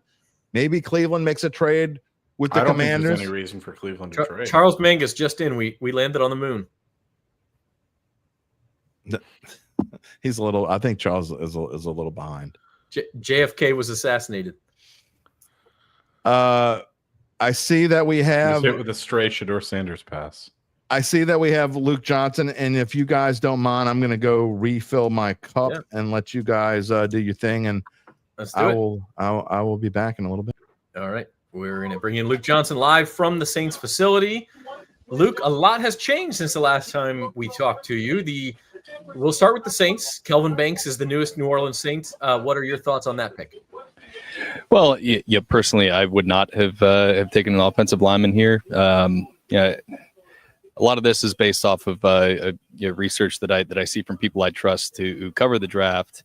And this is not the Saints' internal rankings, but you see these number 18 or 19 on somebody's board, number 26 on another person's board. It just felt like a little rich for me personally to take Kelvin Banks there at 9. But like I've said on the show a number of times before, like the offensive line is, if you don't have a steady foundation of the offensive line, you're not going to get much out of your running game. You're not going to get as much out of your quarterback. Like that's really the most important thing to shore up on any offense outside of the quarterback. So I get it. I personally really would have liked Jalen Walker or Tyler Warren in that spot. But I think Kelvin Banks is going to be a good addition for the team. It just felt like the opportunity was there to add a different type of impact player. Yeah, I agree. I mean, I think it's, again, we've talked about Kellen Moore wanting to build in the trenches. Everywhere he's been, they've had a really solid offensive line. So clearly this was something he wanted to do here. Yeah. Look, you look back at the Eagles Super Bowl run last year. They had all pros at left and right tackle. They had a Pro Bowler at left guard and center, and their right guard signed a 2-year, $20 million deal this offseason after he was cast away by the Jets. So, like, they had stud offensive linemen all the way across the board. Saquon Barkley doesn't run for 2,000 yards and carry that team to the Super Bowl without those guys. He's a really good player, but you need a great offensive line to get the most out of your offense. So, like, I get the pick. It's just not what I personally would have made. Yeah, I think there is some of that sentiment. But, again, it's a safe pick. Now attention turns to this second-round pick at number 40. What do the Saints do with it? We just saw the Giants jump up and get Jackson Dart at number 25. Shedeur Sanders is still on the board. Tyler Shuck, Jalen Milroe still on the board. Do you think the Saints address quarterback in one way or the other here with their next pick? I still think so. But I think Dart was probably the guy that they seem most connected to. This is maybe not the worst case scenario for them in terms of quarterback this year, but it's up there. And they have the Giants trade ahead of the Los Angeles Rams to go get their guy. I don't know. I don't know how that's going to shape out for the Saints. I don't know if they'd be comfortable with Shedeur Sanders or Tyler Shuck or Jalen Milroe. I think all those guys have different questions about them. And I certainly feel like probably less convinced that they're going to make a move back up in the first round. Again, that could happen here in the next 20 minutes or so, 30 minutes. But it feels like once Dart went off the board like that kind of made that a little bit less of a possibility. Yeah, it looks like Malachi Starks is at the Ravens, Gabe. Yep. Ravens take Georgia safety Malachi Starks, so we finally see our first safety off the board. Although I think he actually can play slot corner too. So defensive back for the Ravens. Luke, how about the Falcons? I mean, we talked about Jalen Walker, and the Saints choose not to take him, and then he slides all the way to their rivals at 15. And Right. Now they've just made a big move, giving up next year's first-round pick to come back and double up on edge rushers and get James Pierce Jr. Yeah, well, I mean, it's like the story with the Falcons, right? Like their pass rushes sucked for the last however long. I know it's been a long time since they've had somebody get 10 sacks for that team. It's been something they've been trying to address forever, so they doubled up on it. Obviously, I love the Jalen Walker pick for them because he's one of my favorite players in the class. The price for James Pierce felt a little rich. Like they better hope that Michael Penix really like goes off for them next year and is truly like a franchise quarterback, because I mean you could be potentially paying maybe a top 15 pick for a guy named James Pierce, who I think there's some really nice qualities there, but there's also some big questions about him as a prospect. That was rich for me. I was really surprised at them giving up their 2026 first for that, but it's kind of something they had to do if they felt like they were going to move up into that range, because you're moving up from what were they, like 43rd or something like that? 46, I think it was. Yeah. So they go up almost 20 spots. Like you almost have to go up first. That's rich. So like one of those guys will probably pop for them, and they'll probably solve their pass rushing issues this year, and it'll be kind of hilarious if they don't.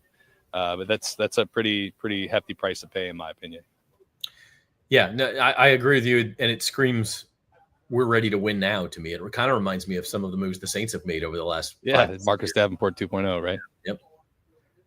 Other than that, any takeaways? I mean, there's 5 picks left in the first round, starting to look like the Saints won't hop back into the first round, or maybe they won't need to. We'll see. I don't know. That dark pick does change things. It does change things, I think, and we don't know what they feel about Shedeur Sanders. He's some people think he's the second best quarterback in this class. There might be some people who think he's the best quarterback in this class, but I think if they are going to make a move, they're probably going to have to go up ahead of the Browns to get him, or to get a quarterback. The Browns have the first pick of the second round. Like if they are going to make sure they go get a guy there, if there's a guy they really like, they're going to have to make a move here in the last 5 picks of the draft of the first round tonight, because I don't think you can count on the fact that Cleveland isn't going to take one of those guys 33rd overall. One of the great things Luke does every year at the end of Thursday night in the draft is a list of, there's usually 10 guys that you think the Saints are looking at in the second round. Yeah, 10 guys who kind of fit their profile. Outside of the quarterbacks, who have you got on that list? And obviously still 5 picks to go tonight.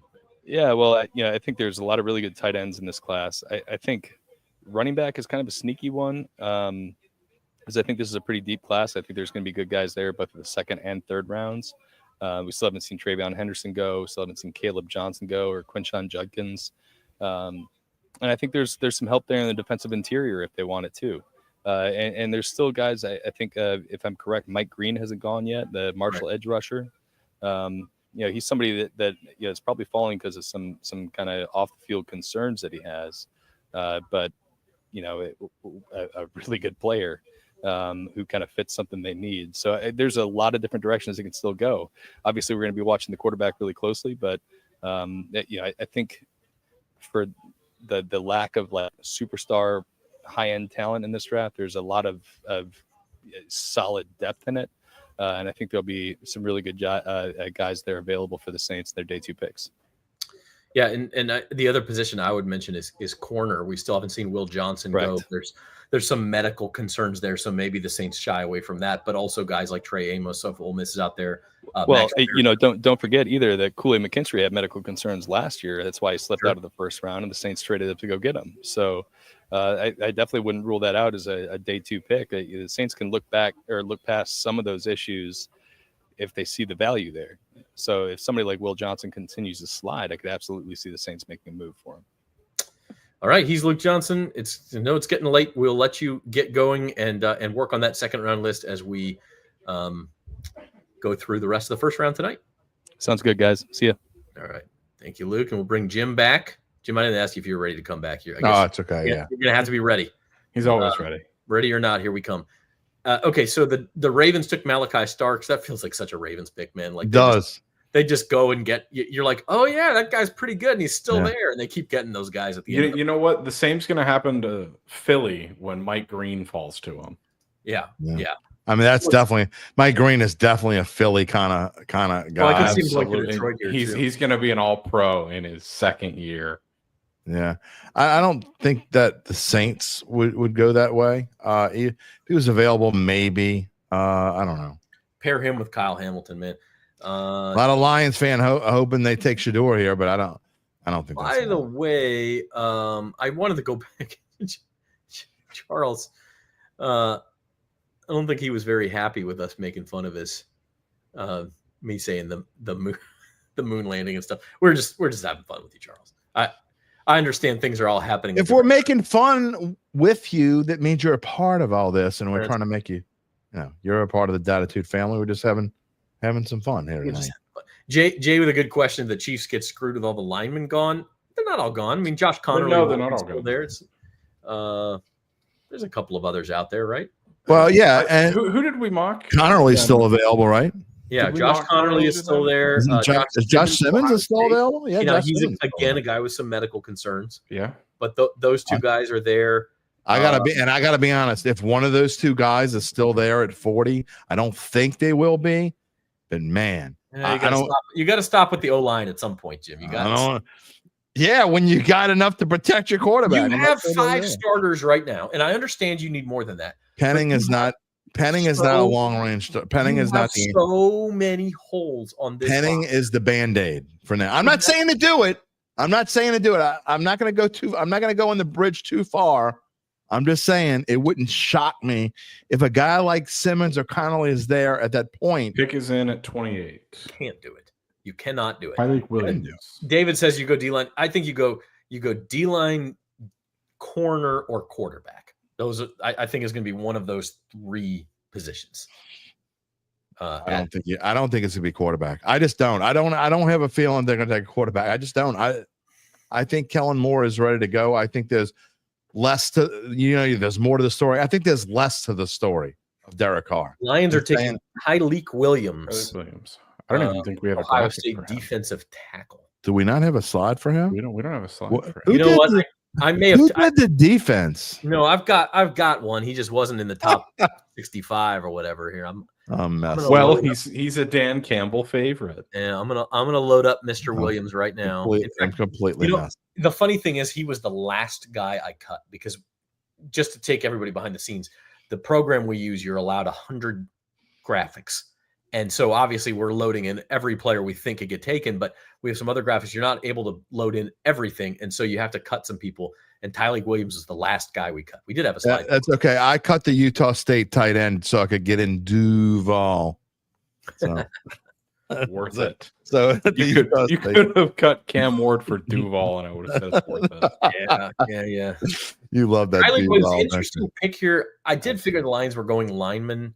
Tyleek Williams was not a guy with anywhere near a first-round grade. So 2.5 sacks, 8 tackles for loss. Bit of a well, he's a space eater, though. I mean, he's not one of those guys who's supposed to look. I mean, he's 330. Yeah, but I'm going to trust Dan Campbell when it comes to he's you can trust Dan Campbell. The tackles. Well, that's true. I guess we could trust Dan Campbell as long as we're not asking him whether he should go for it on 4th down or whether he should go for 2 or not. That's easy. The answer is yes. God. I didn't think that was going to come up in this draft. All right. Is this a spot right here? Commanders up next where you think Commanders are talking trade right now? Are they on the phone? Who would be trading with them? That's the Duval. All right, we got a request for it. I can never get enough of that. Had to honor. Oh man, that is the most. It's 10-17 and we're getting a little bit slap happy. Yeah, Commanders are a trade back spot. Sneaky running back spot, Trevion Henderson. I just don't know if they need. See, y'all, I'm gonna have to take a break. Y'all messed me up with the Duval thing. I don't know if they need running back enough to take one in the first round. Corner. I think this running back class is too deep. I keep saying corner. I'm like, I am shocked. You're just beating the corner. I mean, Will Johnson at this point would be a great fit. I mean, Jahdae Barron is the only corner taken. Am I right? Yeah. Unless Commanders before this morning, defensive line plus 160, safety plus 400. Now again, a lot of things have changed. That doesn't really mean anything at this point. I could see Boston College edge rusher. Oh yeah. How do you say his name again? Who? Donovan Eziraku. Eziraku, I think. Eziraku. Yeah. It sounds like a liquor. Chef says Nick Scorton. I think he could be a high upside player. He's a guy I could see the Saints looking at 3rd round. There's just not a lot of versatility there, is what a lot of people said. Somebody asked about Mason Taylor. What about Mason Taylor at 40? Chad Gage, you know. I feel the same way I felt about Tyler Warren at 9. Could you use another tight end? Sure, you could. Is that the priority? No. You need a corner. You need defensive line. You might need a quarterback. I don't know. What about Brian Cavett says that that's a good question. Brian, wait, wrong one. We're going too fast now. Brian Cavett says that Dr. Vitalis should walk off the stage and protest. So the NFL memes Twitter page just posted Shedeur Sanders is finally off the board, and they have him going to the Guangdong Tigers of the Korean League. That's just mean, man. You need to pile on. If you can have fun, you can have fun. I mean, we can't have fun. Are they gone from Saints camp? It's all right. Are we done with Saints camp for the night? That someone might have taken the podium and maybe they had to turn. Norm may have packed it up, man. He may have. Norm might have had to go to the bathroom. He's getting escorted out. If they trade back up, I'm calling Norm and telling him to put the camera back up. You got to, right? There's only 4 picks left. You got your 4 teams that were in the conference championship games. You got Commanders, Bills, Chiefs, Eagles. The Eagles and Chiefs have both been rumored at separate times this year or this week to be possibly moving up. So I see them not as trade down candidates. I think it's Commanders or Bills if it happens. I mean, like Mike Scaro says, if Mike Green's there at 40, take him for sure. Remember the last time a Marshall player kept sliding away? His name is Randy Moss. He had some character concerns as well. Exactly. And I think that worked out okay. Now, that does not mean I'm not making fun, Michael. I'm not making fun at all. I think so. The pick is in for the Commanders. They did not trade out. It's Josh Connerly. Okay. All right. The offensive tackle who was briefly rumored to be a possibility for the Saints at 9. I never bought that. It seemed way too high. No, it's way too early. But that's a good pick. I mean, I think the Shador chances, if I had to put a number on it, I think is about a 75% chance he falls out of the round. I think the only way the Saints would trade up at this point. The Saints aren't trading up. I think the only way they would is if the only quarterback they like is Jalen Milroe. I think Jalen Milroe is probably the Browns guy. I don't think so. I know why you guys are enamored with Jalen Milroe. I'm not. I see him as he's not. I am. I see him as a long-term project. He is not going to start in September. I don't disagree with that at all. No, neither do I. If you're Cleveland or New Orleans and you need a starter in September, he's not. I'm not talking about Cleveland. First of all, Cleveland's a bunch of dummies. So I mean Cleveland just needs trade, I think. I mean, but as far as what the Saints might do and why I think he'd be good for the Saints, and I get why you wouldn't want to use your second pick on that, but I think that there are so many things. If Jalen Milroe didn't work out at quarterback, I just think there's so many things you can do with Jalen Milroe to make him a prominent figure in your offense. I mean, it doesn't have to be a quarterback. I think that's where you like him to be. That's where you want him to be. And I get second round, 40th pick of the draft is high for that. But there's just so many things. You're talking about one of the top athletes in this draft. And I'm intrigued by the fact that, and Jalen Milroe just got picked? No. Okay. I think that the fact that with Kellen Moore and Doug Nussmeier working with this kid, I think could only improve his accuracy. I mean, yeah, it was bad. It was 60%, 62%, whatever it is. I just think that they could work with him and get him where he needs to be. I guess I have this, Jim. Yeah, go ahead. You hated Anthony Richardson. I do. What's different about Jalen Milroe? Well, Anthony Richardson, first of all, did not go to the right place. I think Anthony Richardson, the biggest problem I had with Anthony Richardson is that he climbed all the way to 5, which I thought was absurd. Or whatever pick. The inexperience factor. And so I thought that Anthony Richardson was fine as a project player. Like I wouldn't have had nearly the problem with him as a second round pick. If Jalen Milroe would have climbed up there and been in the top 5, I would have said the same thing. It's absurd. So I just think that's what, and I actually think Jalen Milroe is a better athlete than Anthony Richardson. I think Anthony Richardson is just this lightning fast dude.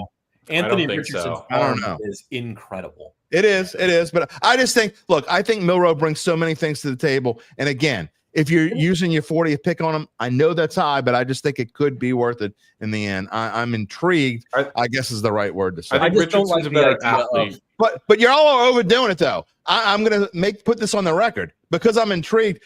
That doesn't mean I'm advocating for the Saints to pick him at 40. No, I'm just saying if they've been thinking about picking a quarterback in the second round, that's the one that I would probably be the one I would want to go get because I think he presents options that if he doesn't work out as a quarterback. All that being said, I don't want the Saints to go get a quarterback in the 40th pick. I don't want him to get a quarterback at all. I think they want to get him to quarterback next year. I actually agree with that last point, especially again. They say they don't have clarity on Derek Carr. I tend to believe that, at least in the general sense. I have to imagine that there has at least been some conversation of like, look, what are we 100%. talking 70-30 surgery? Are we talking 50-50? Are we 100%? Like you have to have some idea of how much you're rolling the dice by not taking a quarterback, right? Yeah, I think there's almost no chance they don't have a good idea. They might not know completely. They don't have to tell us. I mean, I don't even think it's some idea. I think it's a very good idea. I think neither side's telling you the whole story. It's like that and so they're just leaking out. Some people are leaking out little bits and pieces of what they want to leak out, and then some reporters, some quote unquote experts, are just running with this thing and making it out to be whatever it is. But yeah, and quite frankly, I mean, we've said all along, it's a game of chicken. Who's going to blink first? And quite frankly, like this, we will know which way the Saints are leaning on this when we see what they do with their next pick. That's correct. If they do not take a quarterback, that means that they are worried about Carr and whether he'll play next season. If they don't, and you're looking at 71 100%. Being your next pick, Milroe will be gone, Sanders will be gone, Shuck's probably gone. Now, maybe you think Shuck might fall and then you take him at 71, but I don't think, like, I think if we'll know with the next pick, and we'll talk about that, going forward here. Let's get to the end of the night and see who's left exactly. But I have a guy in mind that I would like to see the Saints take at 40 if they do not take let's don't call it out. I mean, we still got 3 more picks. So go ahead. This was something that you guys asked earlier, and we've now got an answer of sorts. Giants coach Brian Daboll just took the podium, and he said that Russell Wilson will be the team's starter. So I guess that answers that. I mean he's making the team, and Dart's making the team. I actually think most rookie quarterbacks should sit for a year. I agree. That's actually that is one of the arguments in favor of taking a quarterback if you're the Saints. I just think I'm not sure that I'm sold or that they're sold on any of these guys. But look at the history of rookie quarterbacks who were able to sit a year. They have a much higher success rate than guys who get thrown into the fire. Doesn't mean that it like it worked with Jaden Daniels last year, but like I think a lot of quarterbacks would certainly benefit from sitting a year behind a starter. And for a team like the Saints, not only does that give a quarterback some time to adjust and adapt and get some experience under his belt, it gives the Saints another year to build the team around him.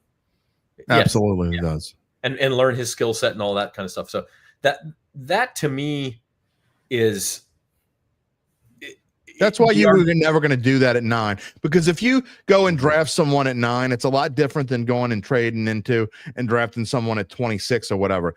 If you draft someone at 9, in my opinion, you can't afford, especially a team like this, you can't afford to let them sit for a year, because that means you need someone to come in and start right now. So that's one big difference, and that's why I don't think Dart was ever a realistic candidate to go at number 9. I didn't understand those odds at all. I mean, I think maybe the odds were just because of the talk. So, and I won't even say a team like this in reference to the Saints. I mean, if you're picked that highly, you just can't sit. Patrick Mahomes is probably the lone exception, but we saw it with Michael Penix last year. They planned to sit him, but halfway through the year, Eagles have moved up 2 spots, guys. They moved up to 30. There's, I assume, swapping. No, the Bills is picking. It says Bill selection is coming up right now on. Maybe this is for the Chiefs. The Eagles traded with the Chiefs. Okay, so the Bills will pick, and then the Eagles and Chiefs are, I assume, just swapping 30. They swapped, and then the Eagles sent them 164, which is why it still says Bill selection on TV. I mean, maybe they're no, they swapped with the Chiefs. Oh, okay. Yeah, so the Bills are going to pick. Bills first. are still on the phone. Eagles and Chiefs are just swapping one spot. The Eagles must take Maxwell Hairston, cornerback from Kentucky. That's who the Bills are taking? That's who the Bills are taking. Okay. So another final. Zach was right. He was the first rounder. Yeah. There it is. Yep. Finally, it's been a while. Gabe, you going to type that in the ticker? Yep. I got it. All right. So do we know what's going to happen at 30? So 31 and 32 just swap spots. Yeah. Okay. There you go. So no one there's your answer. So I think it's official now, right? The Saints are not trading back, and unless they trade with the Chiefs at 30. The Chiefs could trade back again. That would be your only. Right. That ain't happening. I mean, it's possible, but it's not happening. But it's at this point, very unlikely that anyone's trading back, that the Saints, anyone's trading into the first round. So your answer is Shedeur Sanders almost certainly, unless the Eagles are taking, because the Chiefs definitely are not. And the Eagles there's about a 2% chance they would take him. You don't think Shedeur Sanders beat out Patrick Mahomes to start next year? Yeah, right. Or any year for that And the matter. Browns have the first pick of the second round, so it's not like they've got to. I'm just saying, what did we say, Gabe? With you didn't come on. You had to work last Friday. We had this thing with was that 2 Fridays ago? Whenever it was with Doug Mouton, he was sure that Shedeur Sanders was going in the top 10. I said, well, I think I tell you what, if he goes in the top 10, I'll have you back on and I will apologize. But if he doesn't go in the first round, I think you need to come back on, and that was my prediction last week. There you go. Go ahead and book your next guest. Yeah, exactly. Who said this? Doug Mouton, WWL Sports Director. Yeah, Doug's one of those guys who's not shy about his opinion. So do we know? Have we? I'm trying to see if we don't have a Philly pick. Why would the Eagles trade up a spot? Did they? The only thing that makes sense is that someone else was going to jump into that spot, take who they wanted, and so they had to come in and say, "We'll offer a pick, 10 picks higher or whatever it is to get there first." It's the only thing and I think the Chiefs also know whoever could have been wanting to come up could have maybe wanted an offensive lineman. Philly isn't going to go offensive line. I think we know that. And I think that's what the Chiefs want. I think. Yeah. So why would you make the move there? Because I think the Philly Chiefs may want Nick Emmanwori. Alabama is taking Jahad Campbell. Alabama? You mean the Eagles? Or the Eagles? Sorry. Yes. Hold on. This graphic is a mess. It says it's Alabama linebacker Jahad Campbell, but the picture is Will Johnson. It was just updated. It is Jahad Campbell. So is Will Johnson? Is Will Johnson going to fall out of the first round too? It certainly looks like it. I don't think the Chiefs are going to take a cornerback. Jahad Campbell is the pick at number 30. Wow. Okay, let's change our. I'll do it. There you go. Another guy who had some medical concerns who fell, but that's again. I mean, here's another guy that was mentioned within the past couple of weeks as a potential Saints pick. That is. I never believed it. An Eagles thing to do, to be like, oh, y'all pass on this really good player who's probably a top 20 talent. Go ahead and take him at 31. I thought it was going to be Mike Green, but yeah, this makes. I really am starting to think Mike Green's off-field things may be a little more. I think so too. Like they've always been serious, but like you do some investigations as a team and you look and you find out and you go, okay, there's legs to that. We don't want to mess with that because these are some serious sexual assault allegations. It's 2 separate ones. I could see some teams looking at that and saying we don't want any part of that. I mean, you're also talking at the same time, and I never thought I would bring this up on a broadcast. I never thought I would talk about this, and I don't want to get in the weeds with this either. But you're talking about at the same time with all this stuff with Shannon Sharp going on. That would also help scare people away because you see what's going on. Now he's got to leave ESPN. I mean, teams might just be scared of it, period. Maybe they say, you know what? I don't know if it's true or not true. And they're digging and they still don't know if it's true or not true. And they're like, we're just not taking a chance. Well, here's the thing I will say. I mean, I don't think any of us are saying they're not serious allegations. They absolutely are. But there are some teams in the NFL that are willing to overlook that. And I think Philly is one of the teams that has shown that in the years.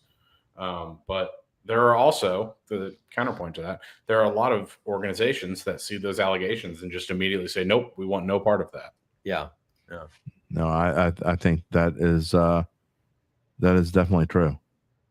All right. No, this is not somebody saying it's going to be the pick. Somebody saying they want Luther Burden. I know you would be happy to see Luther Burden go in the first round. Zach Ewing. Yeah, well, I'm telling you what, man, he's going to be a steal for somebody because he has slid because of supposed character concerns also. But we talk about Mike Those Green's damn Mizzou guys. But I mean, like, look, Mike Green's character concerns were the guy was like accused of sexual assault by 2 different women. Luther Burden's supposed character concerns are he like pouted on the sideline because his team was losing by 30 points to Alabama. I want a guy who's pissed off he's losing by 30. Why is that a character concern? Like, I don't know. To me, it doesn't make any sense that he slid out of the first round. And it would be such a Chiefs thing to do, to be like, oh, by the way, this guy was considered a top 10 talent last year. He's not hurt or anything. Yoink, we'll go ahead and take him and get I'll tell you this. second best receiver in the draft at number 32. There's a team in the AFC South picking at 34 who has shown in the last year that they don't mind taking a guy who pouts on the sideline. Could be. He could be a Houston Texan. It's true. I hope he is. By the way, Jihad Campbell was the 15th SEC player taken in the first round. The over-under was 14.5. So it took to pick 31, but the over hits. Yeah, I didn't hardly bet anything. You only had one SEC player in the first 6 picks, which was expected, right? It was only Will Campbell was the only one. But after that, they started coming fast and furious. You had Armand Membu, Kelvin Banks, Michael Williams, Tyler Booker, Jalen Walker, James Walter Pierce. Nolan, Shamar Stewart, Jahdae Barron, Matthew Golden, Jackson Dart, James Pierce, Malachi Starks, Maxwell Hairston, and now Jihad Campbell. I didn't mean to name them all, but I got going. Doug Mouton says for sure he will make an appearance to talk Shadour's second round, but he also made sure to add in Rod Walker's poll, he got Kelvin Banks right. I made sure to say that. Well, okay, Mel Kiper. Exactly. Come on, Dr. What is Dr. Vitalis doing right now, by the way? I might have to turn this on. Oh, man. All right, so as we get to pick 32 here, I'm just going to ask. I don't think either one. I think we'd probably both say we're surprised at the lack of surprises. There were surprises. There's always surprises, but I got to say there probably weren't as many as I thought there were. But I'm going to ask you, Zach, first. What is your biggest surprise of the night? So my biggest surprise in terms of impact.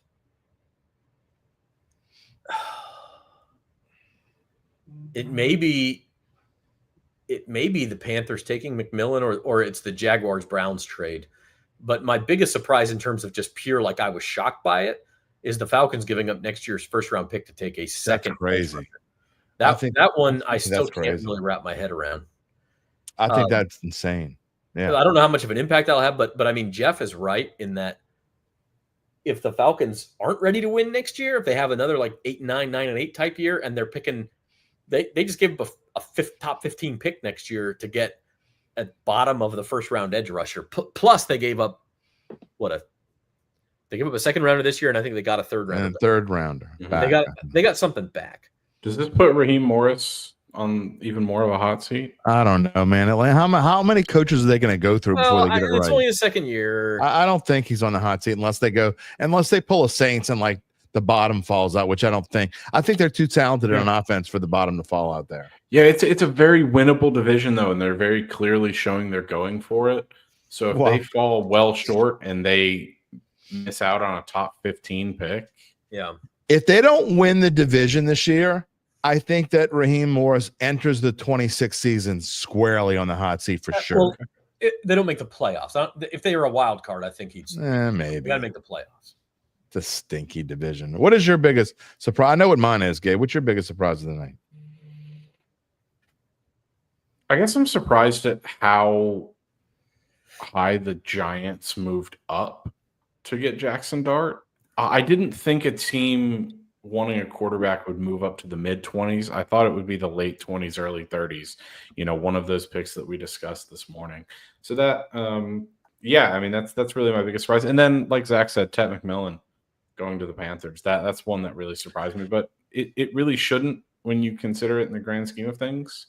Mine, my biggest surprise tonight was just typed into the comments. I am shocked that Colston Loveland went before Tyler Warren. And not only that Tyler Warren fell to 14. The Indianapolis Colts, probably the Colts and the Falcons back-to-back 14 and 15. That is not the biggest surprise. You play darts. I'm not dumb. That's the only reason why you're still up. It isn't because of us or whatever. You're only up because you play darts tonight. The Colts and the Falcons both did cartwheels. When Tyler Warren fell to 14, there's no question that's what the Colts wanted more than anything. At minus 220 at tight end, and the fact that they were able to get the best, I don't care what anybody says, Tyler Warren's the best tight end in this draft class. I mean, some people had him going like 6 or 7 at some point. And the Falcons getting Jalen Walker, who just, again, a couple of weeks ago was probably a top 5 pick, or at least a top 7 pick. So back-to-back Colts, Falcons getting Tyler Warren, Jalen Walker.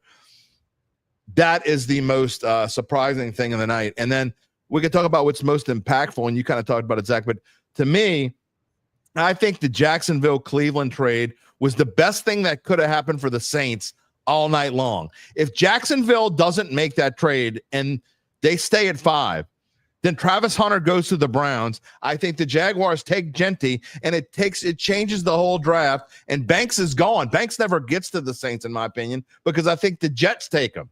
And so I just think that set the wheels in motion for the Saints to be able to get Kelvin Banks, in my opinion. That trade was the biggest thing for the Saints all night long, and it didn't even involve the Saints. As we see, the 32nd pick of the draft is Josh Simmons, the offensive tackle for Ohio State. So there answers that question. That made a lot of sense. The Chiefs were always going to take an O-lineman, and he was by far the best O-lineman left. Who did we have going to the Chiefs? We had going to the Chiefs Donovan Jackson. Okay. We went a few picks ago. Yeah. He's already taken. We had to the Eagles, we had Kenneth Grant. He went. There's a surprise. You want to talk about surprises? Oh, that was kind of a reach. And then the Bills took Maxwell Hairston, and we had them taking a Marion Hampton. Here is your completed first round. Marion Hampton is again a lot of offensive linemen. Let's count up the offensive linemen here.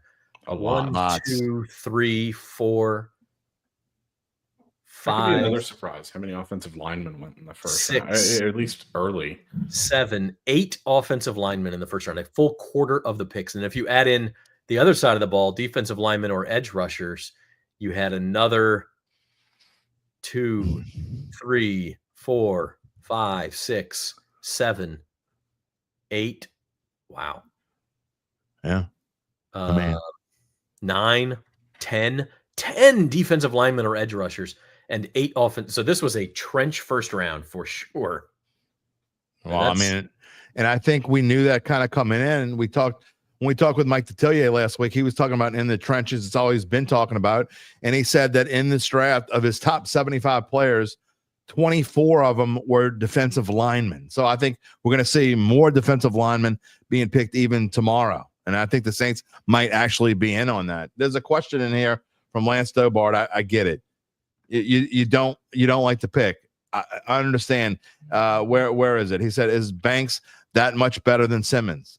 I mean, how many times do we have to say? I think we've talked about this. You could shuffle picks up. There was a hierarchy, like after the top 3 or 4 picks, you could shuffle 5 through 32, throw them up in the air, and would you have been super shocked to where any of them landed? Maybe a couple guys here and there, but. So the answer is probably not, but he fit the Saints better than Simmons did. Real quick, 2 things. Number 1, Josh Simmons tore his patellar tendon last October. So there's a medical concern there that would scare some teams off, understandably so. And if the Saints had taken Josh Simmons, that's what everybody would have said. How can you take a guy with a knee injury? Exactly. So number 1, that's you have to consider that. Number 2 is, again, this was a flat draft. Between like 10 and 40, a lot of these guys were a little bit throw them in the hat, and you might like one guy better and I like another guy better. And that was one reason it was hard to predict after pick about the time the Saints started to pick. It was a little bit hard to predict. Now, I am more surprised they didn't go for Jalen Walker. Again, that was a situation where we were going to find out if they still had a type at edge rusher, because if you were starting to consider the smaller, quicker edge rushers, then you would have taken Jalen Walker there. Obviously, they're not. Because Adam Burkett, actually, a good comment. It goes to what you're talking about. After Atlanta, Carolina going Pearson Walker, would be happy that Banks and Fuaga are out there. Absolutely. I mean, even more important now. Lance says, he says, I get the pick. I get the need. Don't disagree. But I told you weeks ago, Lance. Banks was my favorite offensive tackle on the board. I would have taken Walker. I would have taken Walker, but again, I understand the Saints have a type. And okay, but I think what he's asking though is, would you have taken Simmons or Banks? Oh, Banks. I don't think that's what he's asking. He says I would have taken I think Banks. he's talking about He was considering Simmons at 9. Come on, that's not what he's asking. Me personally, the only maybe I'm wrong. The only two tackles that you can compare to Banks are the two guys that went ahead of him. And can I read personally, guys? Banks was my favorite. I'm not an expert, but he was. I looked this up earlier, by the way, and I forgot to read it. Georgia and Texas played twice last year. Okay, said what you said, Zach. You said you were right. Okay. Yeah. Georgia and Texas played twice last year. They played in Austin. You guys remember that game? Georgia just lost, I think, to Alabama, and Texas was like #1 in the country. Georgia. Yep. Jalen Walker had 8 tackles and 3 sacks that night. Now, I don't know how much he was matched up with Kelvin Banks or anything, but he wreaked havoc in that game. And then they played again in the SEC championship game. Georgia won again, and he was a little quieter. He had 3 tackles and 1 sack. I believe that was the only sack that Banks gave up, and I really wouldn't attribute it to him. I saw a highlight of it earlier. You're talking about SEC championship game? No. In the game in Austin. Oh, one of the 3 in Austin that he had. Okay. Yeah, I believe, and it was really on Quinn Ewers for standing in the pocket for way too long. A lot of craps on Quinn Ewers. Look, how far is? I mean, I don't know. Let him fall. Man. I was going to say, you want to talk about quarterbacks who I don't want on this fall. roster? That's one of them. Man, everyone, including myself, so high on he's him not a coming good into the quarterback. year. I know. And he just plummeted. Whose stock dropped more than Quinn Ewers throughout last year's college football season? Shedeur Sanders. Okay. This is actually interesting. Dropped during the draft. Lance is right about this. Banks was hurt in the SEC championship game. He didn't play. So it's interesting that Walker had a better day in Austin. Again, that doesn't mean he was lining up over Banks. He's a middle linebacker, so he can move around where he wants, and he may have been avoiding Kelvin Banks for all we know. Yeah. All right. So let's reset for tomorrow before we sign off tonight. Let's reset. The Browns have the first pick. Is it Shedeur Sanders, guys? I mean, do we think that they're just going to go ahead and take him and get their quarterback here? I think it's 50-50. I really do. I mean, I think it's him or Milroe. I hate to be wishy-washy, but I'm not. Look, they weren't fired up enough to come back and get a quarterback. Obviously, they have tons of needs because they were terrible too. But who plays quarterback? I don't know. I'm not 100% sold that they're taking a quarterback. I'm just not. I think maybe it's a little better than 50-50. They take Shedeur Sanders there, but it wouldn't surprise me at all if they didn't. That seems like the right pick for the Browns. I mean, what are you really going to start Kenny Pickett? I mean, they weren't interested. They weren't interested in him. He was never rumored before. And when they traded down, no one was even talking about him potentially going there. Remember, it was either 3, 9, or 21. Well, when the Browns traded down, you would think that someone would say, well, the Browns are in play for Shedeur Sanders, which means that he's never really been on their radar. Now, that doesn't mean anything in the grand scheme of things. I'm just saying that I'm not sold that they want a quarterback there. The other thing is, if you really believed in Shedeur Sanders and you're the Browns and you have the 33rd pick, you trade up, even if it costs you a 3rd rounder or something, so that you can get the 5th-year option on the guy, right? Mm-hmm. They didn't do that. So even if they take him, it's a little bit of a lukewarm, like, yeah, all right, we'll take you in the 2nd round. But I'm fascinated to see the Saints. So the Saints pick 8th tomorrow, slightly higher than they picked in the 1st round, because I think there was like a coin flip thing with them and the Panthers, and whichever team wins it in the 1st round, that the other team gets it in the 2nd round. So the Saints will pick 40th. What do we think? Oh, it's a tough one. I'm going to go with what you were talking about, and I'm going to lean back on Mike Detillier, although I didn't necessarily agree with him with Tyler Warren. I think this is where maybe you do go back defense here. And so I think it's one of two things.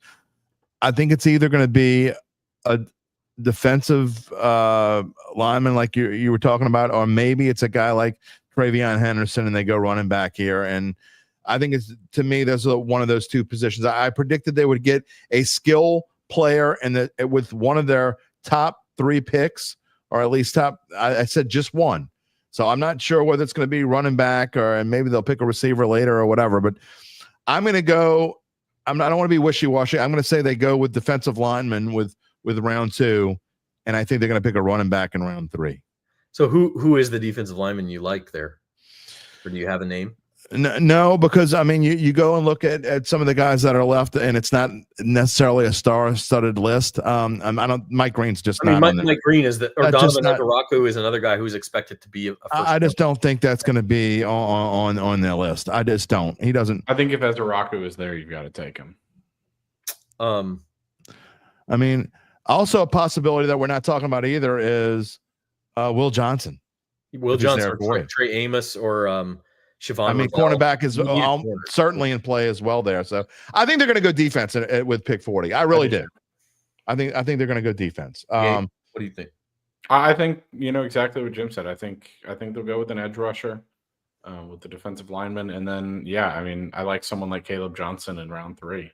Okay, so you just took the name that I was going to. I don't think Caleb Johnson's going to be there in round 3. I don't either. But I would not hate it. So do I. I would not hate it at 40. He's probably my favorite running back left. Yeah. Caleb Johnson, the beast, Dane Brugler has him ranked as the 44th. That doesn't mean that he has him as going 44th. He thinks he has him as the 44th best player in this draft and the 3rd overall running back. So ahead of Henderson and Judkins. As someone who watches a lot of Iowa football, because I'm an absolute sicko, you are a sicko. Good. I think Caleb Johnson is the second best running back in this class behind Ashton Jeanty. And that's saying a lot because this is a deep running back class. But I like him better than Hampton, and I like Hampton. I like him better than either of the Ohio State guys. Do you want an intriguing pick for round 3? Since I'm probably not going to be on again until we do a show either Saturday afternoon or Monday. I'm not sure when the next attitude is going to be, but here's an intriguing name for you because he reminds me, Trey Amos, if he's there. Ahmed, I think it's a possibility. But how about this in the 3rd round? There's a Tennessee running back on the Saints roster right now that was drafted in the 3rd round. His name is Alvin Kamara. You know who looks a lot like Alvin Kamara? Dylan Sampson. Wouldn't that be an interesting pick in the 3rd round? And again, you'd have lightning. So, but Alvin Kamara is not going to be here much longer, and he could be the heir apparent. I just think that would fit in a Kellen Moore type system. I think that would be an interesting pick in the 3rd round. If anyone doesn't know how deep this running back class is, it really is. Just deep as one in a long time. Just do me a favor and go Google Sampson's stats from last year. That's all I'll say. Really good. They're really good, man. He can bust it, man. I think he's going to be a really good player in this league. I think he's an Alvin Kamara type. He's probably not as tough, I guess is the right word, as Kamara, but maybe he is and maybe he isn't. I don't think we knew how tough Kamara was when he came into the league. No, we don't know a lot about any of these guys. The other name that I will throw out, and it is a new position that is another need. Iowa State wide receiver Jaden Higgins. Yeah. 6'4", 214, big target, can go get 50-50 balls over the middle. Saints don't have that, man. No. Like I love Luther Burden, but Luther Burden's not that guy. He's smaller. He's 6 foot. He's more of a yards after the catch type guy. Jaden Higgins of Iowa State, very intriguing to me. If you do go with a skill position, you know what, Zach? Reminds me of Nico Collins. All these things we're talking about right now are all more important, all bigger needs than quarterback. If you're not going to go get a quarterback that can start right now, all these things that we're talking about, in my opinion, are way more important than getting a quarterback right now who either won't play or doesn't deserve to play and isn't. I mean, if he's better, if there's a quarterback that's better than Spencer Rattler that's on the board right now, and y'all know what I think about Spencer Rattler. If there's a quarterback on the board that's better than Spencer Rattler right now, he's not that much better than Spencer Rattler. He's just not. And so all these things that we're talking about, I think they have to go get these things we're talking about and forget about quarterback right now. There is absolutely a universe in which, like you roll the dice and say, we're going to have Derek Carr start one more year. And if the health thing doesn't work out, and he does need surgery and he can't play, well, then it's Spencer Rattler's season. And maybe you go get a veteran to, in case the bottom falls out and Rattler is stick. You've got Teddy Bridgewater or Ryan Tannehill or somebody, to take over Andy Dalton, to take over in case of in case of a disaster. But, and then if it is terrible, well, look, then you've got a high pick next year and it's a great quarterback class next year. So I think that's possible. It still feels also very possible the Saints take a quarterback. Yeah, it is. And I agree with what you said earlier, Zach. I think we learn a lot by what the Saints do at 40. If they think if they think there's at least even a 50-50 chance that Derek Carr can't play, then I think they take a quarterback at 40, even though I wouldn't do that. Doesn't matter what I think, but I think they will if that's what they think they need to do. If they are fairly certain or better that Derek Carr is coming back, they're not going to take a quarterback at 40. They're going to let Derek Carr be the bridge, and they'll go get their quarterback either in the 2026 draft or find some way in free agency, even though they won't have any money in 2026. We'll see. And David, this is to me, this is the most likely. If they take a quarterback at 40, I think Tyler Shucks is the most likely. I think if you take Tyler Shuck at 40, you're admitting that Derek Carr is not going to play next year. No, that's what I'm saying. For sure. They're going to have to show their cards anyway. Worried about Carr. But I think the only way that you draft Tyler Shuck is if he's going to start, because I don't think you want to draft a 26-year-old to sit him for a year. Yeah. Normally, I agree because, like I said with Kelvin Banks, I'm a big age guy. Like, what did they do against older competition in college? The exception for me is quarterbacks because they can play till they're 40. So I don't, if he works at 26 and he's going to be your quarterback for the next 10 years, I don't care. He can play at 36. That's no problem. And that's not happening with skill positions or linemen because they're going to age once they start getting into their 30s. Quarterbacks keep going. So the age matters. 100%. I just don't think you're going to wait until someone is 27.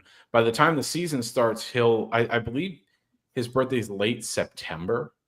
I don't.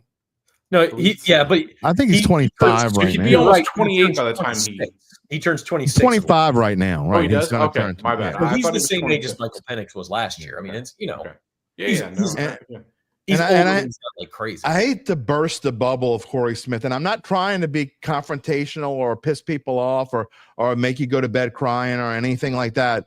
The quarterback position is not wide open. If Derek Carr is going, and again, like Zach said, if they go take a quarterback at 40, it means they don't know about Derek Carr and he's probably hurt and they're going to wash their hands or whatever. But if they don't take a quarterback, it means they think that Derek Carr is going to be here for camp. And if he's here for camp, he's 100, not 99.9, not 99.2.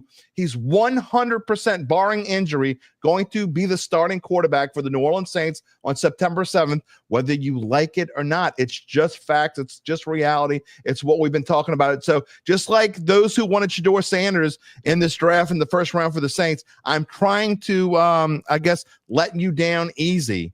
Even if you don't like it, even if you think he's the worst thing ever, that's what reality is. They're not going to let $70-80 million, whatever it is cap-wise, over the course of the next two seasons, sit on the bench. Well, it's and not going to happen. He's your best chance at winning, by Correct. the way. I do think it won't like him. I do think it's hilarious. This is what I think the Saints would like to do, Jay. They would like to stay away from quarterbacks and just stockpile talent.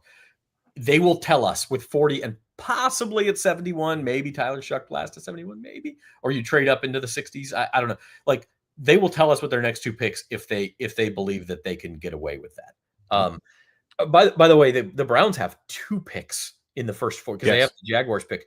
So Sanders would not necessarily have to be their first pick tomorrow. They also have the 36th overall pick. So here's who's picking ahead of the Saints tomorrow. It's Browns, Texans, Titans, Browns again, Raiders, Patriots, Bears. And the Bears, by the way, sandwich the Saints. They have another pick at 41. So they have 39, then Saints at 40, then Bears at 41. I know Dion said Moore just took the podium, by the way, on Airline Drive. I know Dion said that Shedeur wouldn't sit for a year, but if he can fall to the Raiders, would the Raiders consider taking him and sitting him for a year? Yeah, it's possible. They're the Raiders, so you never put anything does Dion past get them? a say in it? I mean, I don't think he does, but I mean, it would be embarrassing to say no to someone who drafts you finally in the second round. If we don't think the Saints want him, and maybe we're wrong, but if the Saints don't want him and the Browns don't want him, well, here's my question: 42. Could the Jets take him? Adam Schefter just posted a really interesting note. So we're heading into the second round tomorrow night. There's only been one quarterback drafted in the second round over the last 3 years, and that was Will Levis. Yeah, well. So how far do these quarterbacks? That's because usually a lot go in the first round. Though. Yeah, they do, but I mean, we've heard all along how bad this quarterback class is. If the Saints and the Browns don't go quarterback, how far do they slide? Jets at 42, Niners at 43 if they don't want to pay Brock Purdy. Maybe. By the way, just throwing. This is the only thing I'm going to say on this, but I just have to because I can't resist. But we sound like Karlov because we tell you reality. We sound like Karlov. I'm not telling you what I think should happen or shouldn't happen. Just telling you what's going to happen. Doesn't mean where's the y'all coming from? Y'all. Yeah, I think you and Zach who's spoken on Carr extensively in the last few minutes. Garen, get out of here. Guarantee the Saints draft a quarterback. Guarantee. That's your kind of guy, Gabe. He's making Do a guarantee. Do me a favor, Nash. Go back, rewind 4 hours and 20 minutes. We've been on for a while. There are more spots for a QB than I would have thought. If the Browns, you got Jets, Niners, Colts, Rams, all in the 40s. All those I could see where, it's different situations, but you could see one. What did the Rams get again for that trade? The Rams got the Falcons' second round pick, which is 46, and then they got next year's first. And I think they had to. That is a hell of a trade. Their third. Am I right? That is a hell of a trade for the Rams. That I think really they had to give the Falcons. The Rams are up there with the Ravens and the Eagles. And I alluded to it earlier. Yeah. No matter what they do, it just seems like they win every year in the draft. Yeah. It is actually really interesting. The Atlanta Falcons with those trades they made, they don't have another pick until 101. Wow, that's interesting. They only have 3 more picks. They have that pick, they have a 4th rounder, and they have a 7th rounder. That's all they got for the rest of the draft. So, and they don't have a 1st rounder next year. So they better be ready to win. That's why I said what I said earlier. I mean, they're in full win now mode. Zach, tell everybody what the plans are for tomorrow. Yeah, we'll go live. Probably Saints pick 40. So I don't think we'll go on the air right when the second round starts, although I'm considering it just because trade ups are a possibility. But certainly by around pick 35, 36, I'll be on the air. Gabe, are you going to be around?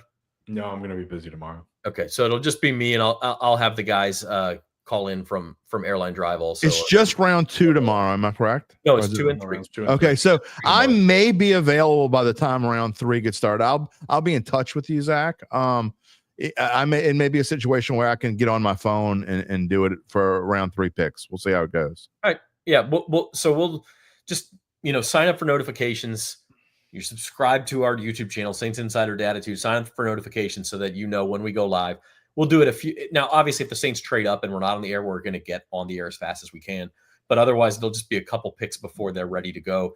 We'll talk about that. Y'all know we get the picks before they're announced on TV. So, 3-4 picks away, start looking for that notification, but subscribe to the channel, sign up for the notification, and we'll see you tomorrow. I do need to say one more time that our NFL draft coverage is brought to you by Tulane Doctors, now seeing patients at East Jefferson General Hospital and across the greater New Orleans area. From primary care to specialty services, Tulane Doctors are there for you because healthcare should be simple, personal, and accessible. Call 504-988-5000 or visit TulaneDoctors.com to make an appointment. All right, boys, final thoughts. Gabe? I really like what the Saints did. I've emphasized that throughout the night, and I'll say it one more time. I said it on Datitude a few weeks ago. I love the pick. I know a lot of people aren't excited. As someone who's watched him a lot, I'm very excited for the Saints. If meteorologists get to toot their own horn when they're right, like once every other week, then I certainly am going to take a chance. I've been saying offensive line for 3 months. I think it was absolutely the biggest need. There was no quarterback. Even if Cam Ward somehow they could have found a way to get him, I think that's what they had to do. And I agree with Gabe that I think where the Saints, I would have rathered Campbell or Membu. However, when the Saints drafted, Banks to me was the best lineman on the board. He checks every box for this team. He absolutely needs to be there. That's what the Saints needed to do. I hope they continue. This is just one pick. I hope they continue doing this tomorrow. So my opinion is, if you get Milroe, fine. To me, that's the only quarterback I'm interested in tomorrow. Literally, that is the only quarterback I'm even kind of interested in. Otherwise, go with what we're talking about. Go defensive line, go cornerback, go wide receiver or running back. One that could be your next 3 picks from those spots. I hope that's what we do. We will find out. Lance says he's for 3 months, smoke coming out of my ears. I have been screaming O-line, and they did it. So I give them a huge thumbs up. And also, one last thing before we go off the air, want to give a big shout out there. Well, a lot of my Datitude family here tonight. I thank y'all so much for coming over. Make sure you subscribe to the Saints Insider page, and I hope you Saints Insider fans come and listen to Datitude. All of y'all, even if you don't agree with me, because that's the one thing we do. We talk to you, and we love to talk to people that don't agree with us. We have fun. Gabe and I have fun with the people that, even the ones that don't agree with us. So come on over. Yeah, my final thought real quick is I just think the juxtaposition of the Saints and the Falcons is super interesting to me. Yes. Saints made a very safe pick. They made a pick that tells me they're in this with Kellen Moore for the long haul. They want to build from within. That doesn't mean that they're going to be great in 2025. Doesn't mean they're going to be terrible. We'll see what happens with Derek Carr. I think pick 40 is a huge telltale sign of what Carr's status is or what they think it might be. So we'll see about that. And then on the other side, you have the Falcons, who just now Jalen Walker fell to them. That was a stroke of luck for Atlanta, and they have to be dancing in the streets. But even when they got Jalen Walker, they still sacrificed their 2nd round pick and next year's 1st round pick. Let me say that again. This year's 2nd round pick, a top 50 pick, and next year's 1st rounder could very well be a top 20, top 15 pick to get another thumbs up to the Falcons. So it's got to be now for the Falcons. That is not a move you make if you're thinking, oh, we'll win in 2 years. You got your quarterback in the top 10 last year. You cut bait with Kirk Cousins, and you doubled up on edge rusher. All very, very aggressive moves. And so the difference between that and the Saints standing back and saying, let's take a deep breath and let's build our O-line is the takeaway for me tonight. But yeah, look, there's still over 200 people watching the stream. We've been at it for 4.5 hours. So every year I kind of dread this night and look forward to it simultaneously because it's a grind, but you all make it worth it. Goes by fast, man. It went by 4 hours and 30 minutes. Don't get me wrong. It wasn't like a blink of an eye, but it went by super fast. So I enjoyed it. Thank you guys for being here and making this fun and watching it. And again, we'll be back tomorrow. We're going to dart in and out. It's going to be separate broadcasts. So again, sign up for the notifications because that's how you're going to know when we go live, because I'm not staying on between picks 40 and 71. I'm not doing 5 hours tomorrow night. But I will be on, and we'll see if we can get Jim on or some of the guys, our Saints crew, on for pick 40 and some reaction. We'll stay on for a little while, and then we'll come back on for 71 and 93. Or if the Saints make any trades, of course, we'll get on as soon as possible. So sign up for those notifications. Super important. Subscribe to the channel. Hit the bell for notifications. I understand notifications are a pain in the ass. If you want to turn them off after tomorrow, I understand. But get them on there for tomorrow so that you know when we go live, and we will see you then. All right, guys. Good night. Thank you again, and happy draft day. See you tomorrow.